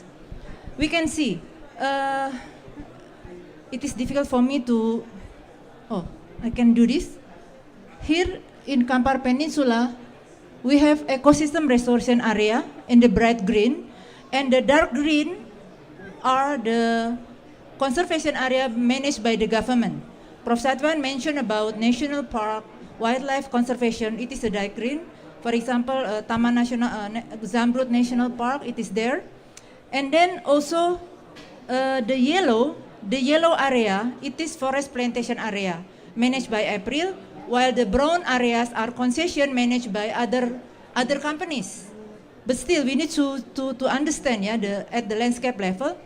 So we believe that production protection enhance connectivity for high conservation value areas within the landscape.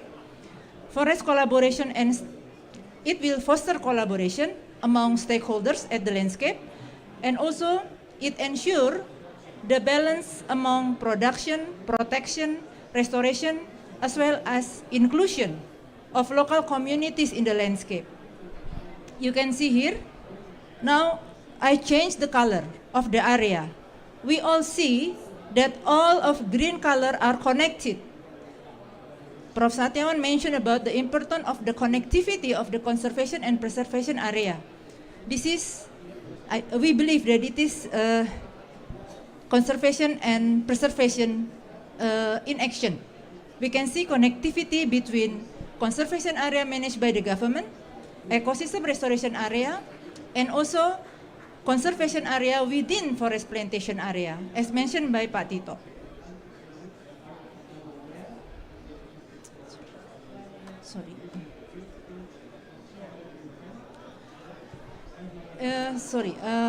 So we believe that what we call production protection concept support the government new regulation related to preservation area.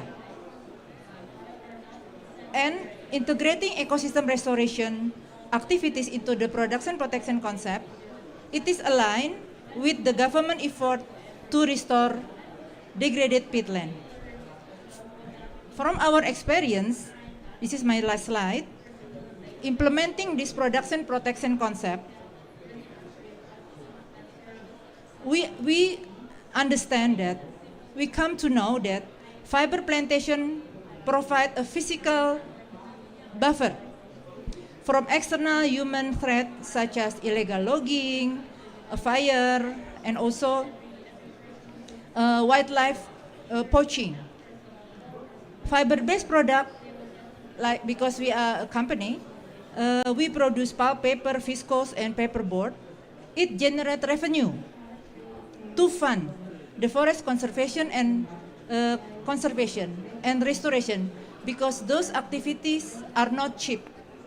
It needs financial support. And conservation fund, in the case of April, it is linked to our fiber production. So we have a commitment. We set aside $1 per ton of fiber coming to our mill. For example, in 2023, we process 15 million ton of fiber, meaning that we set aside $15 million annually from last year for restoration and conservation. And also, Ibu Jane also mentioned production forest. In our case, is fiber plantation. Also provide suitable habitat for 56 species of wildlife, because we also install many camera traps in our concession. So this is based on the primary data,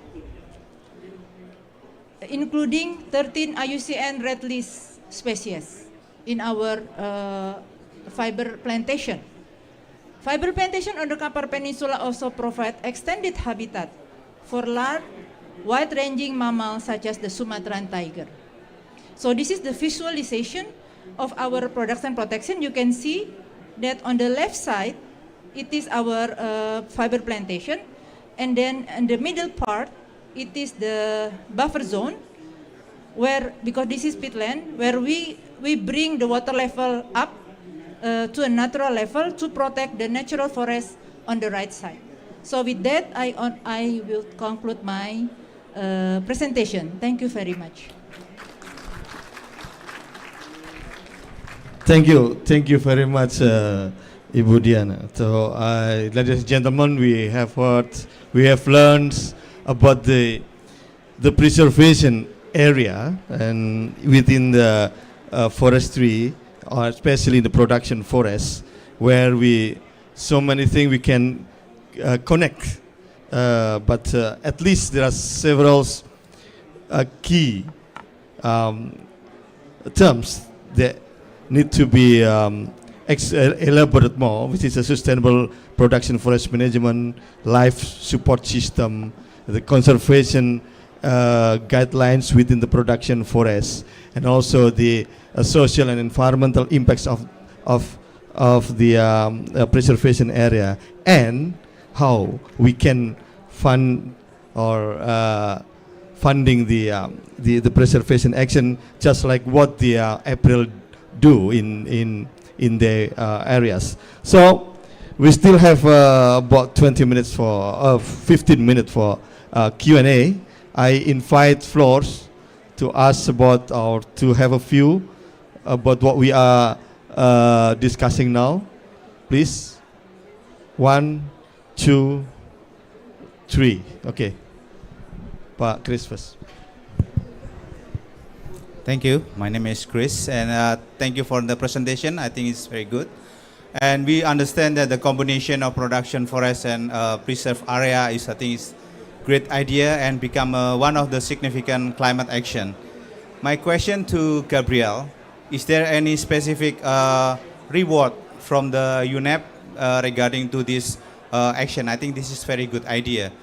And the second question is for the Ibu Jennifer Konje from the ITTO. You've done a lot of studies, you've done a lot of publication, but we saw there are a huge gap between the implementation, mostly in the policies in every country. So we've got producer countries and we've got consumer countries, and this is the concept of this preserve area. I think need to be elaborate. It's what I mean is, like, we've got some of the certification system, mandatory and voluntary, which is bring a lot of dispute in this country. So I think it's the role of ITTO can have the strategy in the future, how to have an implementation for this, what you have done this study, the implementation in the every country's policy. And the last question to Ibu Dian, I think that is very good idea regarding to the what you call it, protected production forest. But I think you mix up with the term high conservation value, because in the government we don't use the high conservation value term. And my question is there any possibility to have it in the smaller scale forest concessioner? Thank you. Back to you, Pak Moderator. Thank you, Pak Chris. To allocate more, to accommodate more questions, I think we can try to collect 2 more questions, and then the panelists will respond. First, this one.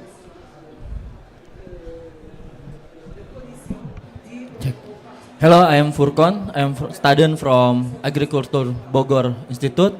I have research from this topic. Thank you for presentation. The question is, how can existing policies and regulation be adapted to supporting conservation-based forest management? Will supporting economic sector that depend on forest resource, are existing policies sufficient, or are new regulations needed to the bridge that to interest? Thank you.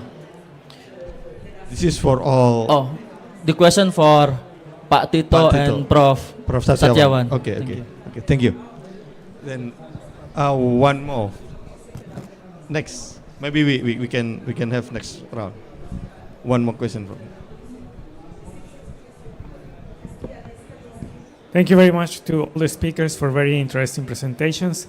I would like to inquire more about the dynamics of the convertible forest area to Pa Ristiano. Thank you very much. Okay, so we have three several questions from three people. So one is from for Gabriel, for Jenny, Dian, Budian, and also Pak Tito and Pak Satyawan. Maybe Gabriel, would you like to respond first?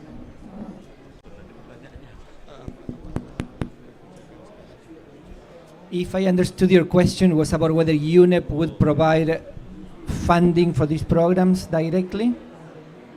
Well, we just provide funding, but not at the scale that Indonesia would need, given the scale of the programs that Indonesia implements. But what we do is that we connect countries with those sources of payments. For example, with the LEAF coalition, we work with countries interested in putting the proposal for payments. Countries that are interested in accessing voluntary carbon markets, we have helped them to go through the registration validation process for payments for results.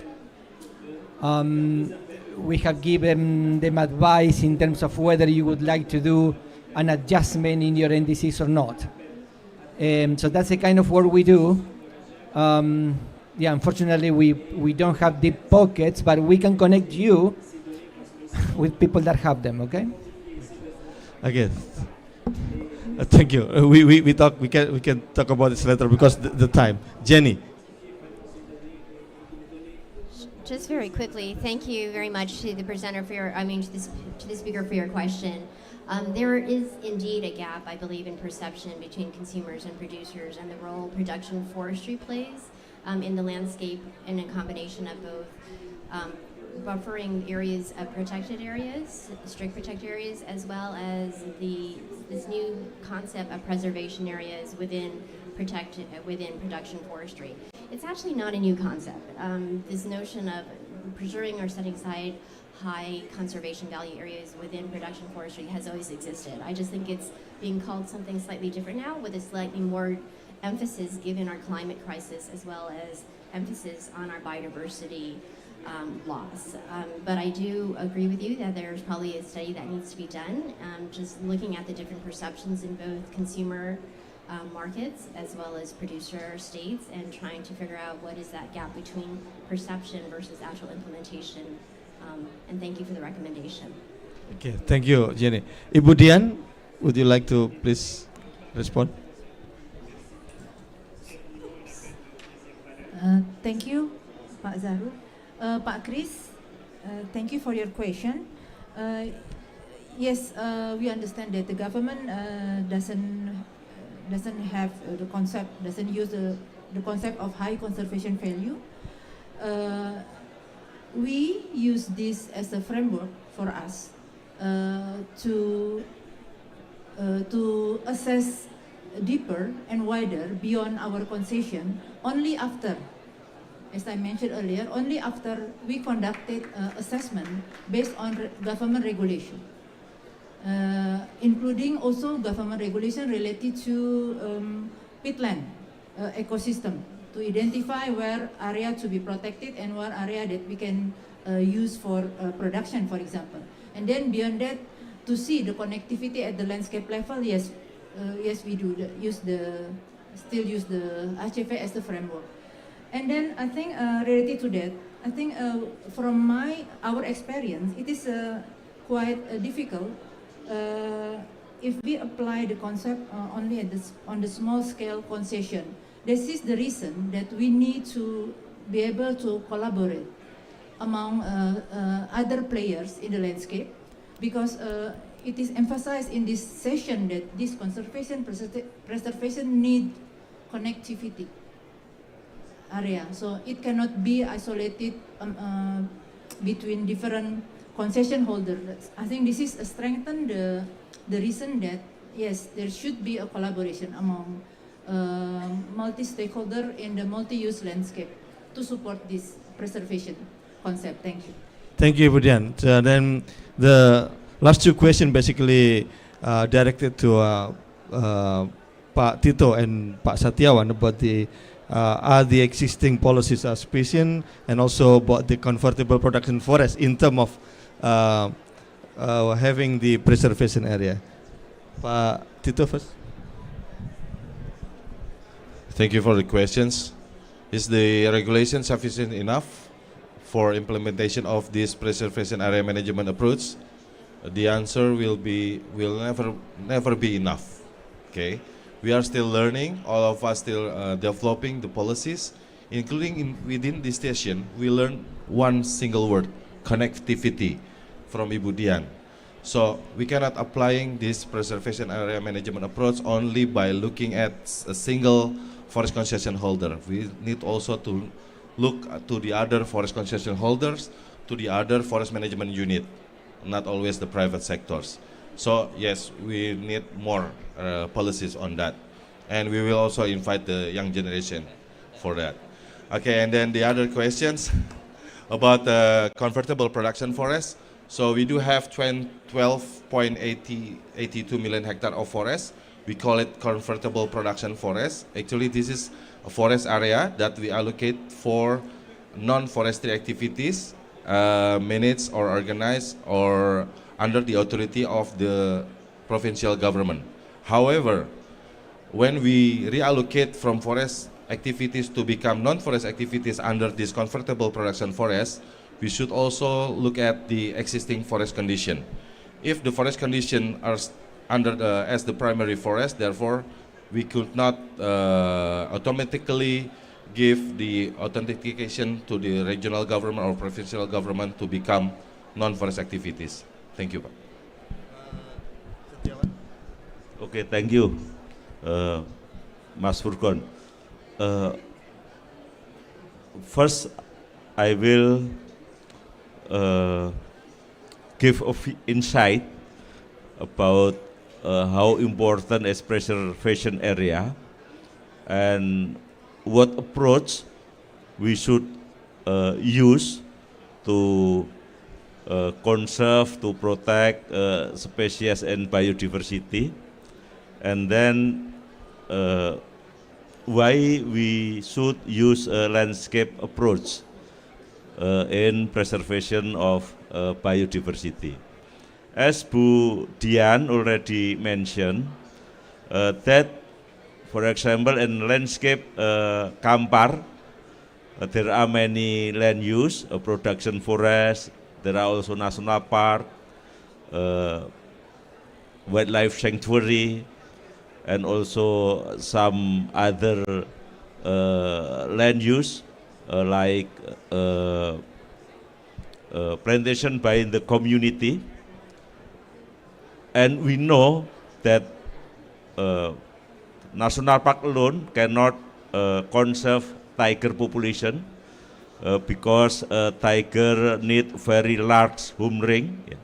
Maybe if we depend only on national park, we can conserve only 10 tiger.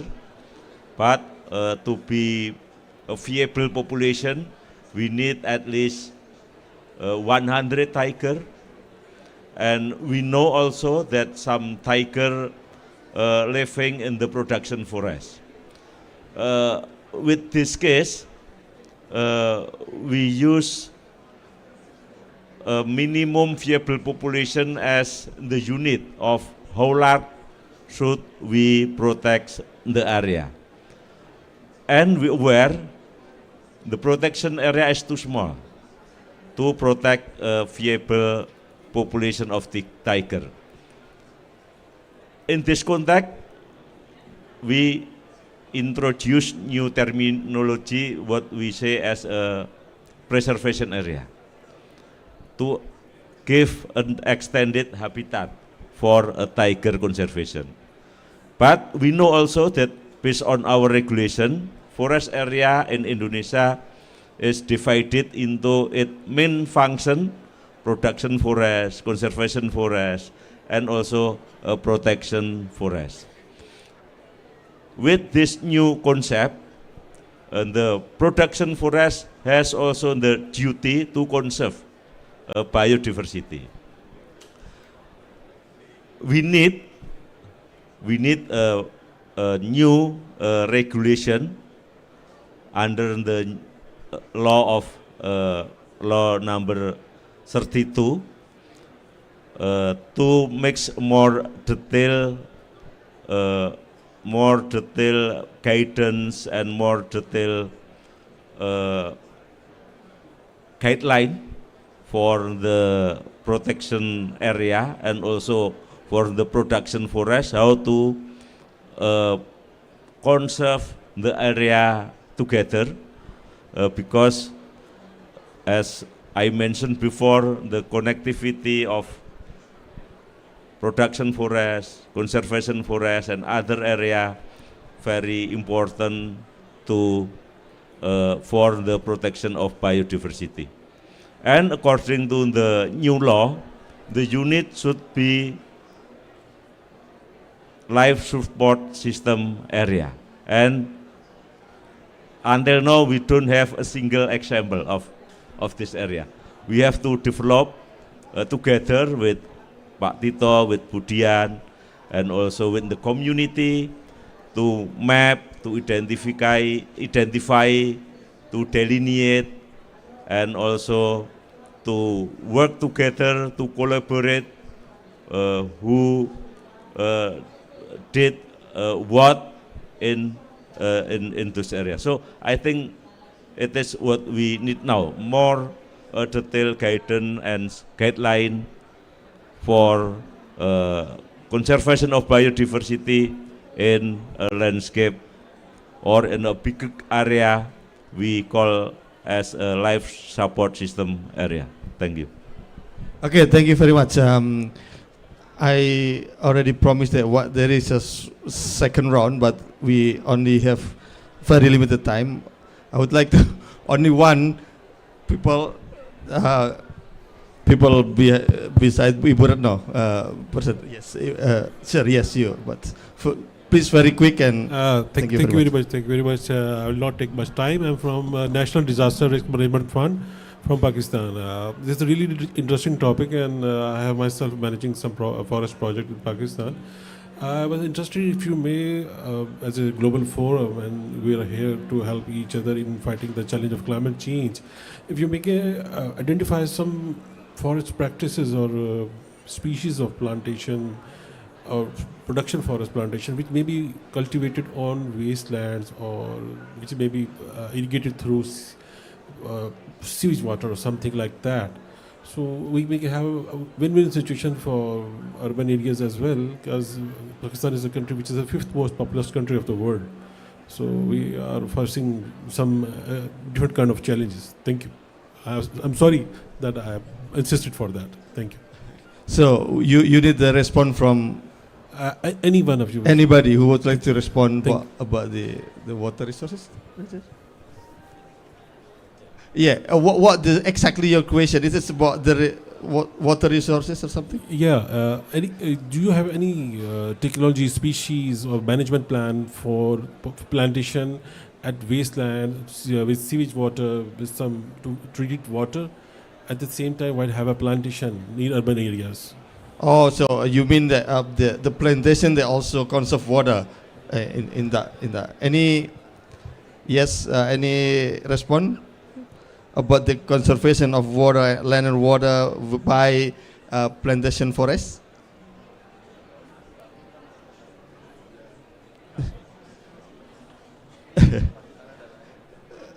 Maybe Jenny, you have something to say about the guideline from ITTO. So I hope I understand your question. There was one screen in my presentation that showed a myriad of different guidelines. The one that I focused on today was how you conserve biodiversity within a production forest. And when I mean production forest, it's not just natural generating forest, it's also planted forest. So you could find some guidelines in there that will help guide soil and water conservation and renewability and how you can manage the plantation to ensure those ecosystem services. In addition, there's a lot of other guidelines that are on the ITTO website that point to different guidelines for restoration to ensure ecosystem services and rehabilitation. And I'm sure that it could address some of the needs that you're looking for in terms of plantation development. Okay, thank you, Jenny.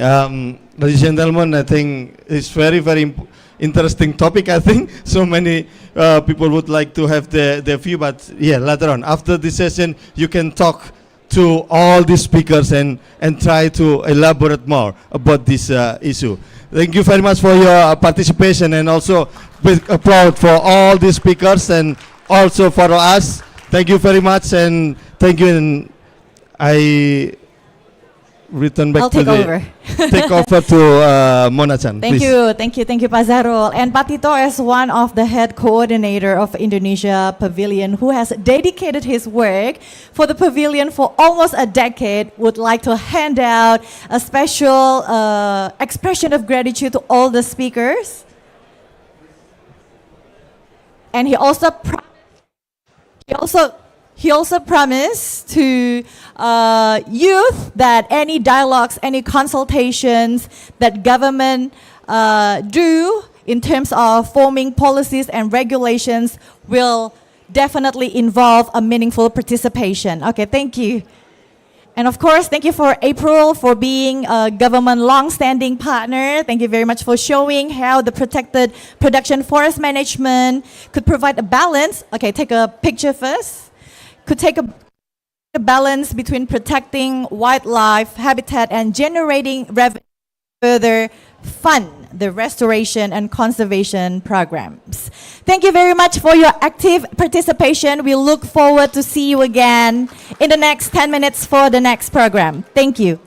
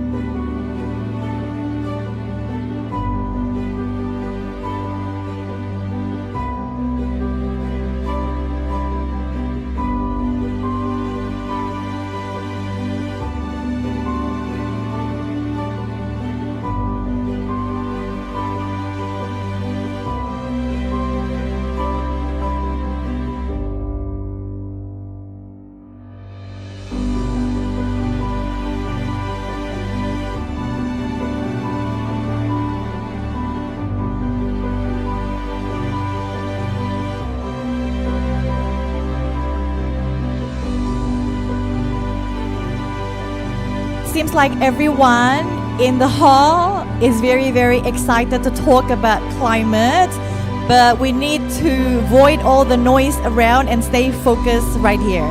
So we learned that renewable energy, as it becomes more diversified, the traditional grid system face challenges in accommodating this new energy mix.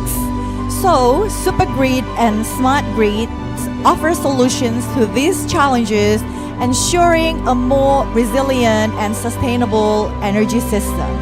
The question is how to accelerate the development of supergrids and enhance grid resilience. How has the advancement of supergrid technologies helped in balancing the growing energy demands with the need for sustainability? And the last, what are the barriers in scaling up the supergrid system? To start with, please welcome our keynote speaker. He is the Deputy Assistant for Utilities and Manufacturing Industries from the Coordinating Ministry for Economic Affairs of Indonesia. Please welcome Bapak Sunandar.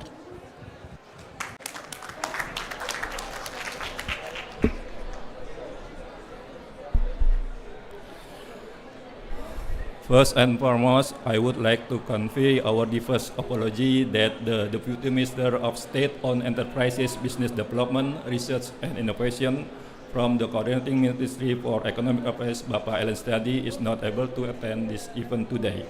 Nevertheless, he hopes today's event will remain productive. On behalf of the Deputy Minister, allow me to deliver his keynote speech. Assalamualaikum warahmatullahi wabarakatuh. Good afternoon, Your Excellencies and distinguished speakers. Mr. Wasono, Executive Vice President Electricity System Planning of the PLN, Mr. Ron Binhoff, Executive Director of the Net Zero World Action Center, National Renewable Energy Laboratory, Ms. Elrika Hamdi, Deputy Head of the JETP Secretariat, Mr. Tan Ansun, Senior Business Development of the S&P Global, Ms. Hejing, General Manager Assistant of the Business Division State Grid CRT, and the Honorable Guests of Government Institutions, Developing Partners, Private Sector, the NGOs, and the public from around the globe. Ladies and gentlemen, esteemed panelists and all participants of this talk show, it is both a privilege and a pleasure to be here with you today to discuss an important topic, supergrid and smart grid, connecting the dots, embracing intermittency, under the sub-theme Enhanced Ambition of Renewable Energy. This is a critical area of focus as we work towards building a cleaner, more sustainable energy future for Indonesia and beyond. Allow me to begin by expressing my gratitude to the organizer for this opportunity to engage in a meaningful discussion on the role of supergrids and smart grids in driving the renewable energy transition. I would also like to extend my appreciation to everyone here today. Your insight and collaboration are essential to making this vision a reality. It is an honor to contribute to this important dialogue and explore the opportunities that lie ahead for advancing our renewable energy goals. Your Excellencies, distinguished guests, the transition to renewable energy is not merely a matter of reducing carbon emissions. It is about creating a resilient, interconnected energy system that can meet the needs of a growing and dynamic economy while maintaining environmental integrity. As we continue to build toward a net zero emission future, the demand for solutions that balance renewable energy sources with grid stability and flexibility is paramount. Supergrids and smart grids offer a transformative pathway towards this future. They are not just innovative concepts, they are essential components of our energy system. Supergrids allow us to connect renewable energy resources across regions and countries, enabling energy exchanges that stabilize the grid and increase energy security. Smart grids, on the other hand, provide the intelligence needed to efficiently manage and optimize the flow of renewable energy, addressing intermittency and ensuring reliability in energy supply. For Indonesia, the role of supergrid is particularly critical. with vast renewable energy potential from solar in the east part of our country to geothermal and hydropower resources in the west, Indonesia energy future is one of decentralized renewable energy. But to unlock this potential, we need to ensure that our grid can handle the complexity of integrating these resources on a national and regional scale. At the Coordinating Ministry for Economic Affairs, we are deeply committed to supporting this transformation. Our role encompasses policy formulation, development, and oversight, ensuring that Indonesia's energy transition is both ambitious and achievable. We are working to create the condition for the adoption of supergrid and smart grid technologies, ensuring that they are integrated into national and regional strategies and that they align with our net zero emission targets. Our government is dedicated to fostering the adoption of renewable energy and technological innovation. The implementation of our grid and smart grid requires forward-thinking policies, comprehensive regulatory frameworks, and significant investment in research and innovation. Developing a supergrid requires extensive collaboration with communities, private investors, and local governments, particularly and land use and local interests are involved.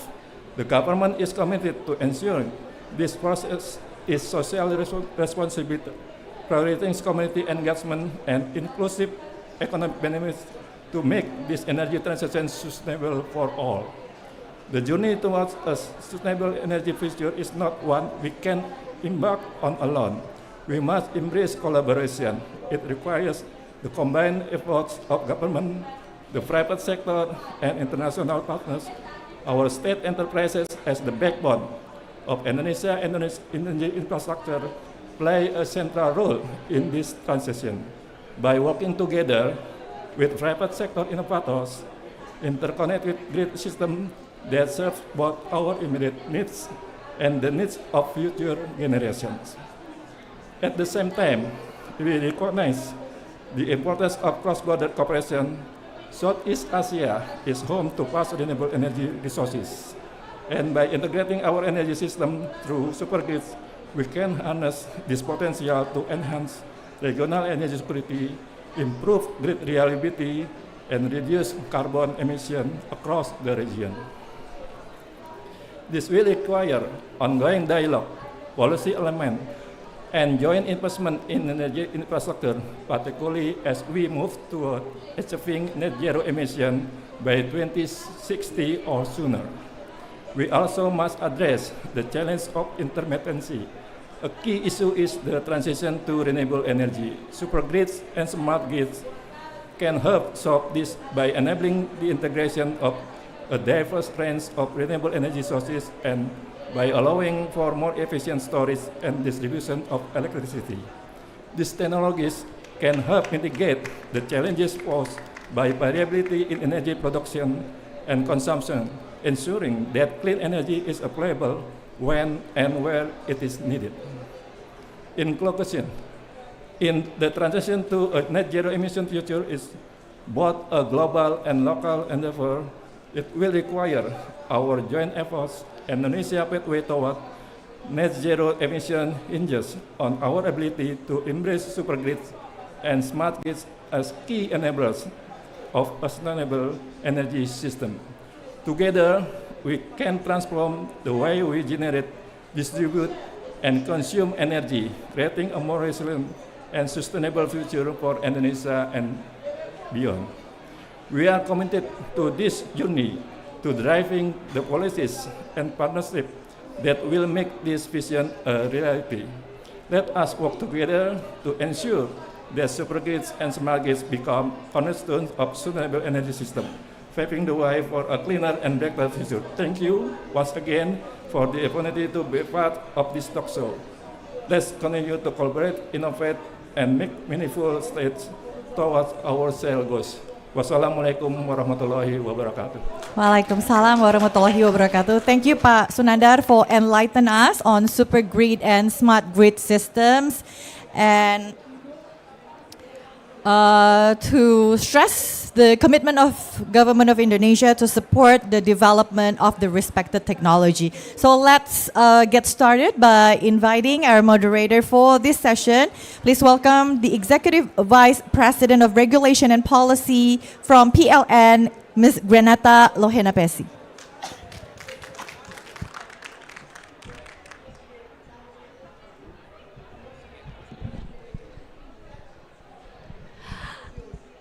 Okay, good afternoon, ladies and gentlemen, our distinguished speakers here. Thank you very much for joining these sessions. Once again, welcome to Indonesian Pavilion's event. And in these sessions, we will discuss about supergrid and smart grid, connecting the dot and bringing intermittency. And I would like to invite all our panelists here to join with me here. The first one is Pak Warsono, the Executive Vice President of Electricity System Planning from PT PLN Persero. Please give a round of applause. Thank you. The second one is Mr. Ron Benioff, Executive Director of the new Net Zero World Action Center and REL. Please join me. Thank you. The third one is Mrs. Ulrika Hamdi, Deputy Head of JETP Secretariat. Mr. Tan Anshun, Senior Business Development, S&P Global. Mrs. He Jing, General Manager Assistant of Business Division, State Grid, China. Okay, and as mentioned earlier by Pak Sunandar in his keynote keynotes, he mentions that, I would like to quote it actually, Indonesia's pathway toward net zero emissions depends on our ability to embrace supergrid and smart grid as key enabler of sustainable energy system. This is very important because to accelerate renewable energy development, we are facing some challenges. Include one of it is the mixed match between the location of large-scale renewable resources and the epicenter of the demand itself, and also the intermittency that causes system instability. So this is why supergrid and smart grid playing a critical role, especially in the Indonesian pathway to net zero emissions. With that in mind, we would like to hear from our panelists here what's practical solutions and insight from their experiences with emphasis on cross-sectoral collaborations. The first one, Mr. Warsono here with me, he will explain about how Indonesians, or PLNs to be exact, plan to develop interconnecting through supergrid and smart grid. Following with him is Mrs. He Jing will discuss about China's leading role in supergrid and smart grid technologies to scale up renewable energy. And then after that, we will hear and get some insight from the one and only Ron Benioff here about U.S. experience, U.S. National Transmissions Planning Study, and also an insight from development of the ASEAN Power Grid from Mr. Tan Anshun. And last but not least, how JETP can support in order to accelerate renewable energy in Indonesia through supergrid and smart grid from Mrs. Erika Hamdi, Deputy Head of JETP Secretariat. These discussions will be very insightful, and all the panels here will have 7 to 8 minutes presentations first, and after that we will follow up with some questions from me and also from the audience here. Also the panelists, if they want to ask a question from another panelist, of course. So, Pak Warsono, the stage is yours. Thank you, Ms. Grenata. Good afternoon, Honorable Mr. Sunandar, Deputy Assistant for Utilities and Manufacture Industry, Coordinator of Economy of Indonesian Government, panelists, and ladies and gentlemen.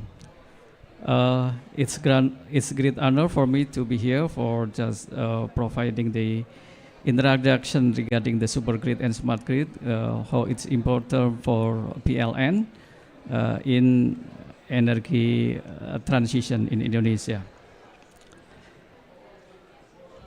Before we go regarding the supergrid, as already mentioned, but Indonesia have a commitment to net zero emission by 2060, and PLN support the net zero emission, and we have established the roadmap for net zero emission by 2060.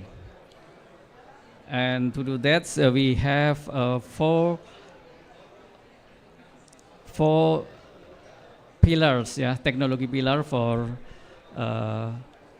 energy transition. The first one is renewable energy development, and the second is super grid. The third one is flexible generation and smart grid, and the third is green emerging technologies. Today we will focus on two pillars of the energy transition in PLN. The first one is a green super grid, and the second is regarding the smart grid.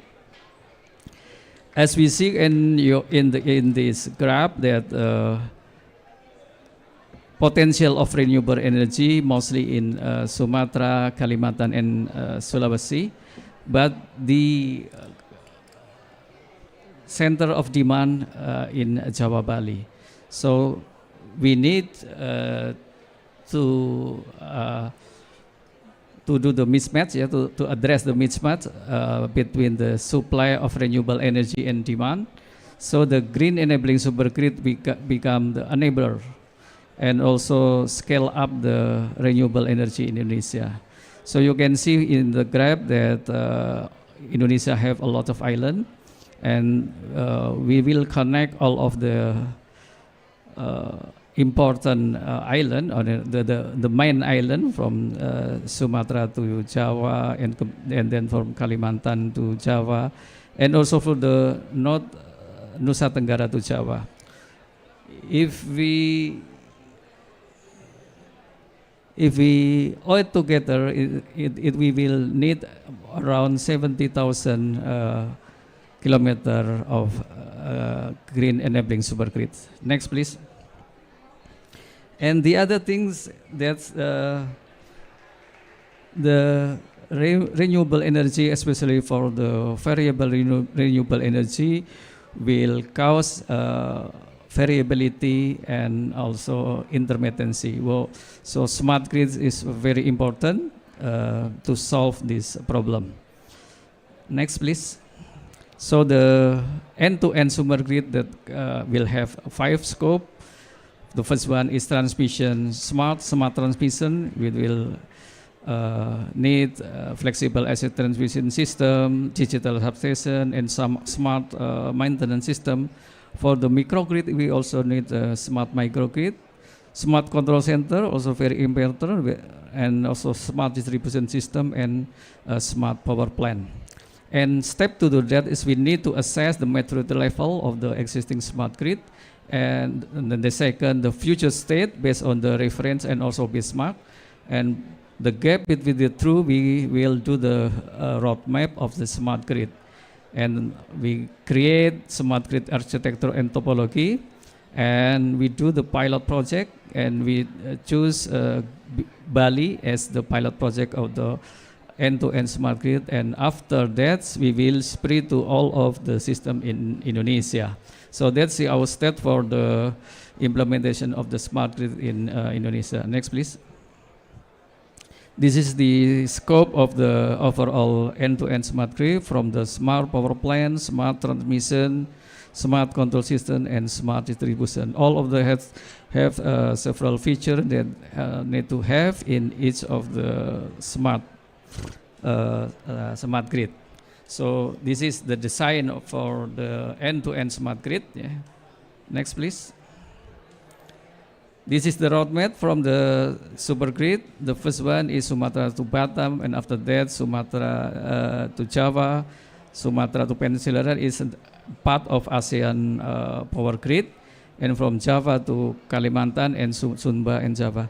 And apart from that, we also improve or strengthen our grid in Sumatra itself, and then in Kalimantan and also in Sulawesi. So it's really a huge project for interconnecting all of the system in Indonesia. Next. This is the timeline for all of the super grid and smart grid in Indonesia. I think next.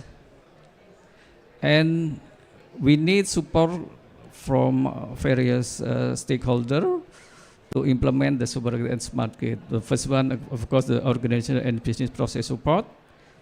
And the second, it is because it needs a huge investment cost, so we need investment support, both domestic and international support. The government, especially regarding the policy and regulation for supporting the energy transition. Technology support from the technology provider is very important as well, and the logistic support, that because right now in all over the world also do the same thing, yeah. So there is like a congestion in the logistics. So it's also one of the important that need to be unlocked in the future. I think that's all of my brief introduction regarding the super grid and smart grid in Indonesia, especially for the PLN to integrate the renewable energy, especially variable renewable energy in Indonesia. Thank you very much. Thank you very much. Thank you very much, Warsono, for very insightful introductions. We continue to the next speakers. I would like to add one question first to Pak Warsono related to the presentations. We know that PLN already have a very clear strategy, what you call in your presentation, accelerated renewable energy development, which consists of some point of strategies, including super grid and smart grid. But the question is, what are the main challenges faces in scaling up super grids and also to implement smart grid, and how are these being addressed in your current energy transition strategy? Okay, thank you. There are two major challenges, I think. The first one is relating the huge amount of funding or capex that we need. So, for example, we need more than 25 billion US dollar for the next 10 years for realizing the super grid. So, we need to have collaboration with international funding, especially for the concessional funding. And the second is regarding the capacity building of the contractor, and also the supply chains, especially in Indonesia itself, because we focus also not only for we need to strengthen the Indonesian capacity building of industry.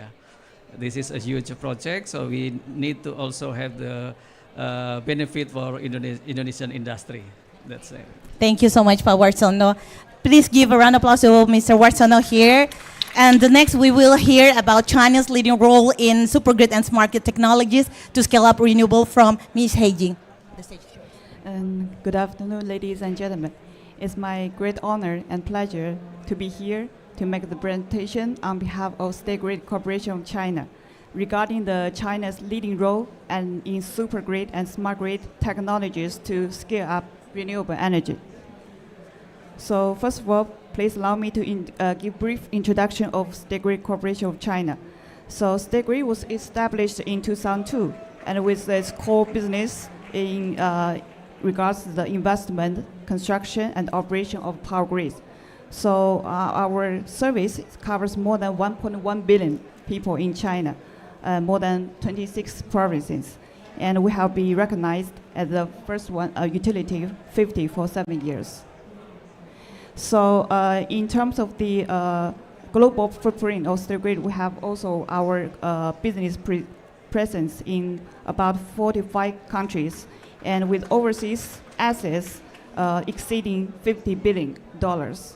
So currently the total asset scale of State Grid is about 750 billion US dollars, with more than 1.5 million employees in China and also overseas. And our operation revenue have been reached to more than 500 billion US dollar. And as a driven, also innovation, technology-driven enterprise in the world, so State Grid has also initiated quite a lot of technology, especially in terms of the transmission and power grid operation. So now in China, we have already the highest voltage transmission line reached to 1,000 kilovoltage AC transmission line and also 1,100 kilovoltage DC transmission line. And we have been ranked the first in terms of the service area, population, installed capacity, and also the length of transmission and also transformation capacity.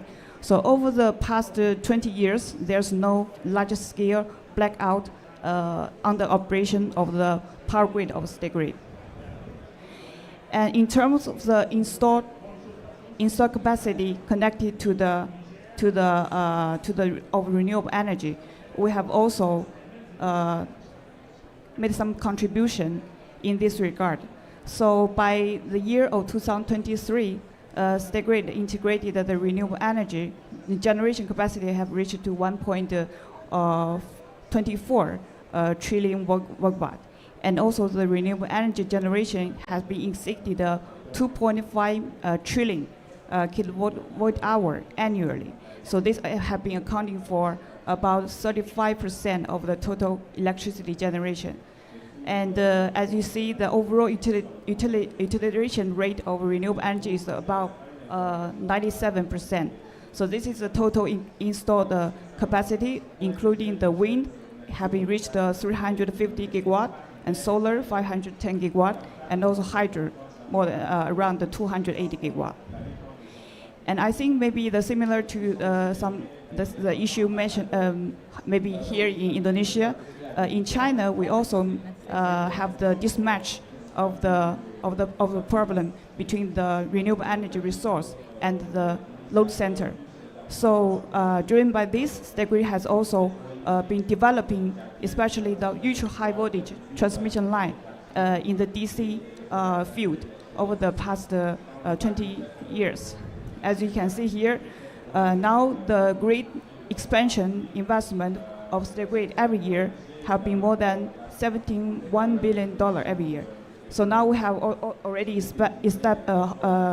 implemented 35 UHV projects, and this including 19 AC and 16 DC projects. And all the purpose is to transmit the renewable energy in the northwest of China to the east of China, which is the load center. Here's some typical project, because time is limited, so I go very quickly. So this is the first 1,100 kV DC transmission line in the world, and has been put into operation of State Grid. This is to transmit the wind and hydro energy from the Xinjiang in the northwest of China to the east of China, which is Anhui province. And also the rest, we have other UHV DC project with a similar scale. And in the national market, our most remarkable HVDC project in Brazil. And this is also, we built the electric highway to transmit the hydropower of the Amazon River basin to the load center of southeastern in Brazil. So this project has been taken into 3 phases. The first phase is with the capacity of 4 gigawatt, which has been put into operation in 2017. And the second phase is with the longest transmission length, which is around 2,500, more than 2,500 kilometers. And now we are also conducting the third phase, and this will be also put into operation in the year of 2028. So once we finish all 3 phases, the total delivered capacity will be more than 22 gigawatt hour. And another initiative made by State Grid is storage. So because the renewable energy always has the issue of the not sustainable supply, so we have also put in the storage, this including the pump storage station and also the battery storage, which is electronic chemical storage. So in China now we already have more than 133 gigawatt of pump station storage put into operation, and also the battery storage already reached to 56 gigawatt hour. And besides of the implementation in the field, we have also built the renewable energy cloud service. And this have the more complexity, the analysis capacity to support the renewable energy connected to the grid, and also to make the capacity assessment, and also give the precise forecasting the function to help the dispatch of renewable energy and the conventional energy. And in addition to this, we have also built the climate center. This is also to monitor the change of the climate, and in order to better support the dispatch and management of the renewable energy. And the rest is also some new initiative of the project, including using the flexible DC project. And this is especially to overcome the transmission in between different islands. So this is like the 5-terminal flexible HVDC grid project we have been already put into operation in the year 2014. And this is another typical project, and it has been also put in operation and supported the Olympic Games of Beijing. And this is also using the flexible DC technology and with utilization with 100% green electricity in the to supply the power in the region. And the last session is regarding the digitalization and the intelligentization of state grid practice. And so to support the super grid implementation in China, just like mentioned by Piao-en, we are also focusing on the development in the intelligence technology of to make the grid more smart and intelligent. Because time is a limit, so we just share some typical cases, which we have put some intelligent device in the substation and also in the transmission side to have the real-time monitor, and also apply some new application in the 5G and also in the AI fields. And so that's all my presentation. Thank you. Thank you very much. I know there's still a lot of things that you would like to share. Apology for the time limit that we have. But one quick question for you, Ms. Hei-jing. What are the most critical technological innovations needed to modernize power grids for the clean energy transitions, and how do you see the global energy sector adapting? Thank you for the question. And according to our experience, maybe the key point in the technology side is how to make the grid smart. And this also has been initiated by State Grid to construct a new power system. And this has been covered actually from the generation, transmission, and distribution side. Also, as we introduced our presentation in the generation, now we are also, we need to engage some storage technology.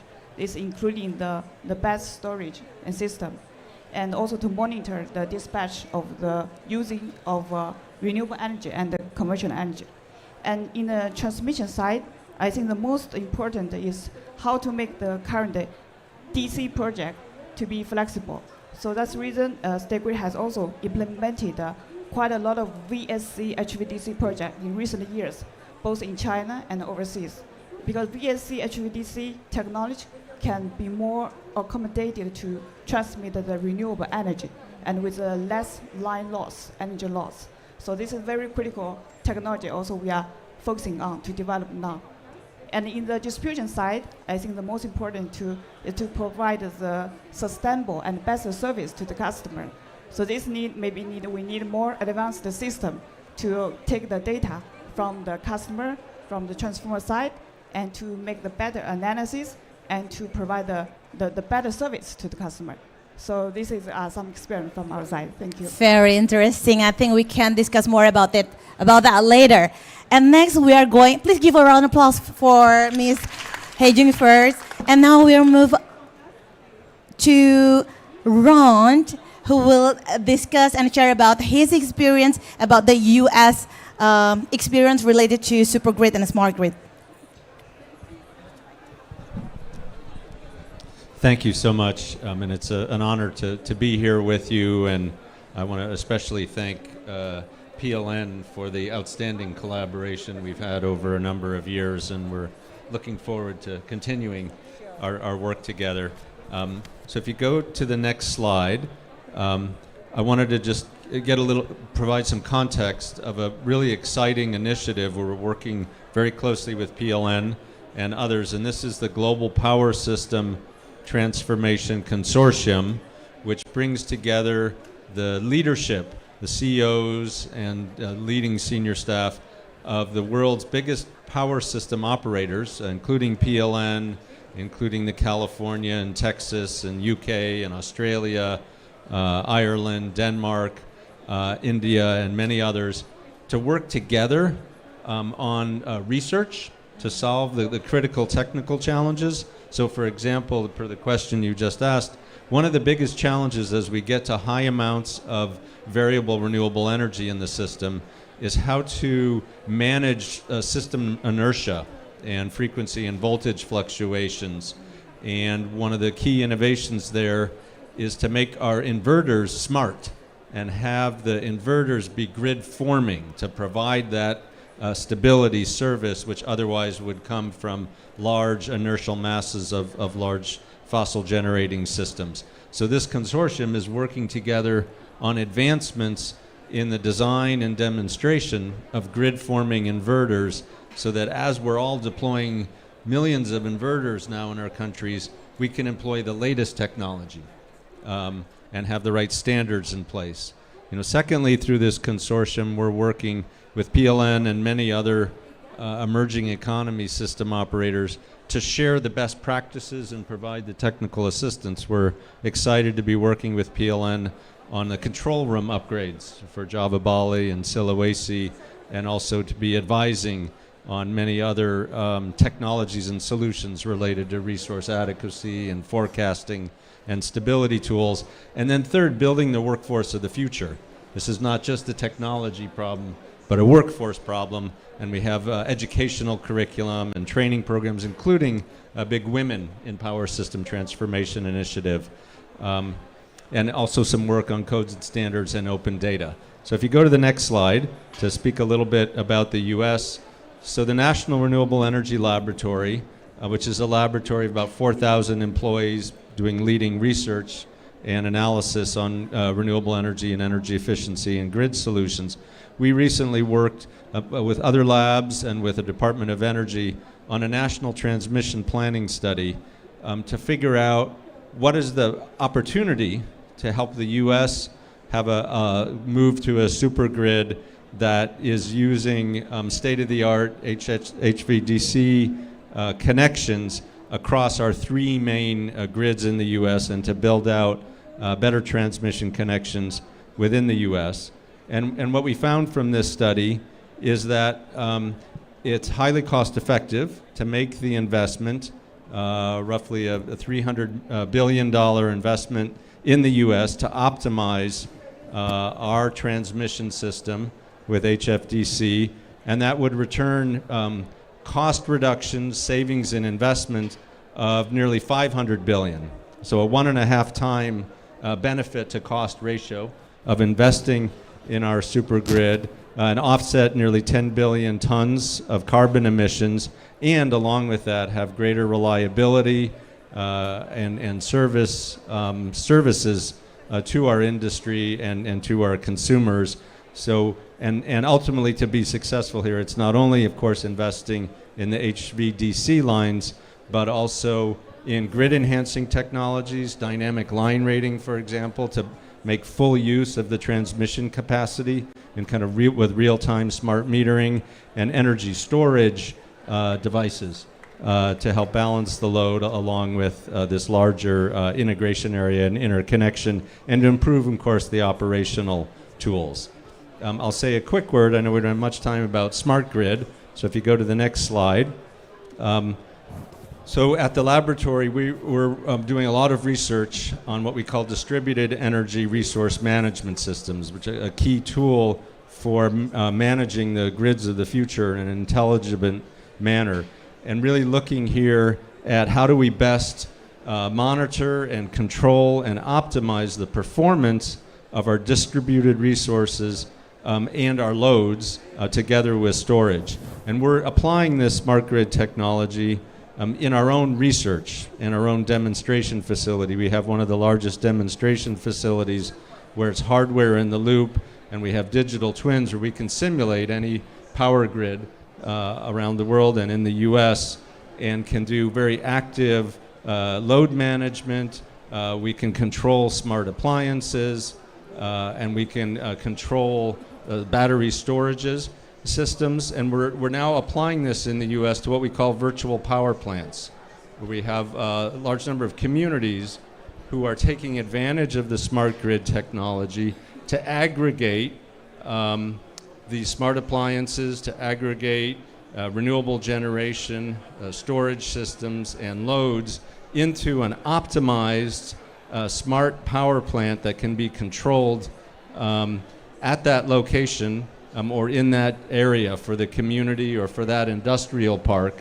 And we're seeing that the virtual power plants in the US can save us around $10 billion to implement this smart grid technology for flexible, real-time control, intelligent monitoring, and real-time balancing of distributed supply and demand, which is a highly efficient solution.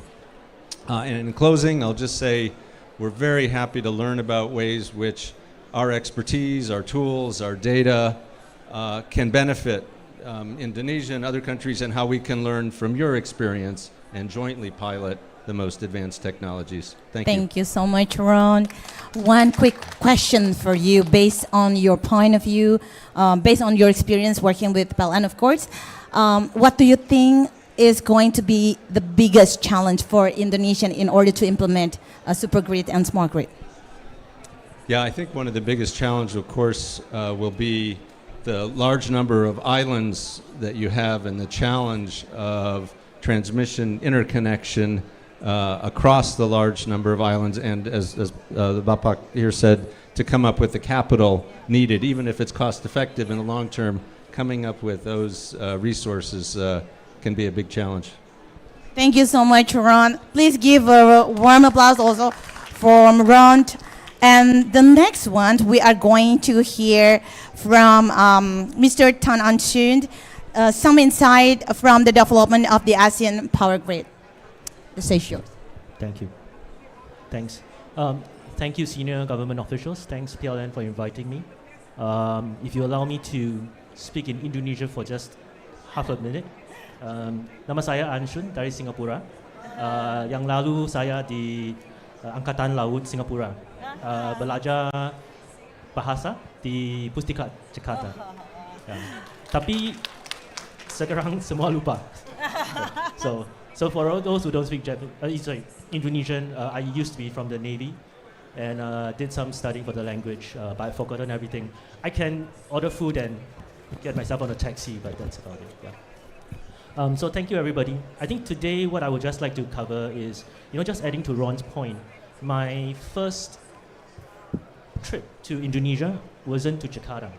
It was to a small island group in Mentawai, and it was on a Singapore ship delivering supplies, medical aid, dentistry, operational aid to there. And I think with that, I truly understand the difficulty of what Indonesia faces. Yeah. Next slide, please. Right. This is not comprehensive, but essentially this is actually some of the cross-country grids that we have globally. We've focused a little bit more on Europe and Africa continent and Asia. As you can see, I'm not sure you can see by the colors, but it comprises a lot about wind power, a lot about renewables, and some combined projects. The reason for this slide is I want to highlight that Europe is actually quite forefront in connecting between countries and grids. So, for example, in northern part of Europe, Norway sort of acts as the supercharger battery. When the wind doesn't blow and the sun doesn't shine in other parts, Norway actually supplies the power required. It's the same for France, whereby the nuclear plants actually stabilize the other grids as well. So this is something that globally we've come to see, but they took a long time. They started from 1960s, and they went from tens of kilometers and megawatt to thousands of kilometers to gigawatts now. So that's a draft for everybody. Next slide, please. This is a little bit of what's going on in, I would say, Southeast Asia. I think collectively, Laos in the north seek to become the battery, the additional battery that all the countries need when power runs low from renewable sources. So the I'm going to get this right, LTMS is operational. And obviously there is another conversation with regards to Brunei, Indonesia, Malaysia, and Philippines. So we are close to setting the grid. We have gone from megawatt requirement to gigawatt requirement, and Singapore has just announced that it will continue to link up to Australia. That's a 5,000 kilometer trip, which is really long, but we're going to see how that plays out. I think the one thing that I've seen from investment perspective, and one thing that the super grid is really useful, is it becomes non-dependent on local resources. I say that because in my previous life, when I was supporting to do a funding for a power plant in Indonesia, the key data missing was how much gas reserve was just beside the power plant. For without that, it will not be able to function. So I think one part of the super grid that is able to connect between countries and cities is able to sort of move away from the dependency on a single fuel source. Right. I think the other thing that I want to talk about, let me get this right, is now that we look at it, it's incredibly tough for everybody, right? Previously, you needed to be cheap and reliable. Yep. Now you have to be cheap, reliable, green, and disaster-proof, right? So it's become very, very difficult for everybody, and I think many of us who live with power and not in the scene doesn't realize that only when your power stops and you realize it's so critical to everything that we do. So how do we get the funding to move this forward? Because I think the technology-wise, the price has come down, right? Solar panels technology has come down. Technology has improved. We used to go from 100 kilometers to now we are trying for 5,000. So I also see this as a way of future-proofing, of connecting grids through long power lines that could go to the island groups that do not need a local power source, and and also in a smart way whereby when one corner of the country, especially Indonesia, needs power, the other side of Indonesia can actually help supply it. I'm just going to finish off with one story I have. It was in 2004, the tsunami, and the Navy was one of the first few on site. And I think what we learned was that the lack of power had just hindered rescue efforts. And so we had to bring more independent power generation units for there. I bring that up because I think the super grid actually has a chance to make robust our grid system, to future-proof it, hopefully more resilient and more disaster-proof. And I think that's something that we hope that we'll aim towards, and I always believe in the potential of Indonesia. That's all. Thank you.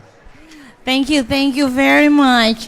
One quick question for you, based on your experience work in Singapore, Malaysia, also Vietnam, and globally, can you share with us how policy in power grid, renewable energy, decarbonizations come together to support investment?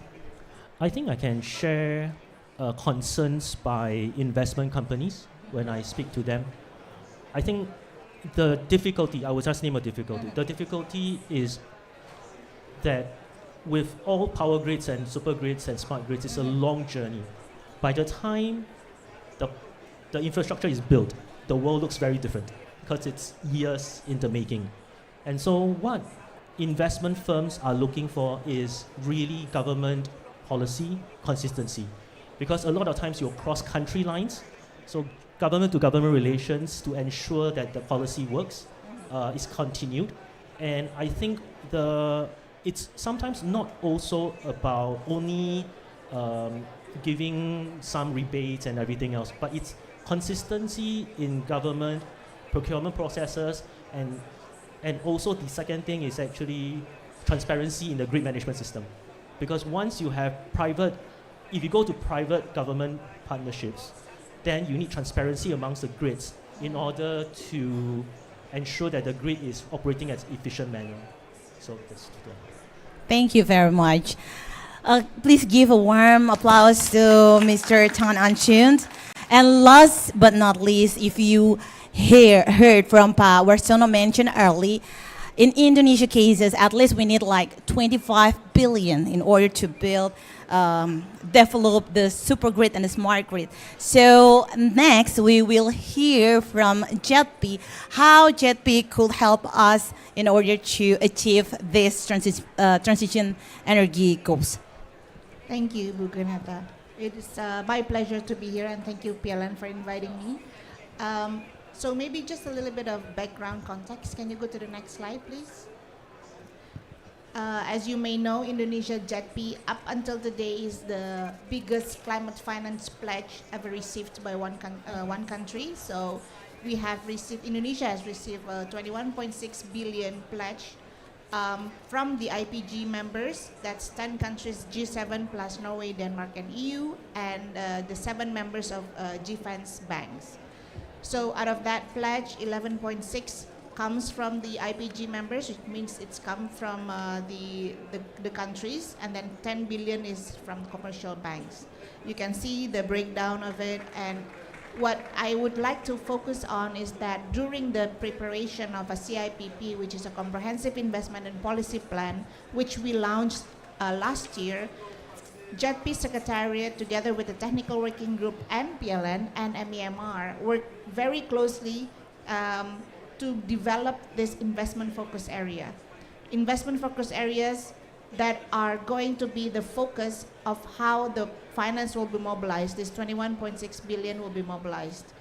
And last year, we put the transmission and distribution as the first investment focus area, because we know that there is no transition without transmission, and we know that there's a lot of needs from the PLN alone, 25 billion from Pa Warsono, that needs to be financed. And it's all of the JETP money could just go into a grid, can easily just go into the grid financing. However, this year we add one more investment focus area, which is on the energy efficiency and electrification, because before we think about supply side, I think we need to manage the demand side first. So focusing on energy efficiency and electrification becomes our first investment focus area. Next slide, please. Just a little bit of progress, if anyone is wondering. Currently, up to 1 billion of JETP financing has been approved. So 200 million of it comes in the form of grants, while 831 comes in the form of either loans or equity. I have to say that all of these 800 millions that have been approved are all from public finance, so none of the commercial financing has yet reached financial close. We have about a 5.5 to 6.3 billion of pipelines in the waiting, which we hope to be able to reach financial close by the next several years. Next. Now, in terms of grid, as I mentioned, investment focus area number 2 is on transmission and distributions. And together with PLN, we have identified the priority projects for grid investment. And if you can see it here, actually everything is in the CIPP document, which you can all download in our website. But the first few ones that are highlighted in yellow, that actually just signed an MOU earlier this week with PLN and between PLN and KfW, those are for the Sulawesi grid. And those become a priority because we have a lot of captive power in the Sulawesi grid, which are using coal-fired power plants currently, and it's of course very pollutive. But they all want to shift into renewable energy projects, and we have a lot of renewable energy in Sulawesi, but there isn't any grids developed in that island yet. And so that's why if you look at the way we prioritize the projects, we prioritize to build grids or transmissions that already have the demand side, you know, because it needs to be economically feasible as well for PLN. At the very end, we also included the deployment of smart grid technologies. It hasn't been yet, at the time, last year, it hasn't been yet decided which pilot, but I think you just mentioned it's Bali, so I want to ask Pak Warsono, actually, what's the plan for the Bali pilot end-to-end smart grid project, Pak? I would like to know more about it. Next, please. Aside from that, I think just to echo what Pak Warsono said as the barriers, as well as Mr. Tan said about the needs for policy, we know that currently one of the, well, not culprit, but one of the challenges for PLN to develop more transmission is because there is a lack of funding. Because we know that transmissions are not really profitable projects. You know, it's even some of the cases is actually a loss-making projects. And how do we finance this kind of projects? And currently, the way PLN finance the grid development is through their own corporate balance sheet. But this is not sustainable because we need, according to Pak Warsono, 25 billion within the next 10 years, and according to our JETP scenario, we need 42 billion until 2040. And PLN cannot have this financing burden alone. So that means we need to leverage private financing into this mechanism as well. And so the JETP Secretariat, along with the Indonesia Energy Transition Joint Office, will be, or currently is conducting a study on how we can leverage private financing into grid investment and financing. So this, I will not go into the details, but these are the kind of financing mechanisms that might be of interest to you, including looking at the way the power market is structured. So if you look at the investment trust, I think this is something that Singapore Power has done. And this actually put more leverage to Singapore Power to issue bonds without having without losing the control of the management of the asset. And so that's something that we are currently conducting, both on the legal framework needs to be there as well, because currently grid is under PLN's territory. It's not we are not an unbundled power market, so we're vertically integrated, and we also have we are also conducting studies on the financial viability of this mechanism. So I think I will stop there, and thank you. Okay, thank you so much. Well, Rika, you've mentioned about financing mechanism, but can you elaborate more about financing mechanism that JETP envisions to support the development of super and smart grids, and how can this mechanism be structured to attract both public and private investments while meeting Indonesian clean energy and inclusivity goals? Thank you. Thank you, Bu Granata. So we have 8 financing structures that we're currently studying. Okay. 2 that are mostly interesting is the PPP structure, which is a combination between public and private partnership financing. And currently, PPP is legally allowed in Indonesia. However, it has never been implemented for a transmission project yet. So there's some legal constraint, or maybe not constraint, but there might be some legal challenges that needs to be overcome, and might need some new regulations to enable those kind of private financing for the PPP structure. But another one that I am actually very interested to delve deeper into is the investment trust, because investment trust actually opens up the capital investment for grid into the capital market.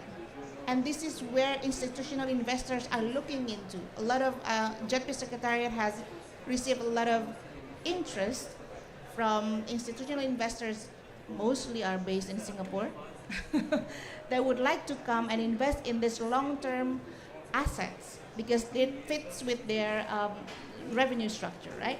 And so currently we don't have that. We don't have that structure yet in Indonesia, but if we can make that happen, if we can differentiate between ownership of the asset and the management of the asset, this is something interesting that I think we were still studying it, but I think this is an opportunity. It is an opportunity. Looking forward to discuss more about that with you. Yes, please. I just wanted to add that there is a, well, I'm not sure whether it's a new term, but there's a lot of blended finance conversations in Singapore. And there are many versions. Blended just means, it could be any combination. But the one recently that I've heard of is actually a philanthropic and commercial finance. So I'm not sure whether it's applicable here, but for example, a lot of times when you have setup costs, it's a lot of cost, and yet a lot along the way of it doesn't really earn that much of returns.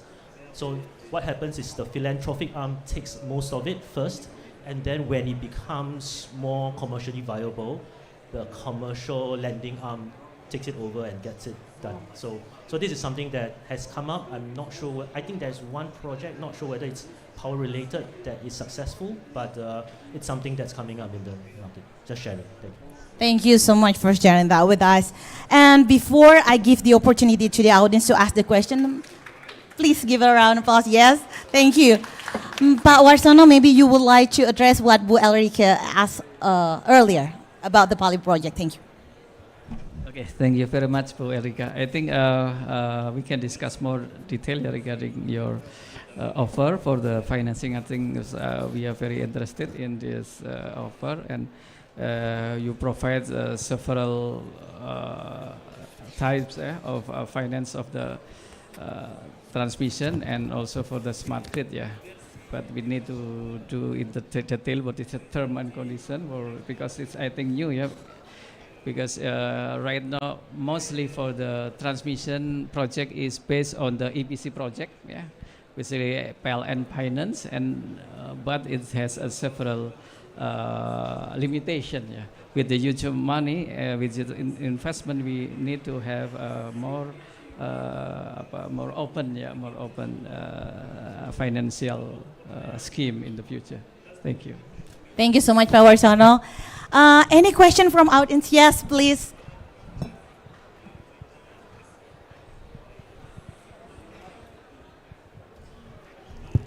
Yeah, thank you for moderator, and thank you so much for all speakers for your very incredible presentation.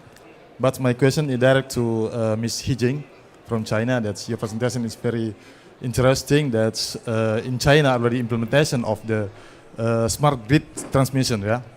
My question is, what is the big challenge and lesson learned from the implementation of smart grids? Now also, what's the impact? For example, there is an impact to price from the customer. And the second question is, you mentioned is you have building 50,000 kilometer transmission line, right? How long you build this transmission, and where is the financing coming from? Thank you so much. Thank you so much, Pak. Thank you for your question. Regarding the first question, the challenge for implementing the smart grid, I think the most valuable lessons we learn is about the top design. It should be made first and with a clear roadmap. And this is how we also experienced for the past 20 years. Because the smart grid actually, as we explained, is related like a system. So this relates from generation to transmission and distribution. So we have to make the roadmap phase by phase in order to deploy all the initiative to be implemented on the ground, and also based on the status of the economic and social development of the country as well. And so this is maybe the lessons we learned from developing the smart grid. And secondly, regarding the transmission line, you're asking how long we built. So for the UHV project, we have been dedicated to develop, I think, for the last 10 years. But we also started from the small pilot project, and then we go to ramp up. So if I not remember wrong, I believe maybe all of these transmission line can be already finished within the last maybe from 5 to 8 years. Yeah, approximately. Yeah. So I hope I answer your question. Thank you.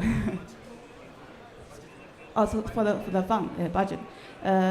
In China, because the grid owned and operate and also construct and operate all the power grid and also the transmission line. So this is all the budget and also fund is coming from state grid as well to make the investment. Yeah. Thank you very much. Another question from the audience to our panelists here. Okay, I still have one question for the panelists. Maybe this is for Ron from U.S. perspective, also for Mrs. Heijing from China, but please welcome to add some notes here.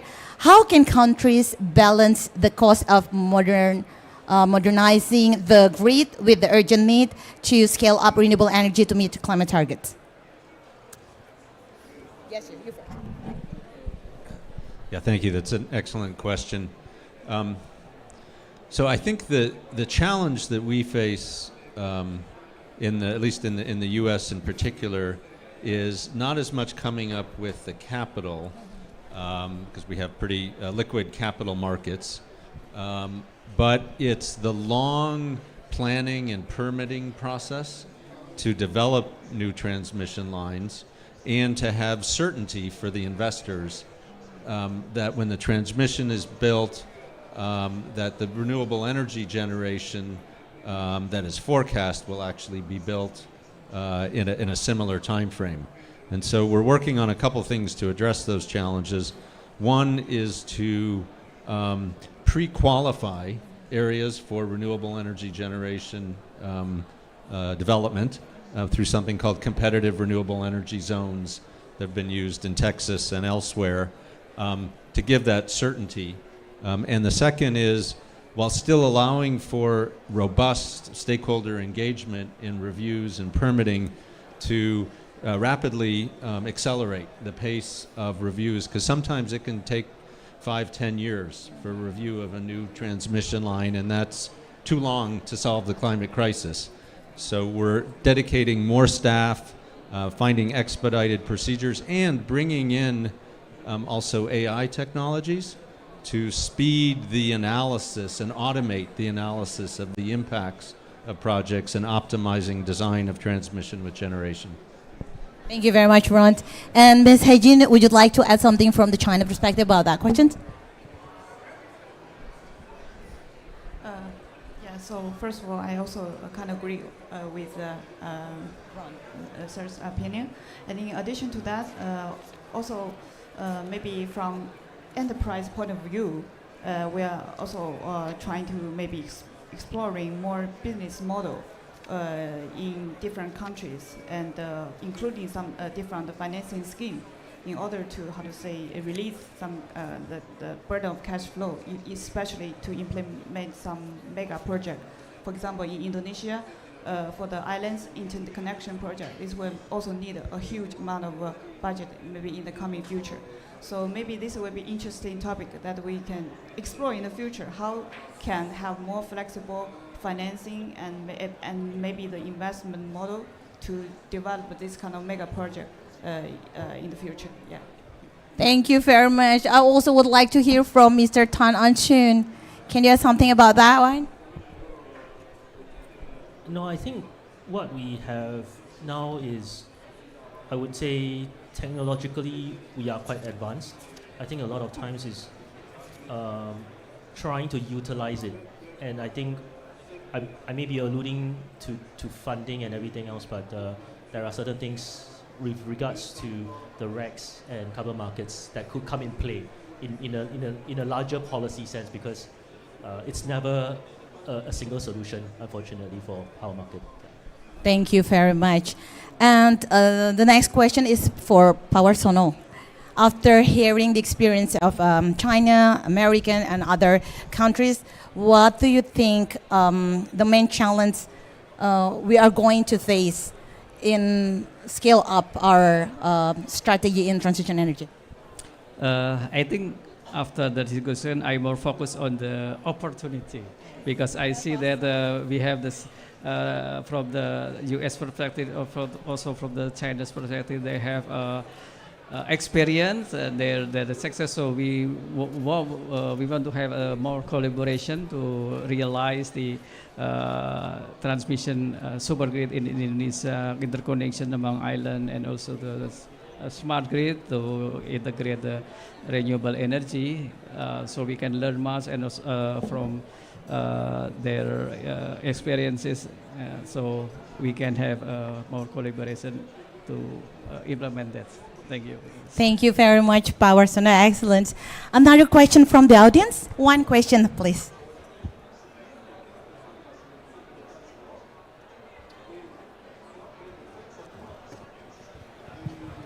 Hi, I'm from Indonesia, but I'm representing Indiana University from US. I have a question for Pa Warsono, if you may. I would like to ask about the smart grids, like PLN plans for Indonesia. Is it like connected to main grid, and then how PLN want to diversify the renewable energy? Is it like very focused on the renewable energy itself, or like would like to diversify by others the energy that Indonesia has as well? And then like how PLN make sure that it's a just transition for the community, how like they take account the people there? Is it gonna be prioritized the people first, and so on? Thank you so much.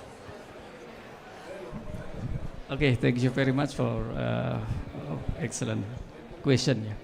I think for the implementation of the smart grid is it's depend from one system to the another system. Yeah.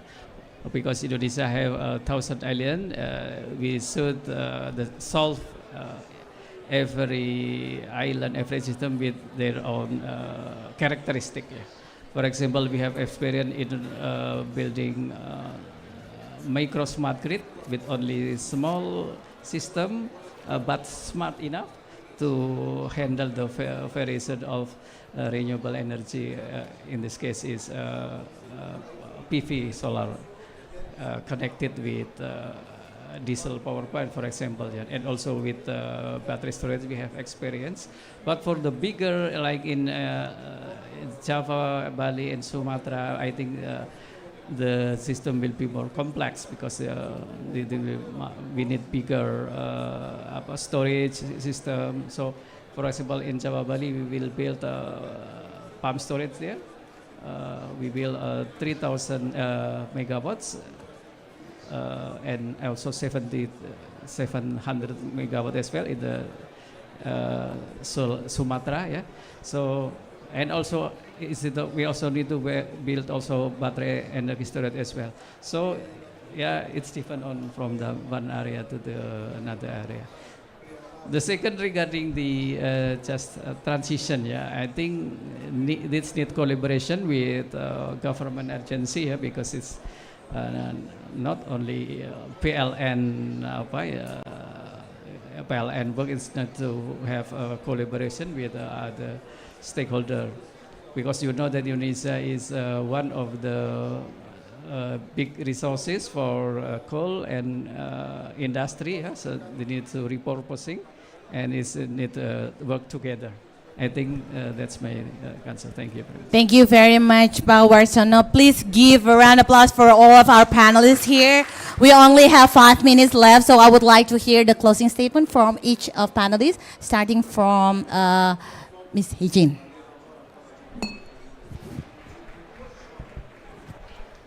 So thank you so much, and once again, thank you for the time of all the audience, and it's really great pleasure to hear some experience of China and of the practice of state grid. And we hope that in the future there will be more kind of communication in this regard, and we can share the lessons learned from different countries based on different economic and social status of different countries, and hope to build a strong and smart grid can really support the energy transition for Indonesia and also all of the world. Thank you. I think the idea of a power grid is a complex one, and I think that it needs to be considered in totality with other mechanisms, whether it is collaborative ones with the JCM in Japan or with the carbon institutions and carbon markets, because we all need to get funding to get to where we want to go, and I think that's something that has to be explored. There has been some implementation of policies in India and China, and I think Indonesia as a big country would need to get started on that as well. But I want to thank PLN for inviting me, and thank you. Thank you. So I don't think I will be giving a closing statement, but I will give you a question as a thought.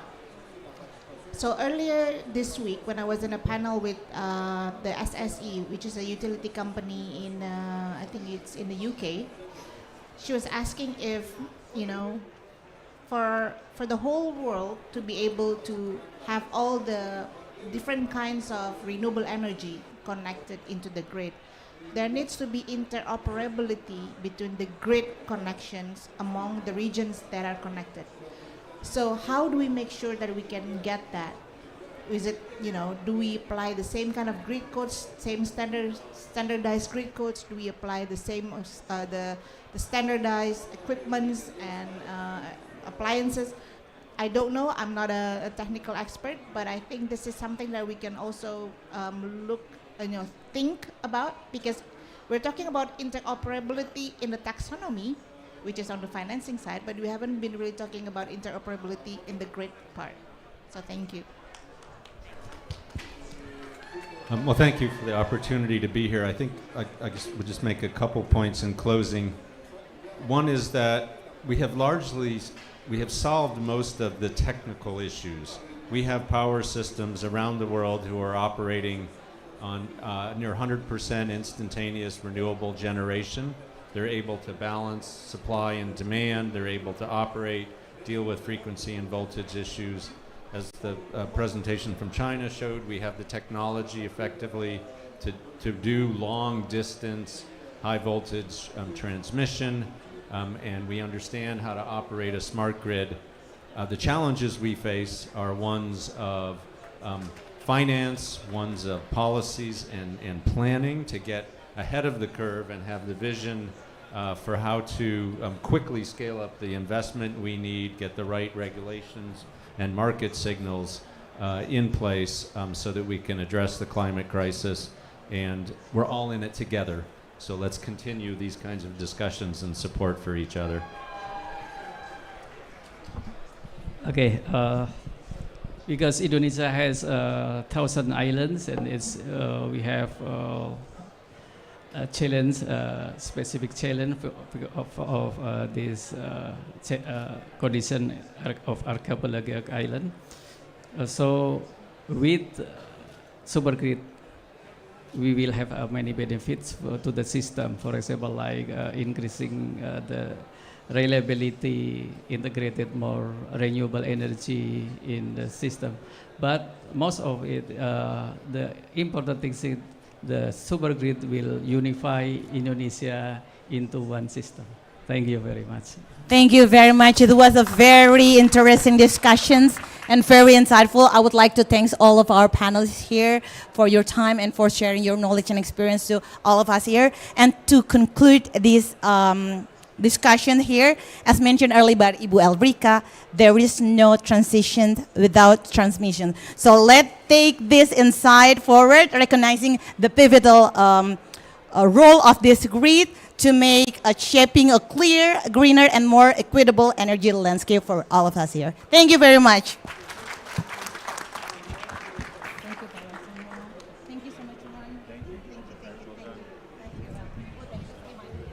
And to value your contribution, for sharing your thoughts and exchanging information with all of us, PLN. On behalf of PLN, Pak Warsono would like to hand out a special merchandise to all speakers. Thank you, Ron, for the encouragement to work together. and Elrika, as well as our keynote speaker, Pak Sunandar, please be back on the stage. And where I was before, Elrika, thank you very much to ask the question back to the audience. So that's the core of living, right? Never stop seeking for solutions. And Anshun, thank you very much for sharing some source of finance, introducing to all of us an instrument that you can actually combine philanthropic with commercial finance. And again, He Jing being the last speaker, thank you very much. You did mention about the technology. Oh, are we taking picture? Pak Warsono, would you please kindly take the privilege to hand out the merchandise to all the speakers? Sorry, I was busy talking. I have to acknowledge the contributions from all speakers today. Thank you very much, He Jing. Thank you so much. You share a bit of knowledge on your technology, the term on how you completed the projects, and source of funds as well. Hopefully Indonesia can follow the suit. Well, hopefully, right? Positive thinking attracts positive results. Okay, next one. Thank you, Anshun. Thank you.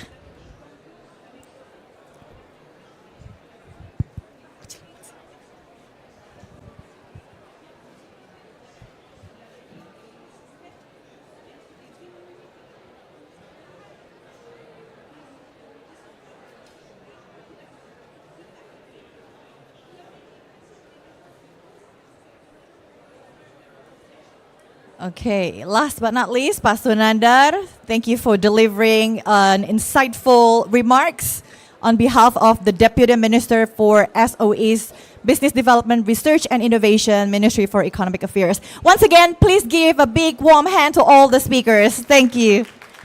And thank you for your attendance. And on your way out, please collect a small ticket that you can exchange with some souvenirs, and you can collect it at the end of the pavilion. And also, please enjoy our snacks, traditional Indonesian snacks. And we'll see you again in the next 10 minutes. Thank you.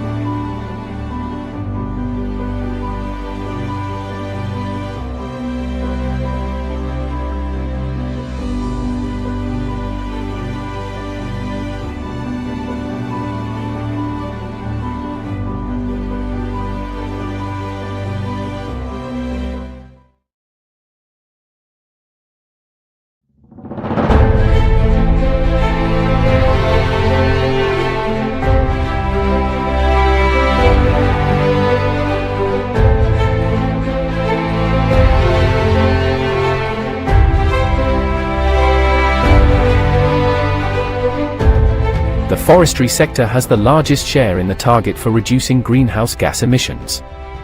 FOLU Net Sink 2030 in Indonesia is an achievable condition where the level of greenhouse gas emissions from the forestry sector and land use in 2030 will be balanced or even higher than the emission level. What is FOLU Net Sink? Forestry and other land uses. FOLU Net Sink is a condition when the amount of carbon absorbed by the forest and land sector is equal to or greater than the emissions it produces. This target is very ambitious for Indonesia, considering that the forest and land sector still accounts for 60% of the total greenhouse gas emission reduction target. Indonesia's FOLU Net Sink 2030 basic idea. There are 3 basic ideas for Indonesia's FOLU Net Sink 2030, including sustainable forest management, environmental governance, and carbon governance. What is the purpose of FOLU Net Sink? The objectives of Indonesia's FOLU Net Sink 2030 operational plan include strengthening policies and work implementation to achieve Indonesia's FOLU Net Sink 2030 with systematic and measurable steps. Establish an operational action plan for reducing greenhouse gas emissions in the forestry and land sector towards Indonesia's FOLU Net Sink 2030. Elaborating the NDC targets into detailed action plans for reducing greenhouse gas emissions in the forestry and land sector using Indonesia's FOLU Net Sink 2030 approach. Affirming the main supporting activities for the implementation of programs and activities to reduce greenhouse gas emissions in the forestry and land sector towards Indonesia's FOLU Net Sink 2030 as well as the stages of work and operation and evaluation. Become the basis for the preparation of the manual of operation of each policy and the main supporting steps of the national program Indonesia's FOLU Net Sink 2030. FOLU Net Sink Scope. There are at least 15 scopes of FOLU Net Sink that need to be known, including 1. Reducing the rate of deforestation of mineral land. 2. Reducing the rate of deforestation of peatlands and mangroves. 3. Reducing the rate of forest degradation on mineral land. 4. Reducing the rate of forest degradation on peatlands and mangroves. 5. Plantation forest development. 6. Sustainable forest management. 7. Rehabilitation with rotation. 8. Non-rotational rehabilitation. 9. Peat restoration and peat water management. 10. Mangrove rehabilitation and afforestation in ex-mining areas. 11. Conservation of biodiversity. 12. Social forestry. 13. Introduction of ecosystem replication, green open space and eco-riparian. 14. Development and consolidation of customary forest. 15. Supervision and law enforcement in supporting the protection and security of forest areas. Mitigation actions FOLU Net Sink Sector 2030. Determination of priority locations for the implementation of mitigation actions by using the templates are as follows. Prevention of deforestation and degradation of natural forests. Prevention of forest destruction in concession. Development of plantation forest. Sustainable forest management. Increasing forest carbon stock. Peatland management. Natural forest conservation. The implementation of FOLU Net Sink 2030 will affirm Indonesia's position and dignity as a party to the UNFCCC and fulfill Indonesia's commitment to the Paris Agreement and Law 16/2016. Therefore, it takes determination, careful implementation, and perseverance and patience to continuously make improvements from time to time in achieving our best efforts to protect the earth of Indonesia and everything in it.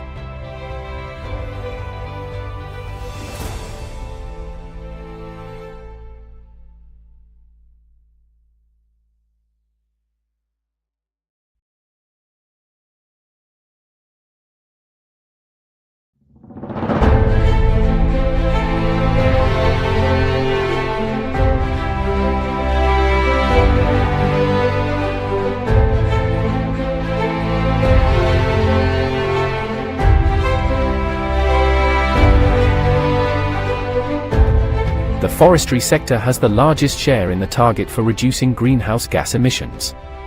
FOLU Net Sink 2030 in Indonesia is an achievable condition where the level of greenhouse gas emissions from the forestry sector and land use in 2030 will be balanced or even higher than the emission level. What is FOLU Net Sink? Forestry and other land uses. FOLU Net Sink is a condition when the amount of carbon absorbed by the forest and land sector is equal to or greater than the emissions it produces. This target is very ambitious for Indonesia, considering that the forest and land sector still accounts for 60% of the total greenhouse gas emission reduction target. Indonesia's FOLU Net Sink 2030 basic idea. There are 3 basic ideas for Indonesia's FOLU Net Sink 2030, including sustainable forest management, environmental governance, and carbon governance. What is the purpose of FOLU Net Sink? The objectives of Indonesia's FOLU Net Sink 2030 operational plan include strengthening policies and work implementation to achieve Indonesia's FOLU Net Sink 2030 with systematic and measurable steps. Establish an operational action plan for reducing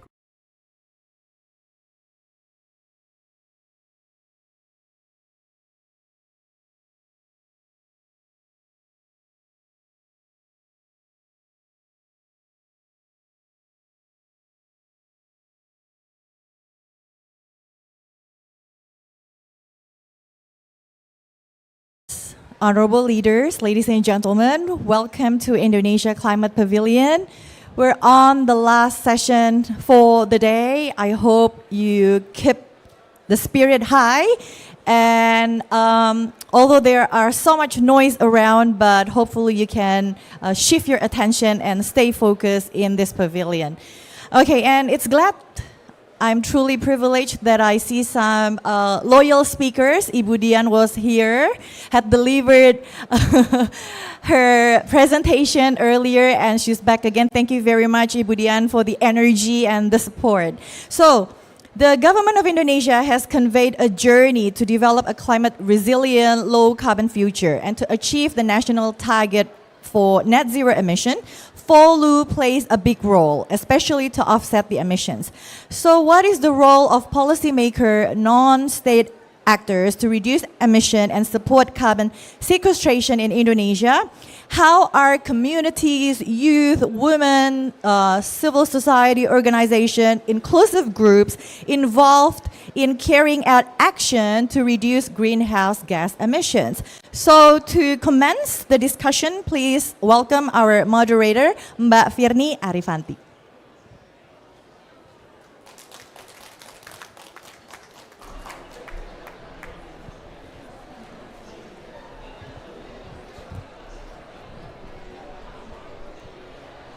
Good afternoon, ladies and gentlemen.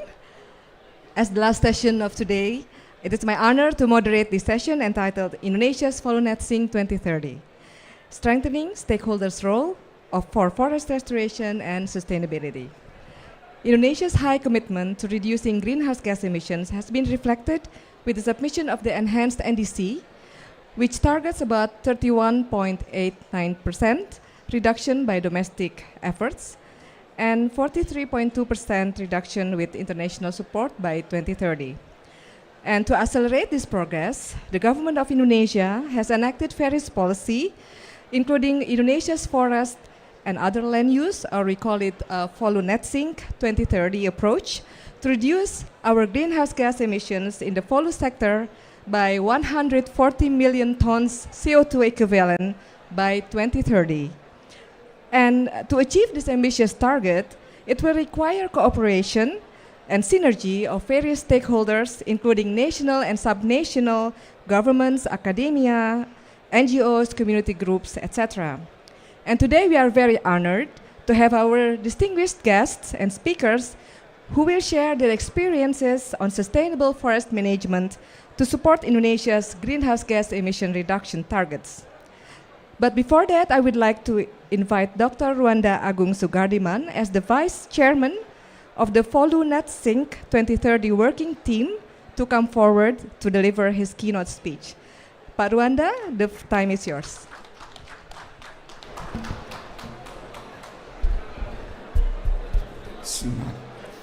Assalamualaikum warahmatullahi wabarakatuh. Your Excellencies, the Right Honorable guests, distinguished delegate, colleague, ladies and gentlemen, a very good afternoon. First of all, I would like to greet our speaker today. The first, Ms. Hege Karsti Karnilstedt, Policy Director, Norway's International Climate and Forest Initiative, NICFI. The second speaker, Mr. Yusarwardi Usman Putra, the head of West Sumatra Forestry Service. The third, Mrs. Dr. Dian Novariana, Deputy Director of Sustainability and Stakeholder Engagement April Group. Mr. Agus Yasin, Assistant Deputy for Indonesia Peat and Mangrove Restoration Agency. And of course, I will not forget to greet Mrs. Dr. Firni Arifanti, the Indonesian National Research and Innovation Agency, as our moderator for the session today.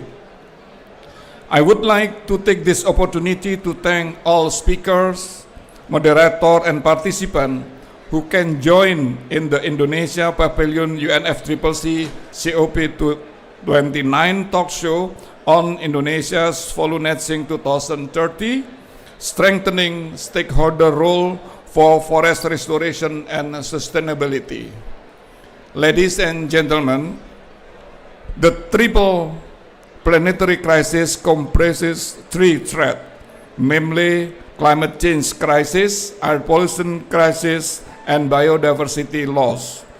They represent major issues that challenge the international community nowadays. Bilateral and multilateral collaboration as well cooperation are necessary to maintain and ensure our planet to be livable for future living. Indonesia ratified Paris Agreement in 2016 through the Law Number 16 of year 2016 aimed at supporting prevention of a global temperature rise below 2 degrees Celsius from the pre-industrialization level, and even more to limit the temperature rise up to 1.5 degrees Celsius in the coming years.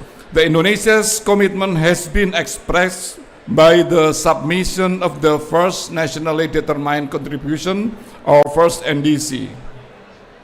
The first NDCs outline a commitment target of reducing greenhouse gas emission as compared to the business as usual projection by 2030. In 2021, Indonesia further solidified its commitment by submitting an updated NDC and has developing the long-term strategy for low carbon and climate resilient 2050. The LTS RCCR 2050 has a vision to achieve the condition of the net zero emission by 2016 or sooner.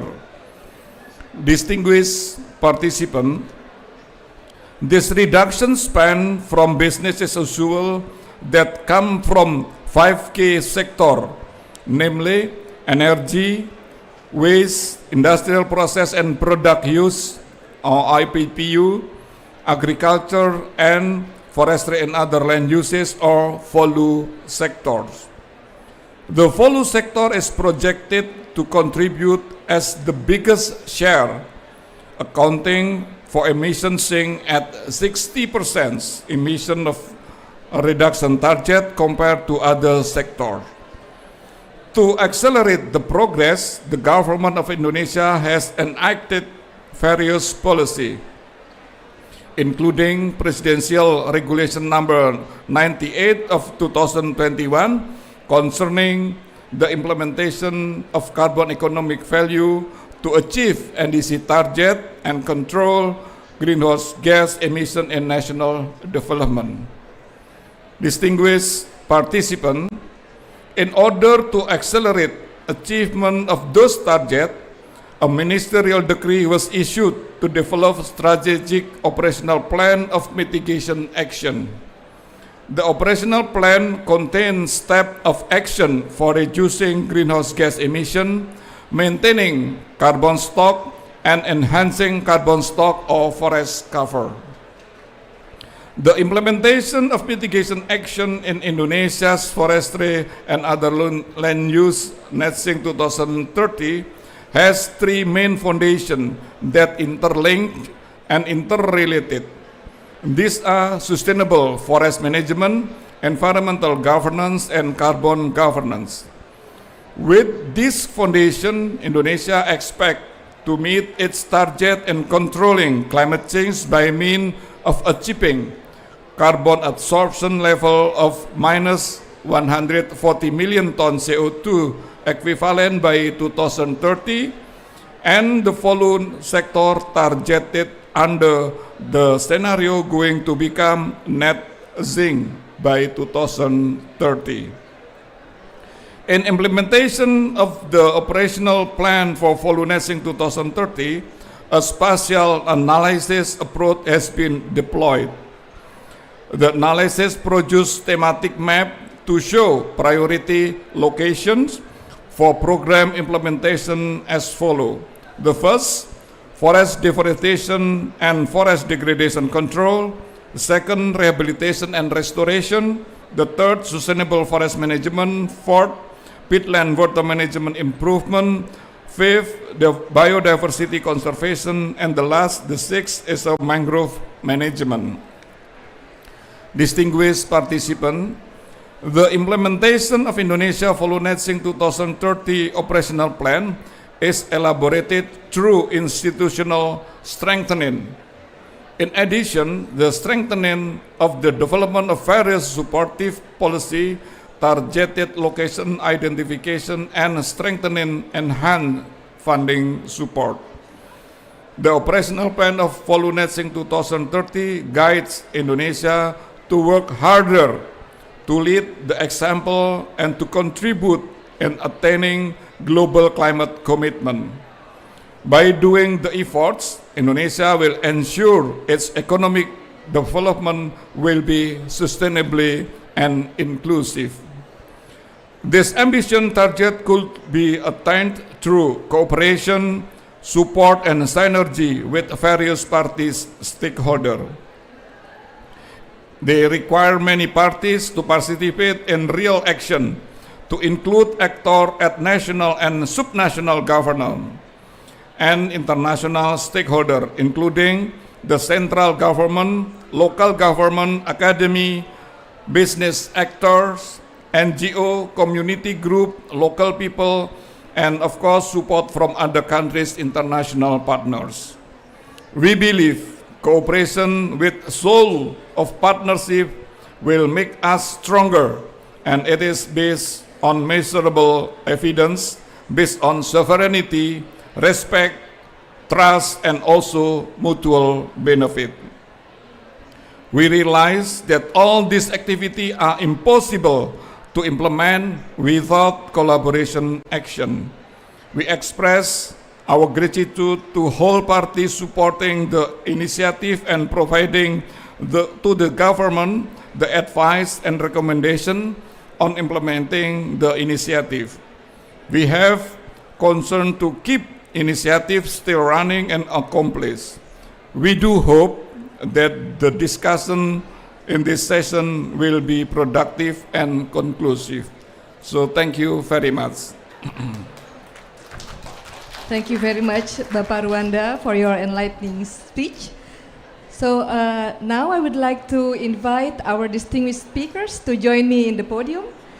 Ibu Miss Hege Karsti Rexfield, and then Mr. Yozarwardi Usama Putra, please come forward.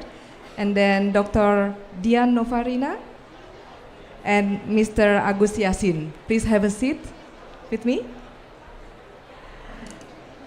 Yes, thank you.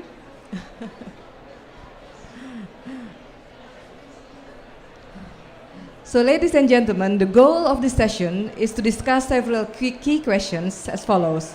So first is, what efforts are being made to support actions that reduce emissions and increase carbon sequestration in Indonesia from policymakers, the private sector, and the community group, as well as the international partner? The second quick questions that we will be discussed is about Indonesia, which is currently vigorously pursuing socio-economic development to improve public welfare, which will generate emissions. So what is your perspective on Indonesia's FOLU NETSING 2030 in this context?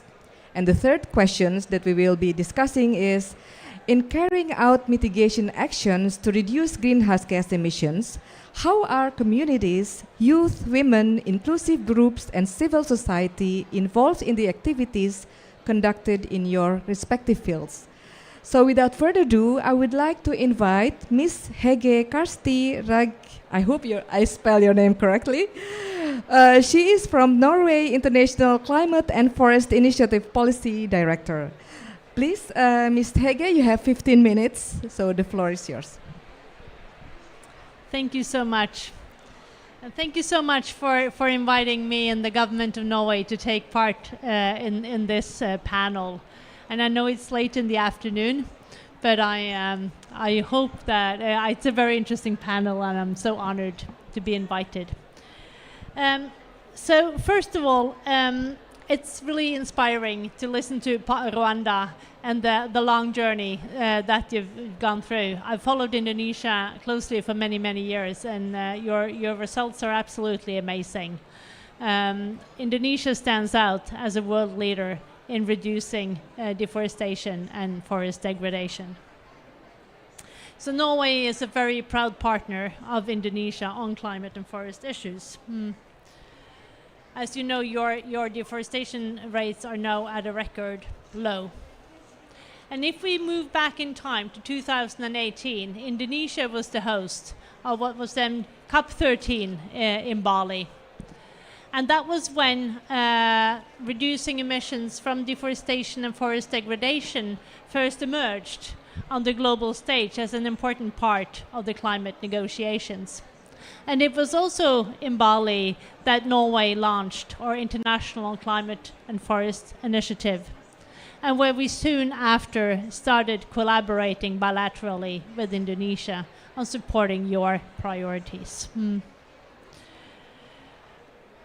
So and of course, time went by, and you've done a major, lots of different policy reforms, but the introduction of FOLU net sink was a major milestone. And I think you just described Rwanda as a whole of society approach, that governments need to work together with academia, with media, with local communities, and with subnational governments and with the private sector in order to achieve these goals. That's really, really key. And you have for the past years also shows that this works. So Norway and Indonesia have a bilateral partnership, and under our results-based partnership, we've been able to disperse $156 million due to the results that Indonesia has delivered so far. And we are very honored to be the first international government that supports the Indonesian Environment Fund, the BPDLH. That your national ownership and ambition is really key. So for us to support your ambitions and others ambitious tropical forest countries in reaching your targets is key to our policy. And when results are delivered, we are a reliable partner. Norway's International Climate and Forest Initiative has just been extended by our Prime Minister until 2035, which means that we have a long-term vision for our partnership and for partnering with ambitious tropical forest country governments. So we believe that it's important to convey political will and future ambitions to continue to produce results. And through the reductions in deforestation, as in the FOLU net sink, in line with the FOLU net sink plan and Indonesia's NDCs, you have done all this in a very impressive way. So we're a strong supporter on your way forward.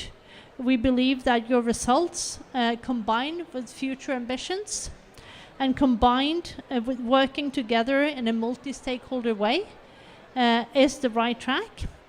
And we have also observed that the carbon market has changed significantly in recent years, away from standalone projects and more towards a jurisdictional or national scale approach.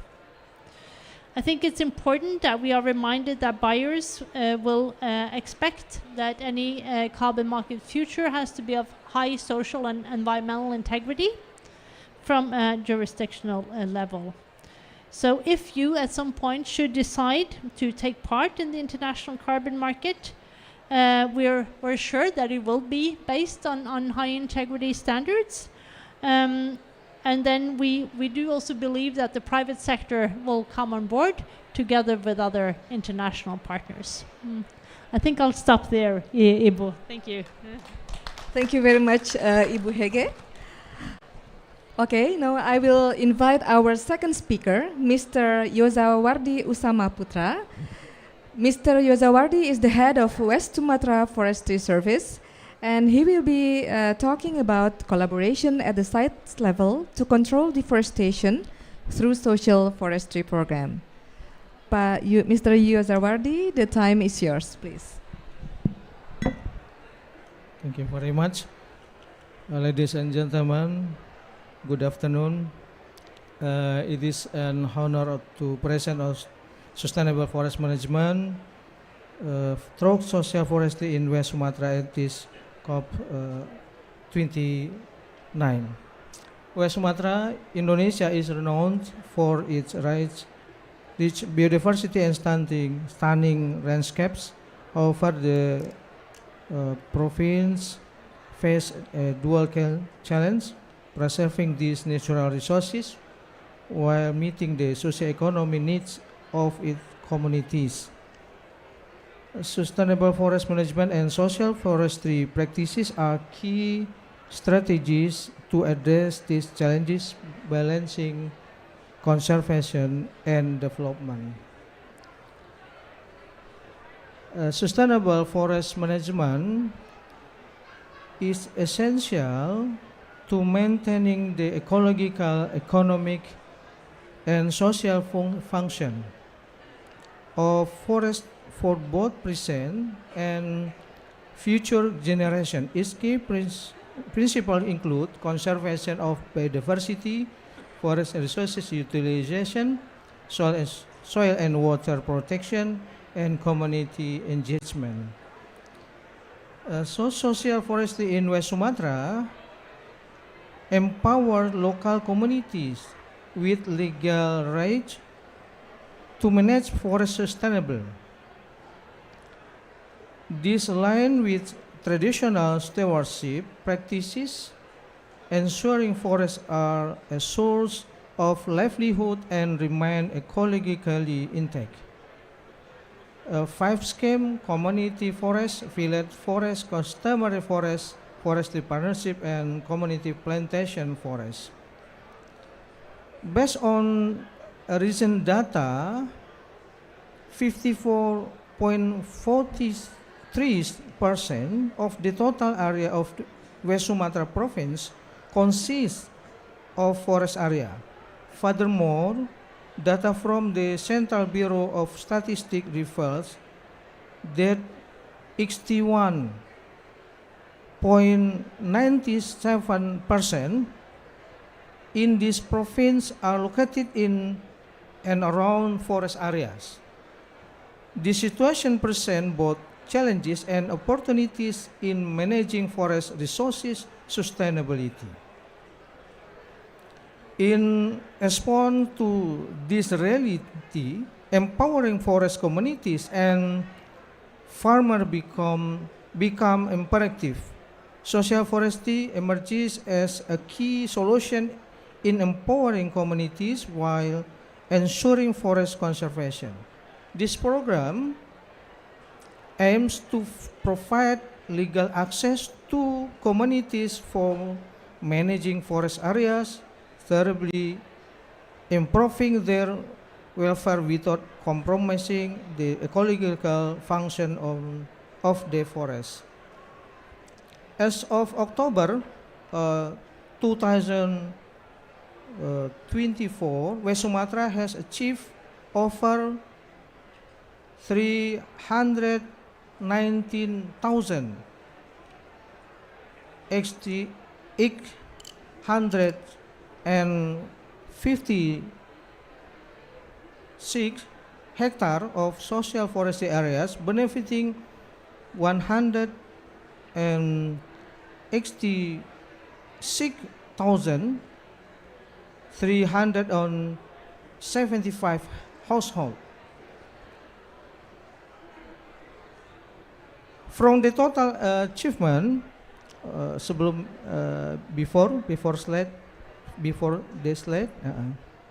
from the total achievement of social forestry scheme in West Sumatra, village forests hold the largest share, covering approximately 83% of the total area, with 146 units managing 265,600 hectares. The Utilization of state forest area in West Sumatra consists of three categories: social forestry, next slide, natural forest timber concession, and plantation forest timber concession social forestry. The graph shows a significant and consistent increase in the area allocated for social forestry, starting at approximately 50,000 hectares in 2016 and reaching over 300,000 hectares by 2024. This trend reflects the growing emphasis on empowering communities and promoting sustainable forest management through social forestry initiative. Next. Social forestry benefit 1, increase community access to natural resources. Social forestry has significantly impacted communities in West Sumatra by enhancing their access to natural resources. Through social forestry initiative, approximately 16.5%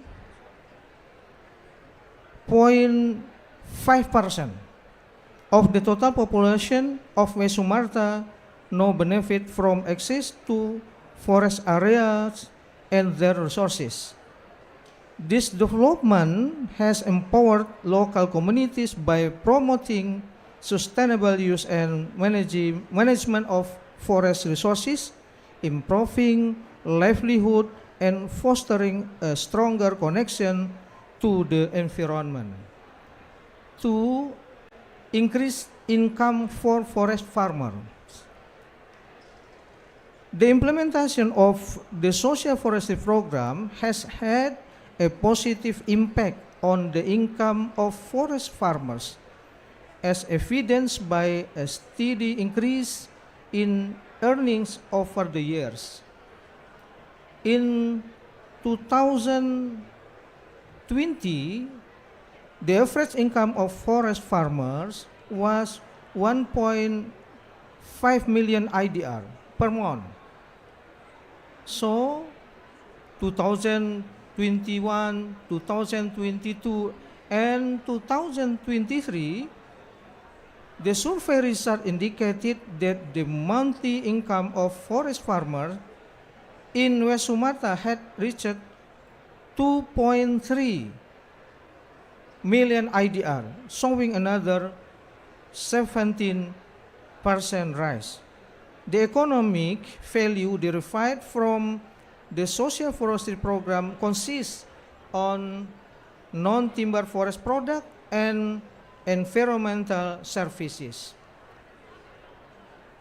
3, increase and preserve forest cover. The social forestry program in West Sumatra had successfully contributed to increasing and preserving forest cover.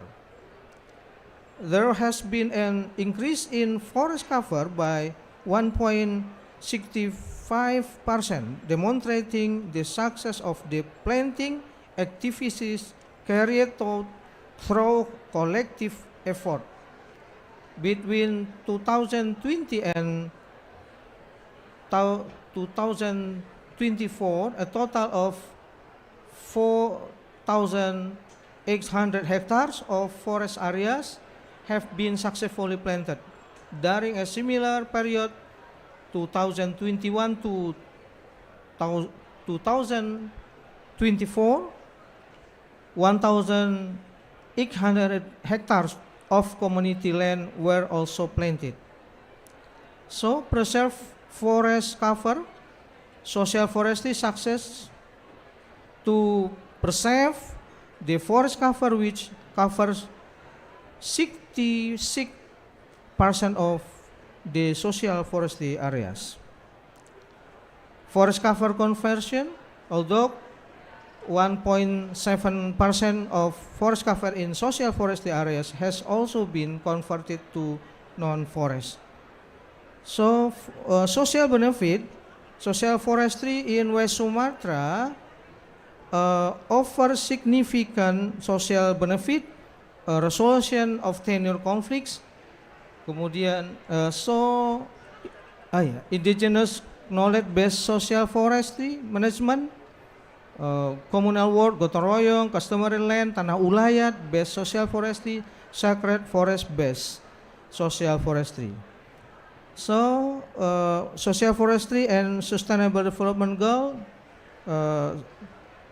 Here is how social forestry align with these SDGs. SDGs 1, no poverty. SDGs 2, 6, 8, 10, 12, 16, and 17. Partnership for the goals. What is the challenge in social forestry in West Sumatra province? Despite its benefits, social forestry face challenges. These include limited technical and financial resources, market access barriers, high transportation costs, a lack of value-added processing facilities, and limited number of assistant facilitators. Addressing these issues is critical for maximizing the program impact. The strategy for social forestry development, West Sumatra government has implemented robust strategies for social forestry development. This include inclusion in the regional medium-term development plan, budget prioritization, regional regulation, and collaboration through the pentahelic approach. We also focus on institutional strengthening, market access, and technology support. Thank you. Thank you very much, Bapak Yozawardi Usama Putra. So we go to our third speaker, Dr. Dian Novarina from the Association of Indonesia Forest Concessionaires. She will be delivering her speech about intensive silvicultural and forest management practices to support greenhouse gas emission reduction and carbon stock enhancement. Dr. Dian, the floor is yours, please. Yes, please. Yeah, if you'd like to present here.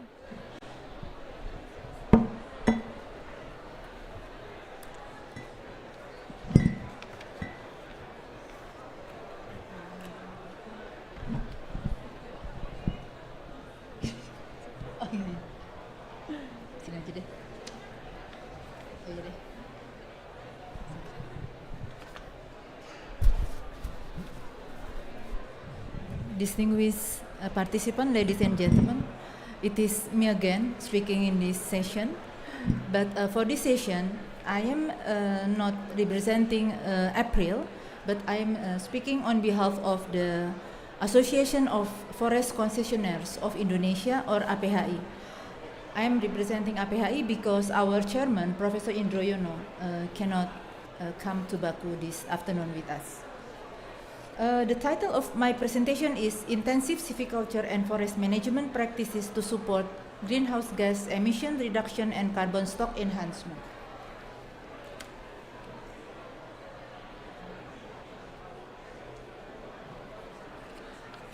I will start with sharing with you the list of mitigation action plan of forestry sector 2021 and 2030.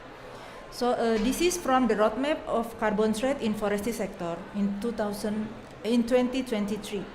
So this mitigation action consists of, we can see on the table, reducing deforestation and forest degradation, and on the right column, the target is 1.8 million hectare. And then plantation forest establishment, the target is 6.11 million hectare. Sustainable forest management by implementing reduced impact logging and also enhance natural regeneration.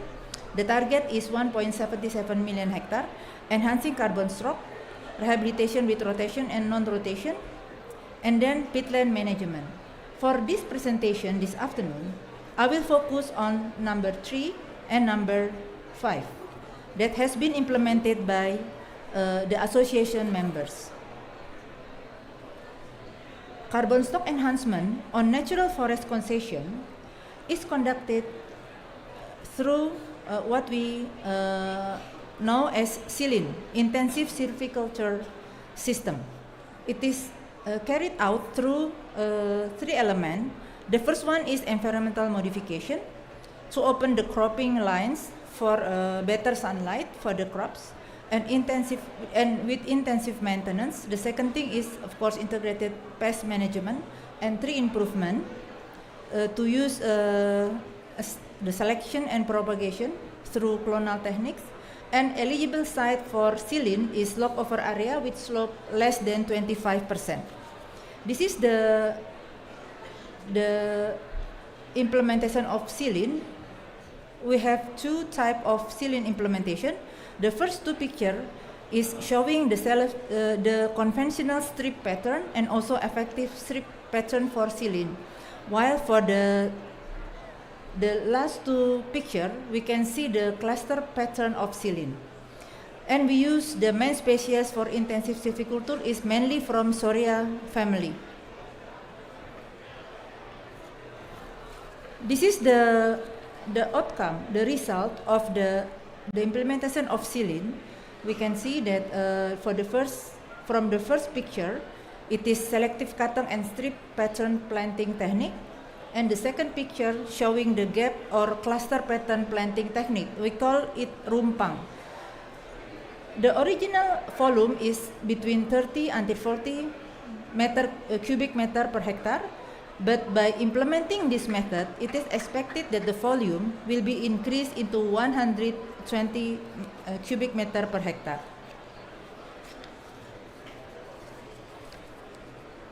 Based on the research that conducted at one of APHI member, that the SILIN gap or cluster pattern at the year of 25, it show a potential for CO2 sequestration potential will be until 87 ton CO2 equivalent per hectare per year, and this will be increased to 120 ton CO2 per hectare per year at the age of 30 years. And for the SILIN, the conventional strip pattern is better than the effective strip pattern. The second example is related to carbon stock enhancement on peat ecosystem restoration concession. This is about ecosystem restoration. The total area for this is 150,000 hectare, consists of 5 ecosystem restoration concession license given by the government for the period of 60 years duration. This area is very rich in biodiversity.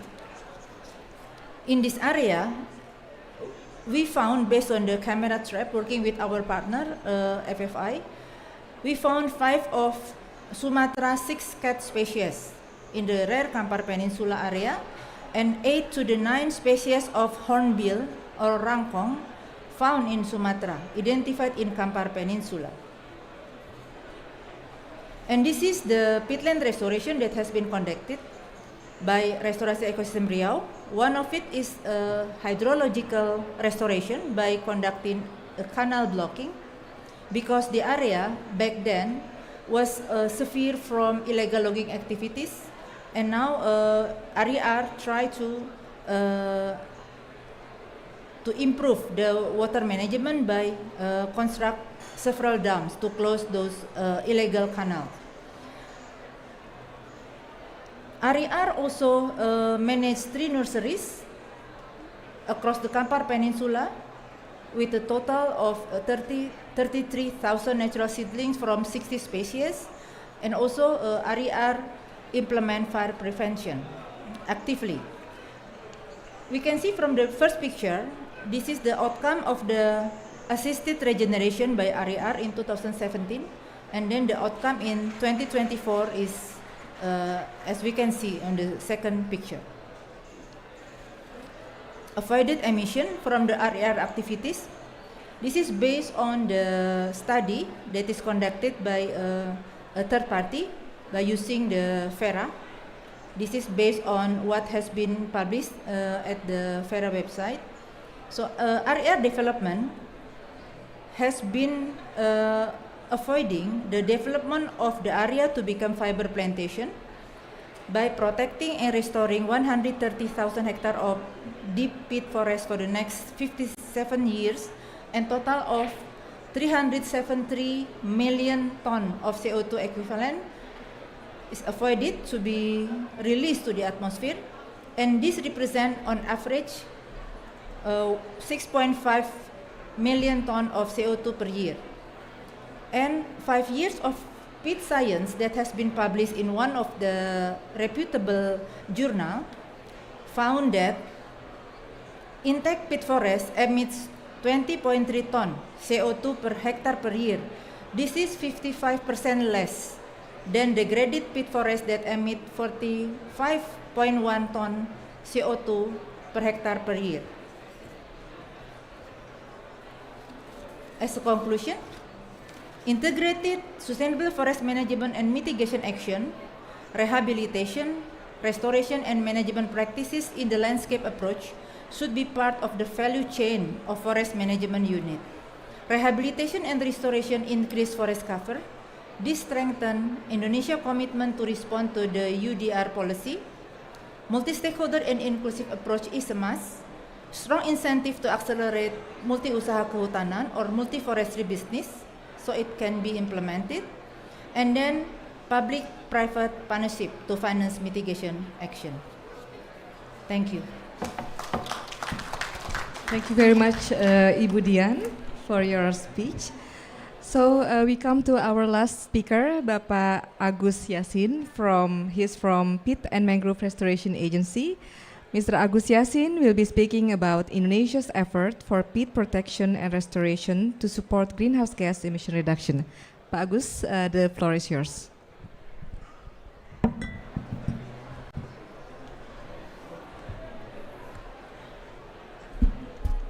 Bismillahirrahmanirrahim. Assalamualaikum warahmatullahi wabarakatuh.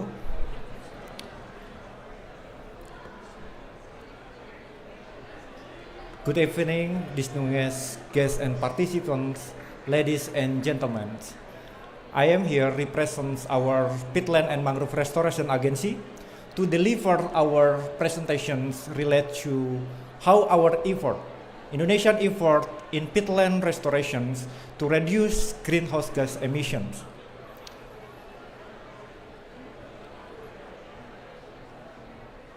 So first of all, I want to emphasize that our nation, Indonesia, has the largest tropical peatland in the world. It is covered more than 13.4 million hectares, and it stores more than 40 gigaton carbon. Some research reveal that our peatland store more than 57 gigaton carbon. And of course, it is a very significant number. And because it wide 13.4 million hectares, some of our peatland already cultivated, utilized by some plantations, agriculture, and commercials. So, welcome, Pak Alu.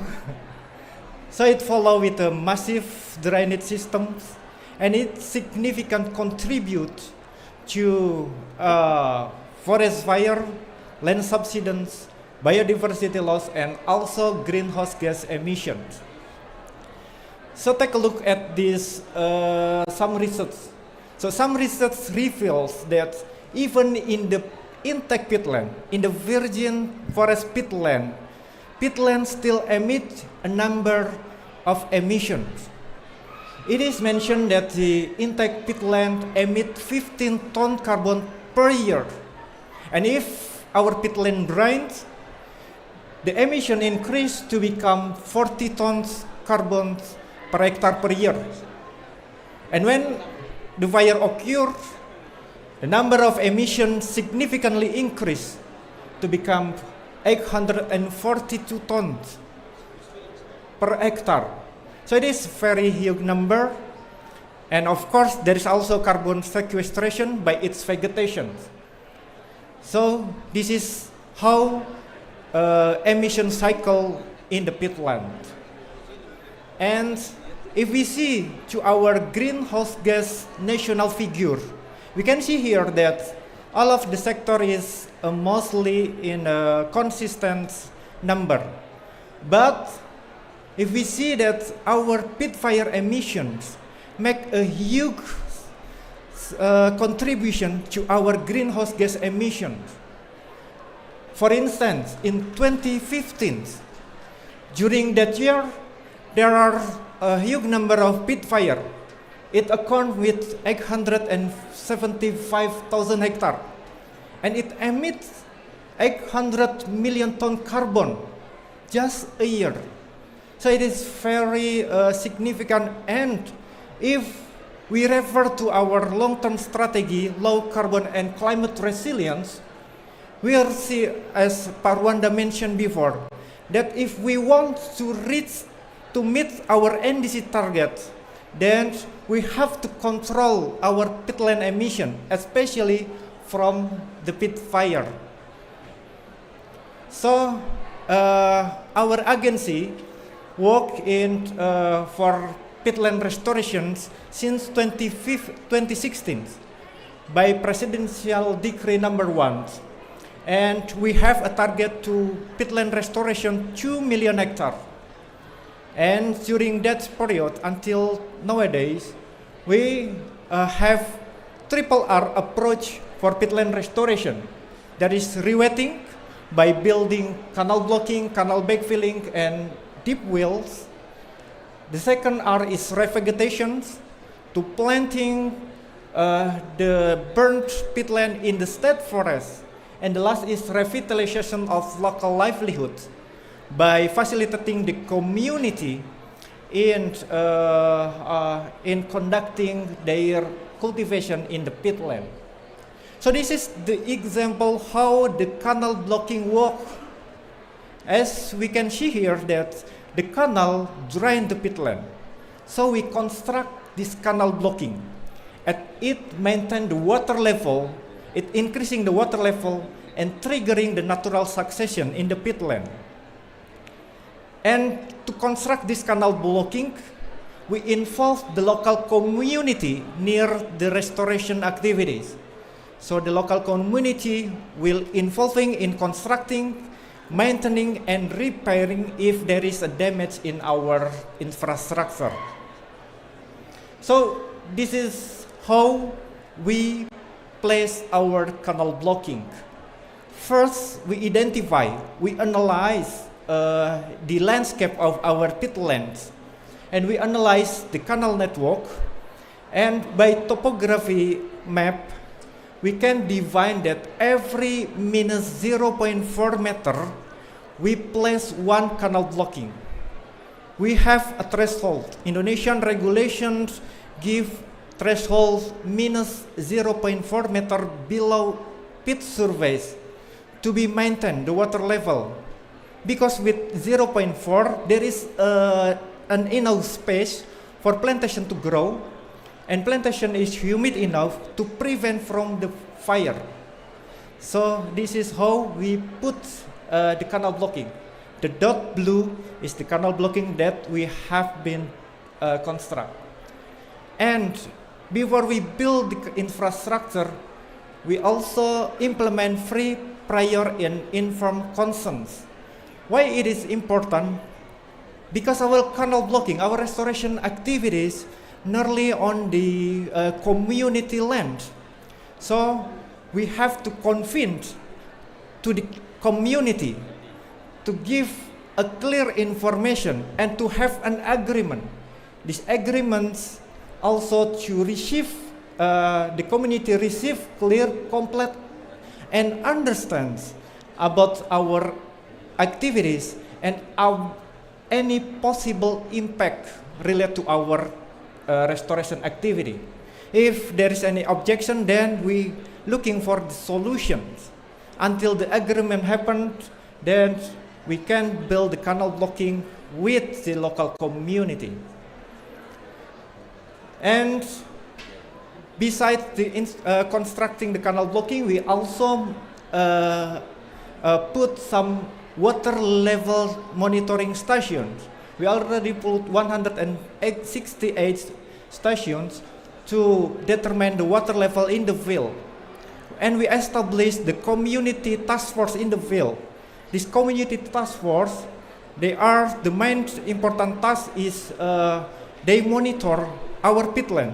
If our peatlands become dry, or if there is an indication of the degraded peatland, like peat fire, so they can have an early response in the peatlands. And the last is for rewetting, we also operate weather modifications. We collaborate with the National Climatology Agency to have a rewetting operation by weather modification, artificial rainfall. And unfortunately, our physical infrastructure is not enough. We can see here that even though we can maintain the water level, the fire still can be occurred. That's why we have to educate the people also, because peatland is an organic material, so there is a source of fire that we have to control. So we have a peatland stewardship village program. In this program, we hire one facilitator in every village. We put them in the village so they can involving, encouraging the villager to have any regulations, village planning and budget allocation to peatland restoration. So this is some activities for the village facilitator. They are gathering any data and information related to social and peatland attributes. They are involving in the village regulation, village planning and village deliberations, and also they train the community. The farmer also is the main important thing, because the degradation mostly come with the wrong cultivation. So we trained the local farmer. We have a pit farmer field school. We encourage them to build strong bond between farmer and encourage knowledge transfer between them. We also have an economic empowerment, especially for the women, to add value in end product like handcraft, packaging, and the market. For the young people, we also make local content curriculum. So we educate the children so they know that the peatland is a vital ecosystem to protect and to manage the peatland. And we also approach the religious figure. We make religious material for worship. And last thing, we have a peatland restoration special web-based system.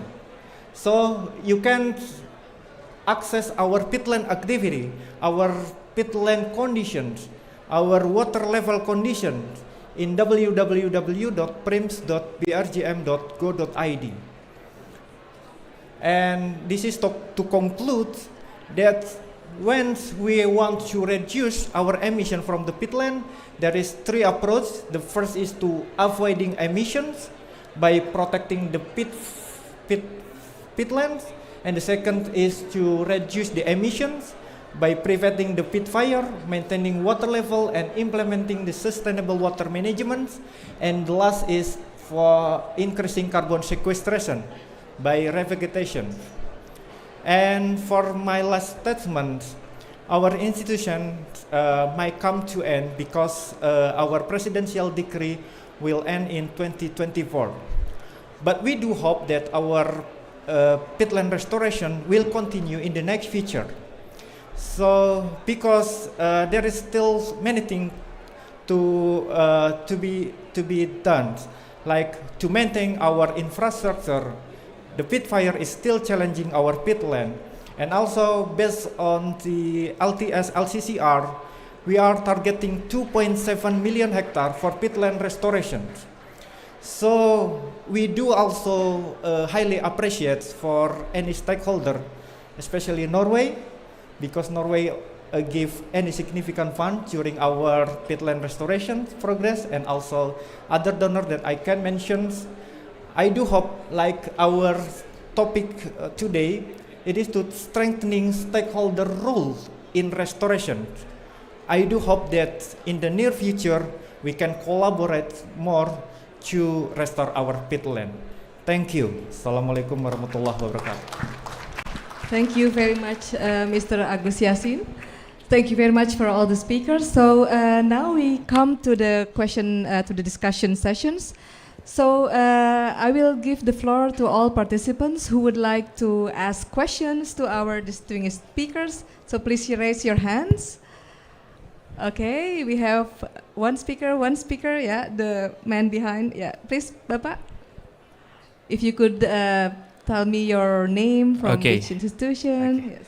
Thank you very much. My name is Joseph from Fauna and Flora. So the question is, so both community forestry that protect forests and also harvest forests are still under the same regime of social forestry, yeah? And looking at Pa Yozar income numbers, the community forest income that has been helped or been facilitated since 2020 are still below the national poverty line. So the highest one is 2.3 or so, but the national forestry poverty line is 2.5 million per month. So meaning that even the social forestry areas that has been helped for a couple of years still did not match or pass the poverty line of national poverty line. The question is, should APHI, as the large-scale forestry concessions that has lots of resources, not just money, but also skills, provided incentives to this small-scale community forestry like HTR or HKM, HTR or HKM, so they can improve their income level, at least passing the national poverty line. And if that's so, how big should APHI need from the community-based forestry if there is a target? So we know that, for example, in the next 5 years, this much of community forestry will have a sustainable forest management that provided a sufficient income that passed the national poverty line for the communities. That's the first one for areas that sustainable manage the forestry, yeah? The second one is how much should international finance or aid like NICFI or even private investment providing incentives for community that protect their forests? I mean community payment, not NGO grants. Although I'm from NGO, but you know, it's better to give money for the actors that really do at the field level. So how much do you think it is needed to make community able to incentivize to protect the forest? Because here all the panels has one is for protecting the forest from the community base, and the second one is for converting the forest as a plantation for community plantation, which both are legal and both are correct business, yeah. And or even further, how much should the incentive given to actors, especially community, to protect forests, or in this session to implement the FOLU net sink directly? Thank you. Very appreciated if these questions can be addressed by Ibu Dian as the APHI representative, and also Ibu Hege as the international aid representative for NICFI. I hope my questions are clear. Thank you very much. Thank you very much, Dr. Firni. Thank you very much, Pak Joseph. So I would give the answer to Ibu Dian and to Ms. Hege to answer the question from Pak Joseph. Sorry?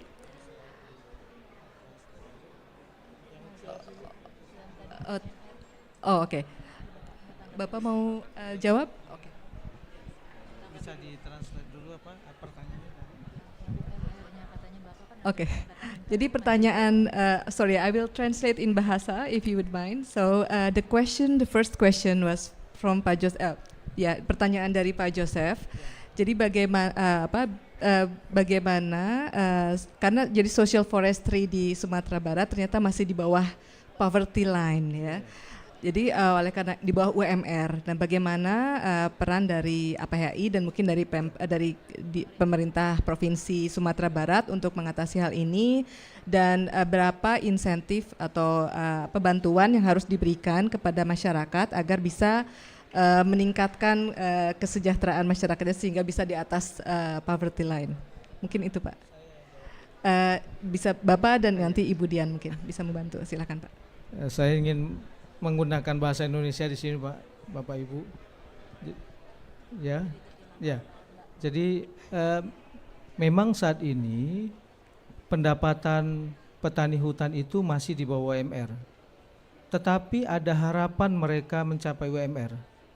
Karena kita sudah survei dengan data yang betul-betul berdasarkan survei pendapatan petani hutan yang dibangun dengan metodologi survei yang direkomendasikan oleh Badan Pusat Statistik. Sehingga dalam 4 tahun ini kita dapat data 1,6 juta, 1,5 juta di awal, kemudian 1,6, 1,7, 1,9 dan 2,3. Target kami adalah dalam 2 tahun ke depan di akhir RPJMD Gubernur tahun 2026 itu akan UMR.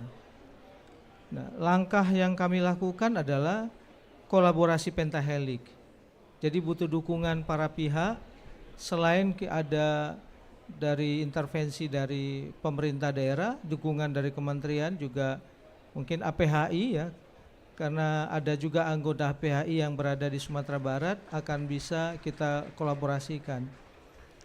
Saya kira itu sangat terbuka untuk dukungan para pihak. Saya kira terima kasih. Baik, terima kasih Pak. Okay, so yeah, he said that yes, the level of livelihood of the communities in West Sumatra is still below the poverty line, but there is chance to increase their livelihood by conducting pentahelix collaboration with all stakeholders. Okay, and then to Ibu Dian, if you could add more about this, thank you. Please. Yes, thank you. Thank you, Mas Joseph. Yes, the problem that we understand that many of community group receiving license, social forestry license from the government, they, after receiving license, they don't have enough resources to manage their social forestry area. So we, APHI member, especially from pulp and paper industry that I understand, they develop a different model of partnership with the license holder of social forestry, especially for hutan tanaman rakyat is community plantation, and also the hutan kemasyarakatan. Apa itu Inggrisnya ya?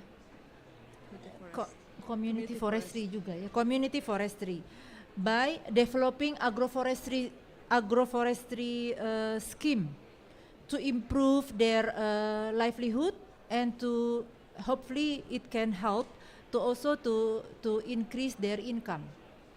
Well, it is only started, but yes, some of APHI member already started, as Ibu Moderator mentioned, that in the spirit of multi-stakeholder collaboration, that partnership is initiated. And in addition to that, some APHI member also collaborate with the hutan desa license holder and also hutan adat, village forest and apa hutan adat? Hutan adat, customary forest, because if there are indigenous community living surrounding the concession and also and some of them also receive the hutan adat permit from the government. They are also reaching out to the concession area in that landscape to establish a collaboration. I think it is started. It is not a big movement already. It is only started, but I think it is a good sign that the multi-stakeholder collaboration is happening. Yes. I hope that can answer your question. Thank you. Thank you, Ibu Dian. So, and the next question will be addressed to Ibu Hege. Thank you so much. So I can tell you a bit about how Norway does how we pay for Indonesia's results. Indonesia had very impressive results in reducing emissions from deforestation and forest degradation 2017, 18, and 19, and that's the results that Norway has paid for the mentioned $156 million. We've also had a partnership before that, but we paid for those. So we pay for emission reductions, but we only pay for a part of Indonesia's emission reductions, because for those years Indonesia's emissions reductions were very large, and Norway only had the opportunity to pay for a portion. Yeah? So we called on the other parts of the international community, public and private enterprises, to partner with Indonesia, and of course Indonesia to partner for them if this is something that you'd like to do. So we have not calculated, we cannot pay for everything, but we paid for a portion that we agreed with Indonesia, the rules for this. And this was in line with the FOLU net sink strategy. And the payments are received by the Indonesia Environment Fund. And it's the Indonesia Environment Fund, the BPDLH, that makes the investment strategy and the investment plan. Thus, it's the Indonesia Environment Fund that collaborates directly with the provinces and with communities. Yeah? So that plan is made by Indonesia, not by Norway. Yeah? But we, of course, recognize all the important work that's done by various stakeholders throughout Indonesia in achieving the emission reductions by households, by communities, and of course by provincial governments and by the private sector and by Bergen, and Badan Restorasi, Gambut, and so forth. Thank you. Thank you very much, Ms. Hege. I hope it answers your questions, Pa Joseph. So the second question, from the gentleman. If you could tell me your name for your institution. Thank you very much. Thank you very much for a very good presentation. Actually, my name is Fuat Hassan, a member of the local NGO, at the same time the international movement called Publish What You Pay, Global Council of that organization. So I listened to the presentation, actually very interesting statistics and explanation in peatland restoration, especially the lady actually made a presentation, and there was one note there, the fire prevention. Since 2014, there is zero fire incident. I would like actually to get an answer to my question. Actually, maybe the answer already was in the presentation, but I missed. But I would like to know what was the real reason, the main reason: a good governance, or well-organized mitigation measures or preventive measures, and how would you like actually to explain the successful result on that since 2014? Okay, thank you very much. I think this question can be answered by Pa Agus, or Ibu. I think Pa Agus, it's about peatland fire, or Ibu Dian. Yeah, please. Thank you for the question. So yes, the Riau ecosystem restoration has been able to avoid fire since 2014 until now, zero forest fire. Because because RER, Rio Ecosystem Restoration, is located in the area that is that boundary by a forest plantation. So it is not easy to access the RER location from outside. So it is protected, well protected actually in terms of location. And in addition to that, because the effort to restore the hydrological situation in the area by bringing the water level up to natural level, it is not easy to make it not easy to be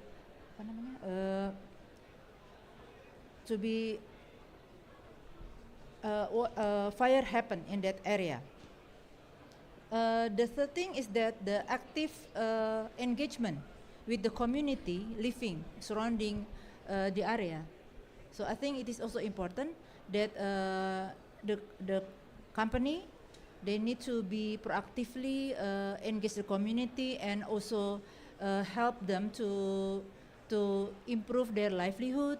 So they also will not, for example, work with them to teach them not to use fire for their agriculture, for example.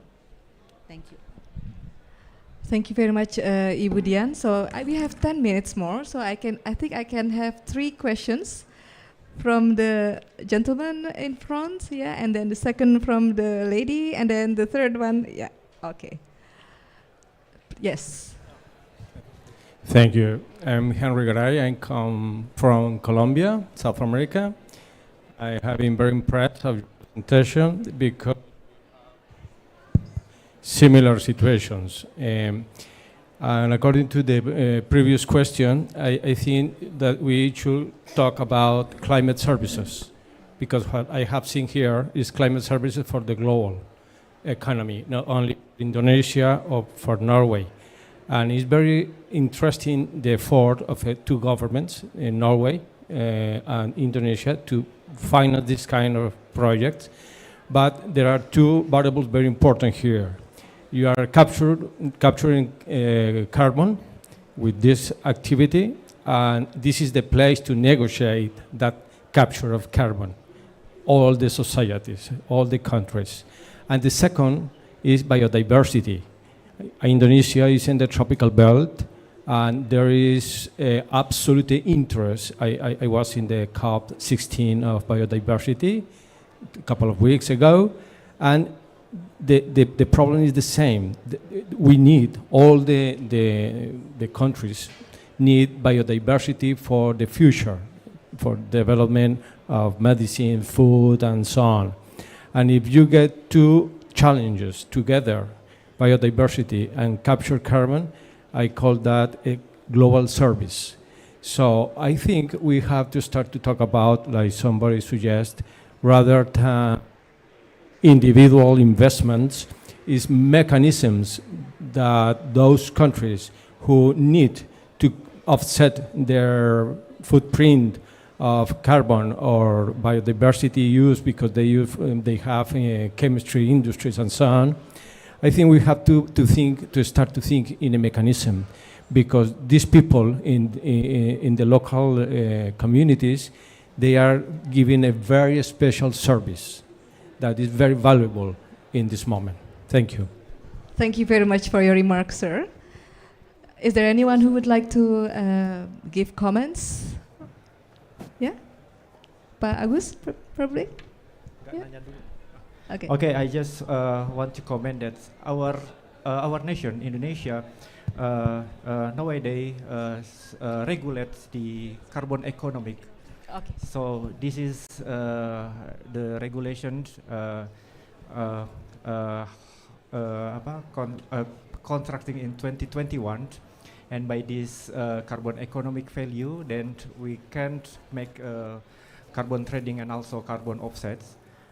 And for the peatland itself, it is a very special ecosystem because the peatland emit emissions.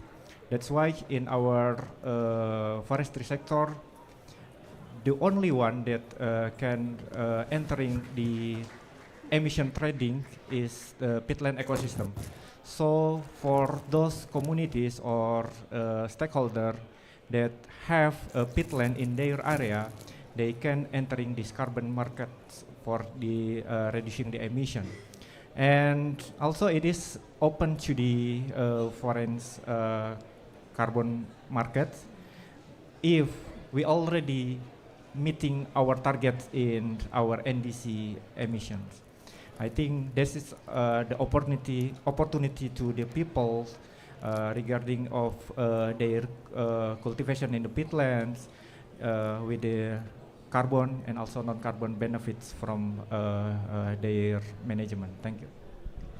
Thank you very much, Pak Agus. And Ibu Hege would like to give comments also. Thank you very quickly. Thank you. We also have a partnership with Colombia, so it's good to have Colombian friends here. I just wanted to briefly mention that the partnership we have with Indonesia and the partnership we have with Colombia and other countries are not offsetting programs. Yeah? So we do not offset Norway's emissions against your emission reductions. Yeah? The partnership is overseas development funds. And we still have to reduce our emissions in line with our NDC. Yeah. Thank you. Thank you very much. So the second question is to the lady in white. Yeah. Thank you. My name is Laman Burjal Soy, and first I want to thank the speaker for a dedicated speech. My question is that how Indonesia is involving indigenous people while and protect their rights while implementing and working on forest restoration and sustainability. Thank you. Thank you very much. Who would like to answer the question?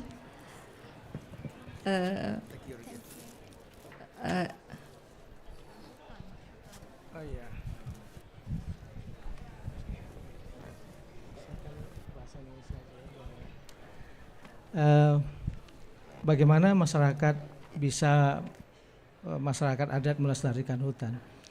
Di Sumatera Barat itu ada kearifan lokal yang namanya adalah ulayat. Ulayat ini adalah turun-temurun dari leluhur di mana mereka menjaga hutan, kemudian memanfaatkan hutan secara terbatas, tetapi dengan sistem sustainable, berkelanjutan. Mereka mengambil secara ekonominya terbatas sesuai dengan kapasitasnya, lalu kedua memperhatikan ekologinya, dan yang ketiga sosialnya, sosial masyarakat. Jadi semuanya mempunyai peran yang sama untuk mempertahankan hutan dan juga menjaga keberlanjutan dari hutan itu. Jadi itu. Yeah, so in West Sumatra, there is indigenous knowledge which is called ulayat, where the community can have access to the forest resources, but limited, and they are also being involved in the forest in the forest resources. So I think yeah, that was the answer of. And ecologically. They can also get the benefits from this ulayat, this indigenous knowledge. Yeah, I hope that clears your question. Okay, and they have to transcend their knowledge to their younger generations. Yeah, okay. And then the last questions will be from the lady at the back, please. Thank you so much. My name is Viola Kataike. I serve at Girls for Climate Action Uganda, a movement that advocates for climate justice both at local and national level. So my question is, sorry I came in a little bit late, maybe I had missed on it, but it is, what stakeholders are you targeting for forest restoration, and how are you strategically and intentionally strengthening them? And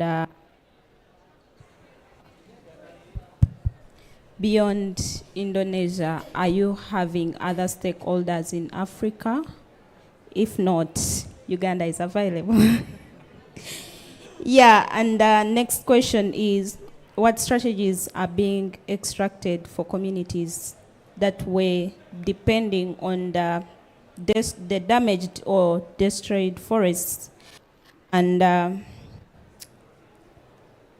how do you see women also being compensated? I mean, yeah. The second, but not this, yeah, is when we think of mitigation and adaptation, how are women being prepared in regards to capacity strengthening, but coping up with the effects or impacts that have come from the forest? Because we believe women depend a lot on forests, yeah. And still, beyond women and other indigenous communities. Lastly is, what global laws and policies shall the stakeholders that you're targeting prioritize to protect the restored forests or to preserve these existing forests, both individual and national forests? Thank you.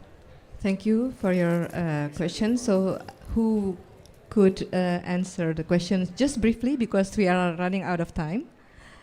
Ibu Dian probably, or Pak Agus, just brief to wrap up the questions, please. Yes, a brief answer from me.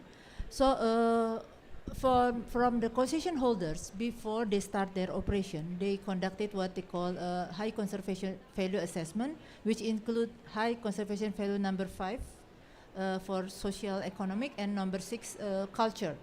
So after identifying those factors, then we will the concession holder will set aside what is important for the community living surrounding the area. So I think, and also before starting the operation, the concession holder will also conduct it, what has been mentioned by my colleague from BRG, free, prior, and informed consent. So by doing that, we believe that we respect the right of the community living surrounding the concession area. Thank you. Okay, thank you very much, Ibu Dian. And as we are coming to the end, so we can conclude this session. So it is clear that achieving our ambitious goals requires collective action, innovation, and unwavering commitment from all stakeholders. So let us move forward together, united in purpose and action, to make Indonesia a global leader in forest restoration and climate resilience. So thank you very much for your active participation. And with this, I hand over the session to the master ceremony, please. Thank you, Mbak Firni, acting as the moderator as well as translator today. Thank you very much. And Pak Agus, would you please take the honor to hand out the special merchandise that we have prepared for all the speakers. Pak Arwanda, as a keynote speaker, please step forward on stage to kindly accept it. And I think I found a nice coincidence. There are 3 Pak Agus here. Pak Agus, our vice chairman of FOLU, and Pak Agus, the speaker, and I think another Mas Agus at the back, Mas Agus Jr. Oh, he left already. So it doesn't mean they were all born in August. It's just a common Indonesian name. So we're here to not just talk about the climate issues, but we also want to share some of our culture with all of you, because I spotted few international audience in our pavilion. Okay, thank you very much for sharing your thoughts, Ibu Dian, introducing the silviculture or sealing techniques. Okay, take a picture first before we close the session. Okay. Hopefully what they share today could help the forest business to run productively and sustainably.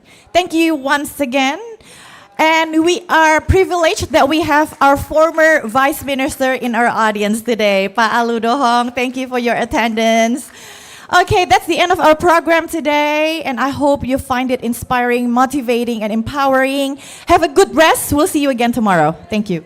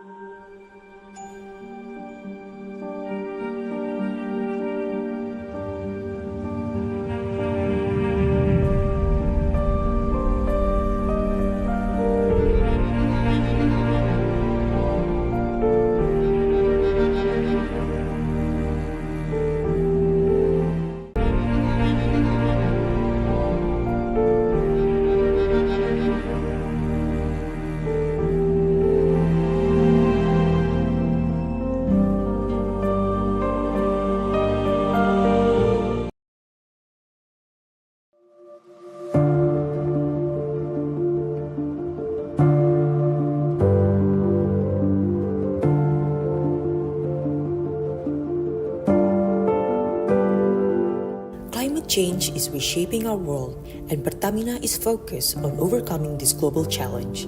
Through our dual growth strategy, low carbon business and decarbonization, we are driving the energy transition while ensuring energy security and equity. We are on a mission to reach net zero emissions by 2060 or sooner, aligning with Indonesia's climate goals. By 2030, we aim to increase new and renewable energy to 17% of our energy mix, with a focus on biofuels, geothermal, hydrogen, and the EV ecosystem. Pertamina is making strides in decarbonization, reducing 8.5 million tons of carbon dioxide equivalent by 2023 and targeting a reduction up to 9.1 million metric tons by 2025. Our initiatives span energy efficiency, zero routine flaring, methane management, and green power solutions. Strategic partnerships play a vital role as we collaborate with international initiatives and business partners to drive low-carbon solutions. We are also reskilling our workforce to support a just energy transition, creating green jobs and advancing renewable energy. Pertamina is energizing progress for a more sustainable future, where sustainability and energy security go hand in hand. Pupuk Indonesia Holding Company cultivates prosperity through a commitment to sustainable fertilizers, pioneering petrochemicals, and unwavering business support. Spanning across Pacific Asia, the Middle East, and North Africa, we proudly serve as the largest plant nutrition and agriculture solution company. Our integrated fertilizer production facilities and robust distribution networks are the cornerstones of Indonesia's food security. Embracing digital transformation, we innovate across every aspect, from distribution monitoring to user-friendly applications. Ranked as the 7th largest fertilizer producer globally, Pupuk Indonesia is not only about growth, it's about nurturing. We actively strengthen the economy, enrich social bonds, and preserve the environment through empowerment initiatives. Our commitment transcends mere profit. It's about leaving a positive footprint on the earth we call home. Pupuk Indonesia, prosper together with Indonesia. Medco Energy, a leading Southeast Asia energy and natural resources company. At Medco Energy, our strength comes from our people. We invest in exploration and production and new development projects with the trust of governments, partners, and other stakeholders to operate large and complex fields.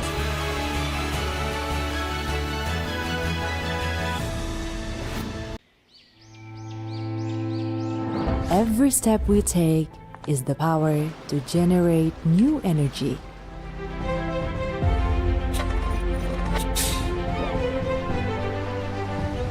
An eternal spirit that is never extinct, flowing in every aspect of life. We unite and grow strength, turn hopes into reality, and explore potential rising from the bowels of the earth, spread into an ocean of light. Become sparks of hope and the anchor of the future.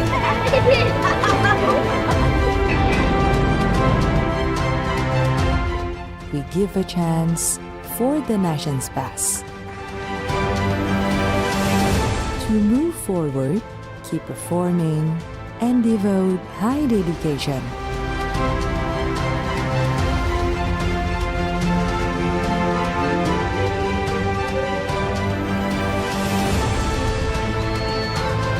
To optimize legacy into welfare.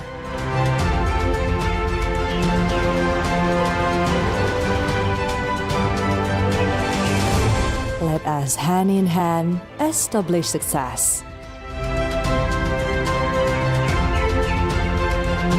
Ensure the prosperity of all the people of Indonesia. Because the success of upstream oil and gas is the success for all of us.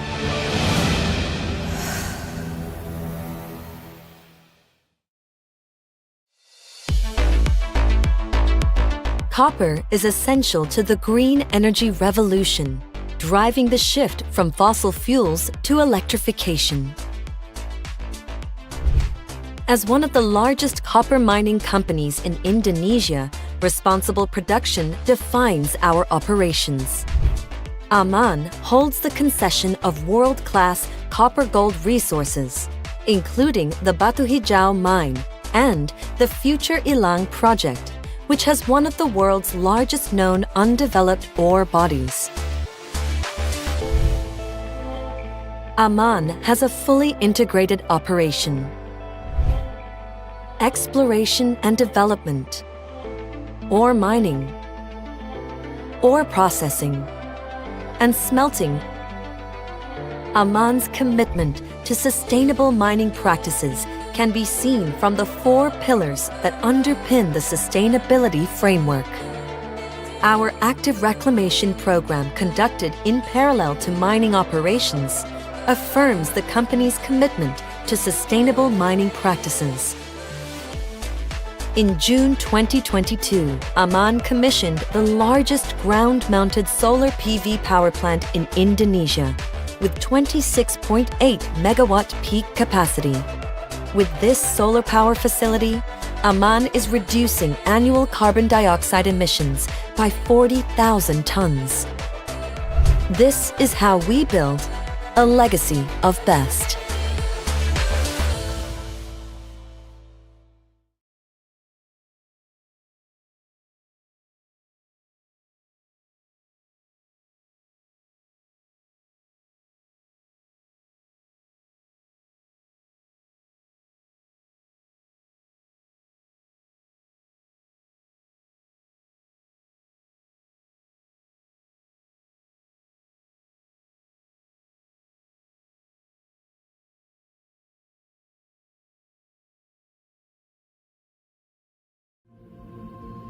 Di antara hijaunya alam, cerita kami dimulai. Kami bertekad untuk menjaganya dengan bertransformasi. Bagi kami, keberlanjutan bukanlah pilihan, tapi sudah menjadi bagian kehidupan kami. Kami sadar, dunia sedang menghadapi tantangan yang belum pernah dihadapi sebelumnya. Kami percaya pada kekuatan untuk perubahan. Tak pernah berhenti memperbaiki diri telah menjadi moto kami. Kami berinvestasi dengan inovasi. Didukung dengan teknologi terkini, kami mengelola limbah, meningkatkan efisiensi, dan mengurangi jejak karbon. Fasilitas kami beroperasi dengan energi matahari, menuntun kami mewujudkan masa depan yang berkelanjutan. Berkapasitas 9,8 megawatt peak, mampu menghasilkan lebih dari 13 juta kilowatt hour energi listrik ramah lingkungan, dan mengurangi lebih dari 12.000 ton emisi karbon.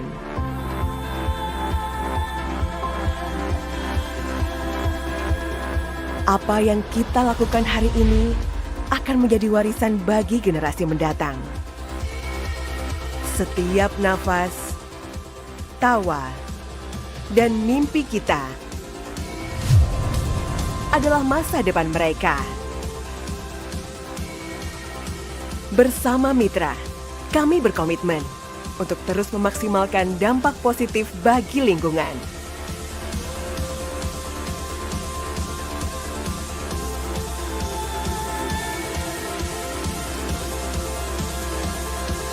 Untuk Anda, untuk kita, untuk bumi, dan untuk dunia yang lebih baik.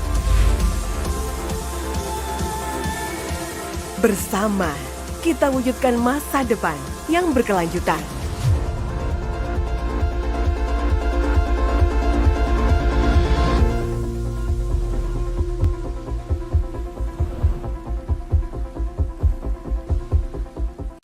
Our world is ever-changing, and should do we, the fastest, the cheapest, are not the number one value we're looking for. At least not anymore. We believe so in FUPAC. Therefore, we create sustainable paper materials for multi-purposes, made out of virgin pulp from our own industrial forest. Imitating nature, FOOPAC offers more flexibility, safety, and quality. You can design each according to your needs.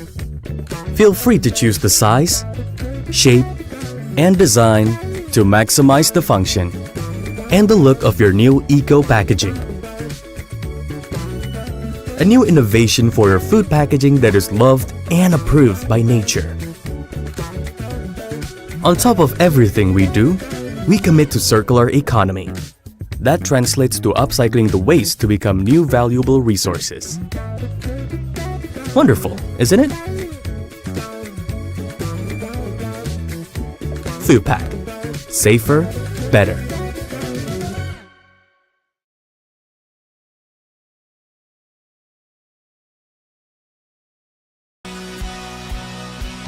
Marubeni is making a paradigm shift. A shift from business that utilizes nature to circular business that contributes to nature.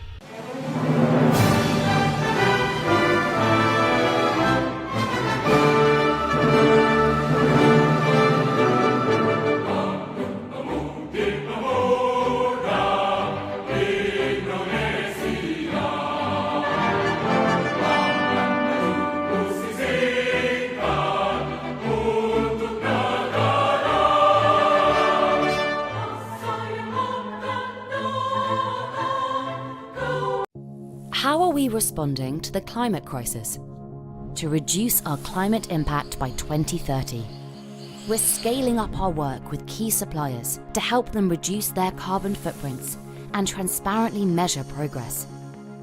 We're investing in how we sustain and strengthen deforestation-free commodities whilst meeting current and future demands. And we're reformulating our products to use lower impact ingredients. But to keep fueling innovation and scaling solutions, our success also relies on the support of businesses, governments, regulators, and consumers. Read our updated Climate Transition Action Plan at unilever.com.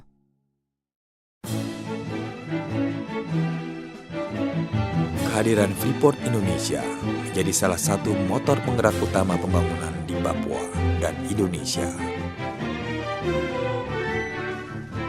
Bersama, kami satukan tekad untuk harumkan Indonesia dari Papua.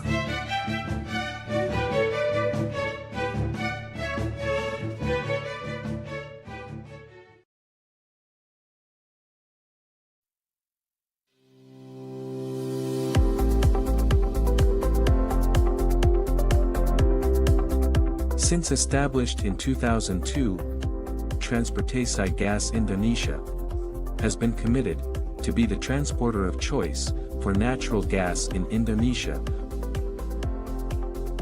We operate more than 1,000 kilometers of 28-inch diameter gas pipelines, both onshore and offshore, connecting Gresik to Duri and Gresik to Batam, Singapore, to provide confidence and convenience to every customer. All pipelines and facility stations are monitored 24 hours a day and 7 days a week to connect energy for synergy, making us as a prudent operator. Such activities supported by the implementation of system management with a mission to contribute for this country. We uphold the aspects of governance and compliance by implementing transparent and ethical business practices in all areas, as well as providing a positive impact around the company's operational facilities through corporate social responsibility programs that prioritize aspects of the Sustainable Development Goals. We continue to adapt to design a better future. We continue to develop competencies using the latest technology. All of us TGI people will continue to collaborate for one goal, from TGI for today and for the future.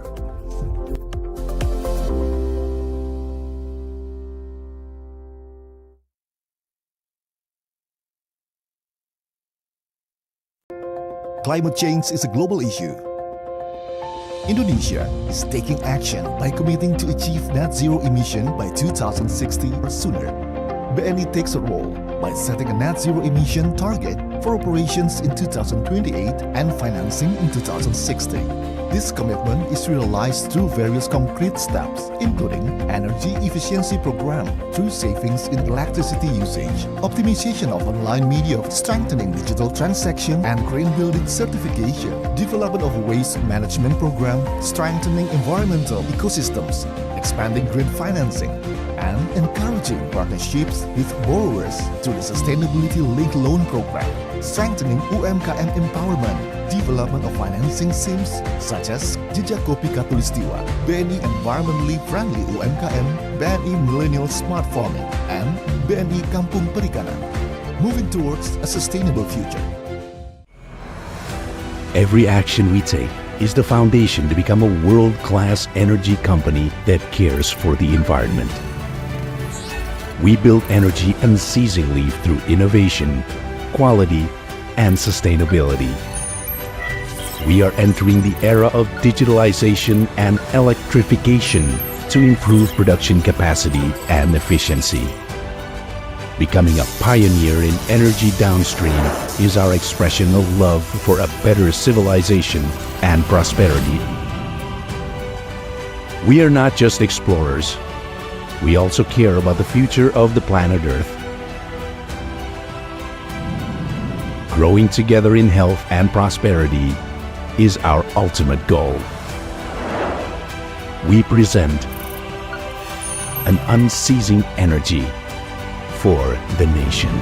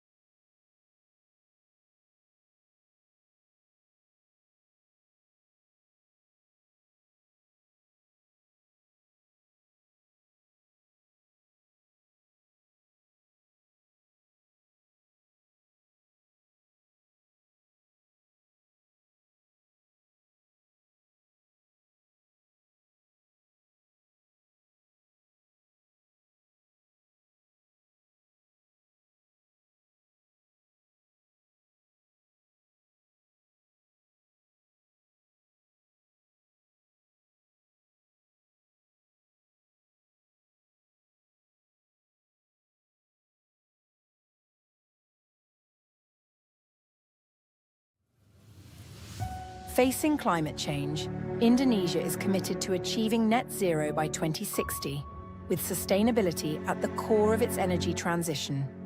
With approximately 24 gigawatts, Indonesia holds the second largest geothermal potential globally. Geothermal energy, drawn from the Earth's underground natural heat, is an ideal green baseload alternative. Through wells, we capture this heat and channel the steam to drive turbines that generate electricity, offering a clean, reliable power source that operates 24/7, regardless of weather conditions. At the forefront of this transition is Pertamina Geothermal Energy, a pioneer with decades of experience driving Indonesia's geothermal development. PGE manages 3 gigawatts of potential geothermal resources, including over 1 gigawatt of proven reserves, making it a significant player in the geothermal energy sector. With 672.5 megawatts of installed capacity across Indonesia, PGE is powering communities and industries with sustainable energy. Our commitment extends beyond energy production. We are dedicated to community empowerment and exploring new technological frontiers. Through synergies with Pertamina Group, we enhance our impact by leveraging combined expertise and resources. Our vision is to become a world-class green energy company with the largest global geothermal capacity. We plan to expand our installed capacity to 1 gigawatt in the next 2 to 3 years, advancing Indonesia's sustainable energy future. Driving innovation and sustainability, we are unlocking new geothermal ecosystem, adopting innovations and boosting local manufacturing of technologies like heat exchangers and two-phase flow meters to enhance efficiency. PGE also aspires to pioneer green businesses in Indonesia, supporting new growth for the company and the nation's green ambitions. Pertamina Geothermal Energy, powering a sustainable Indonesia today and for generations to come. Together we power Indonesia's future.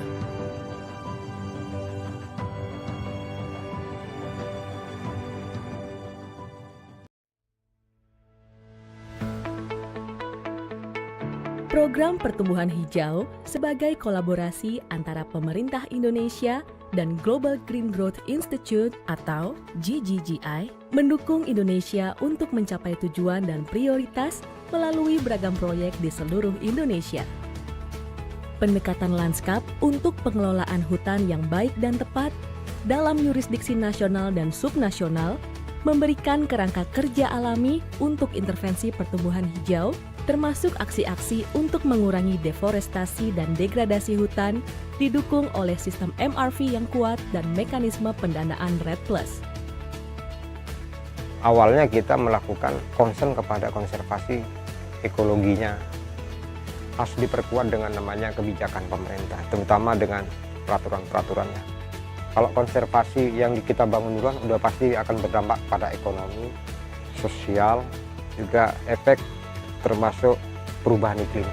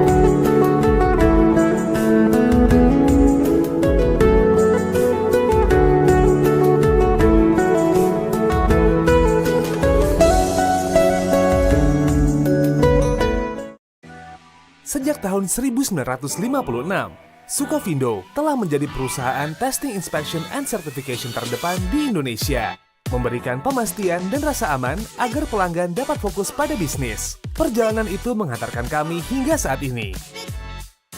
Mencakup semua tahapan proses bisnis, mulai dari tahap prainvestasi, pembangunan, produksi, hingga distribusi.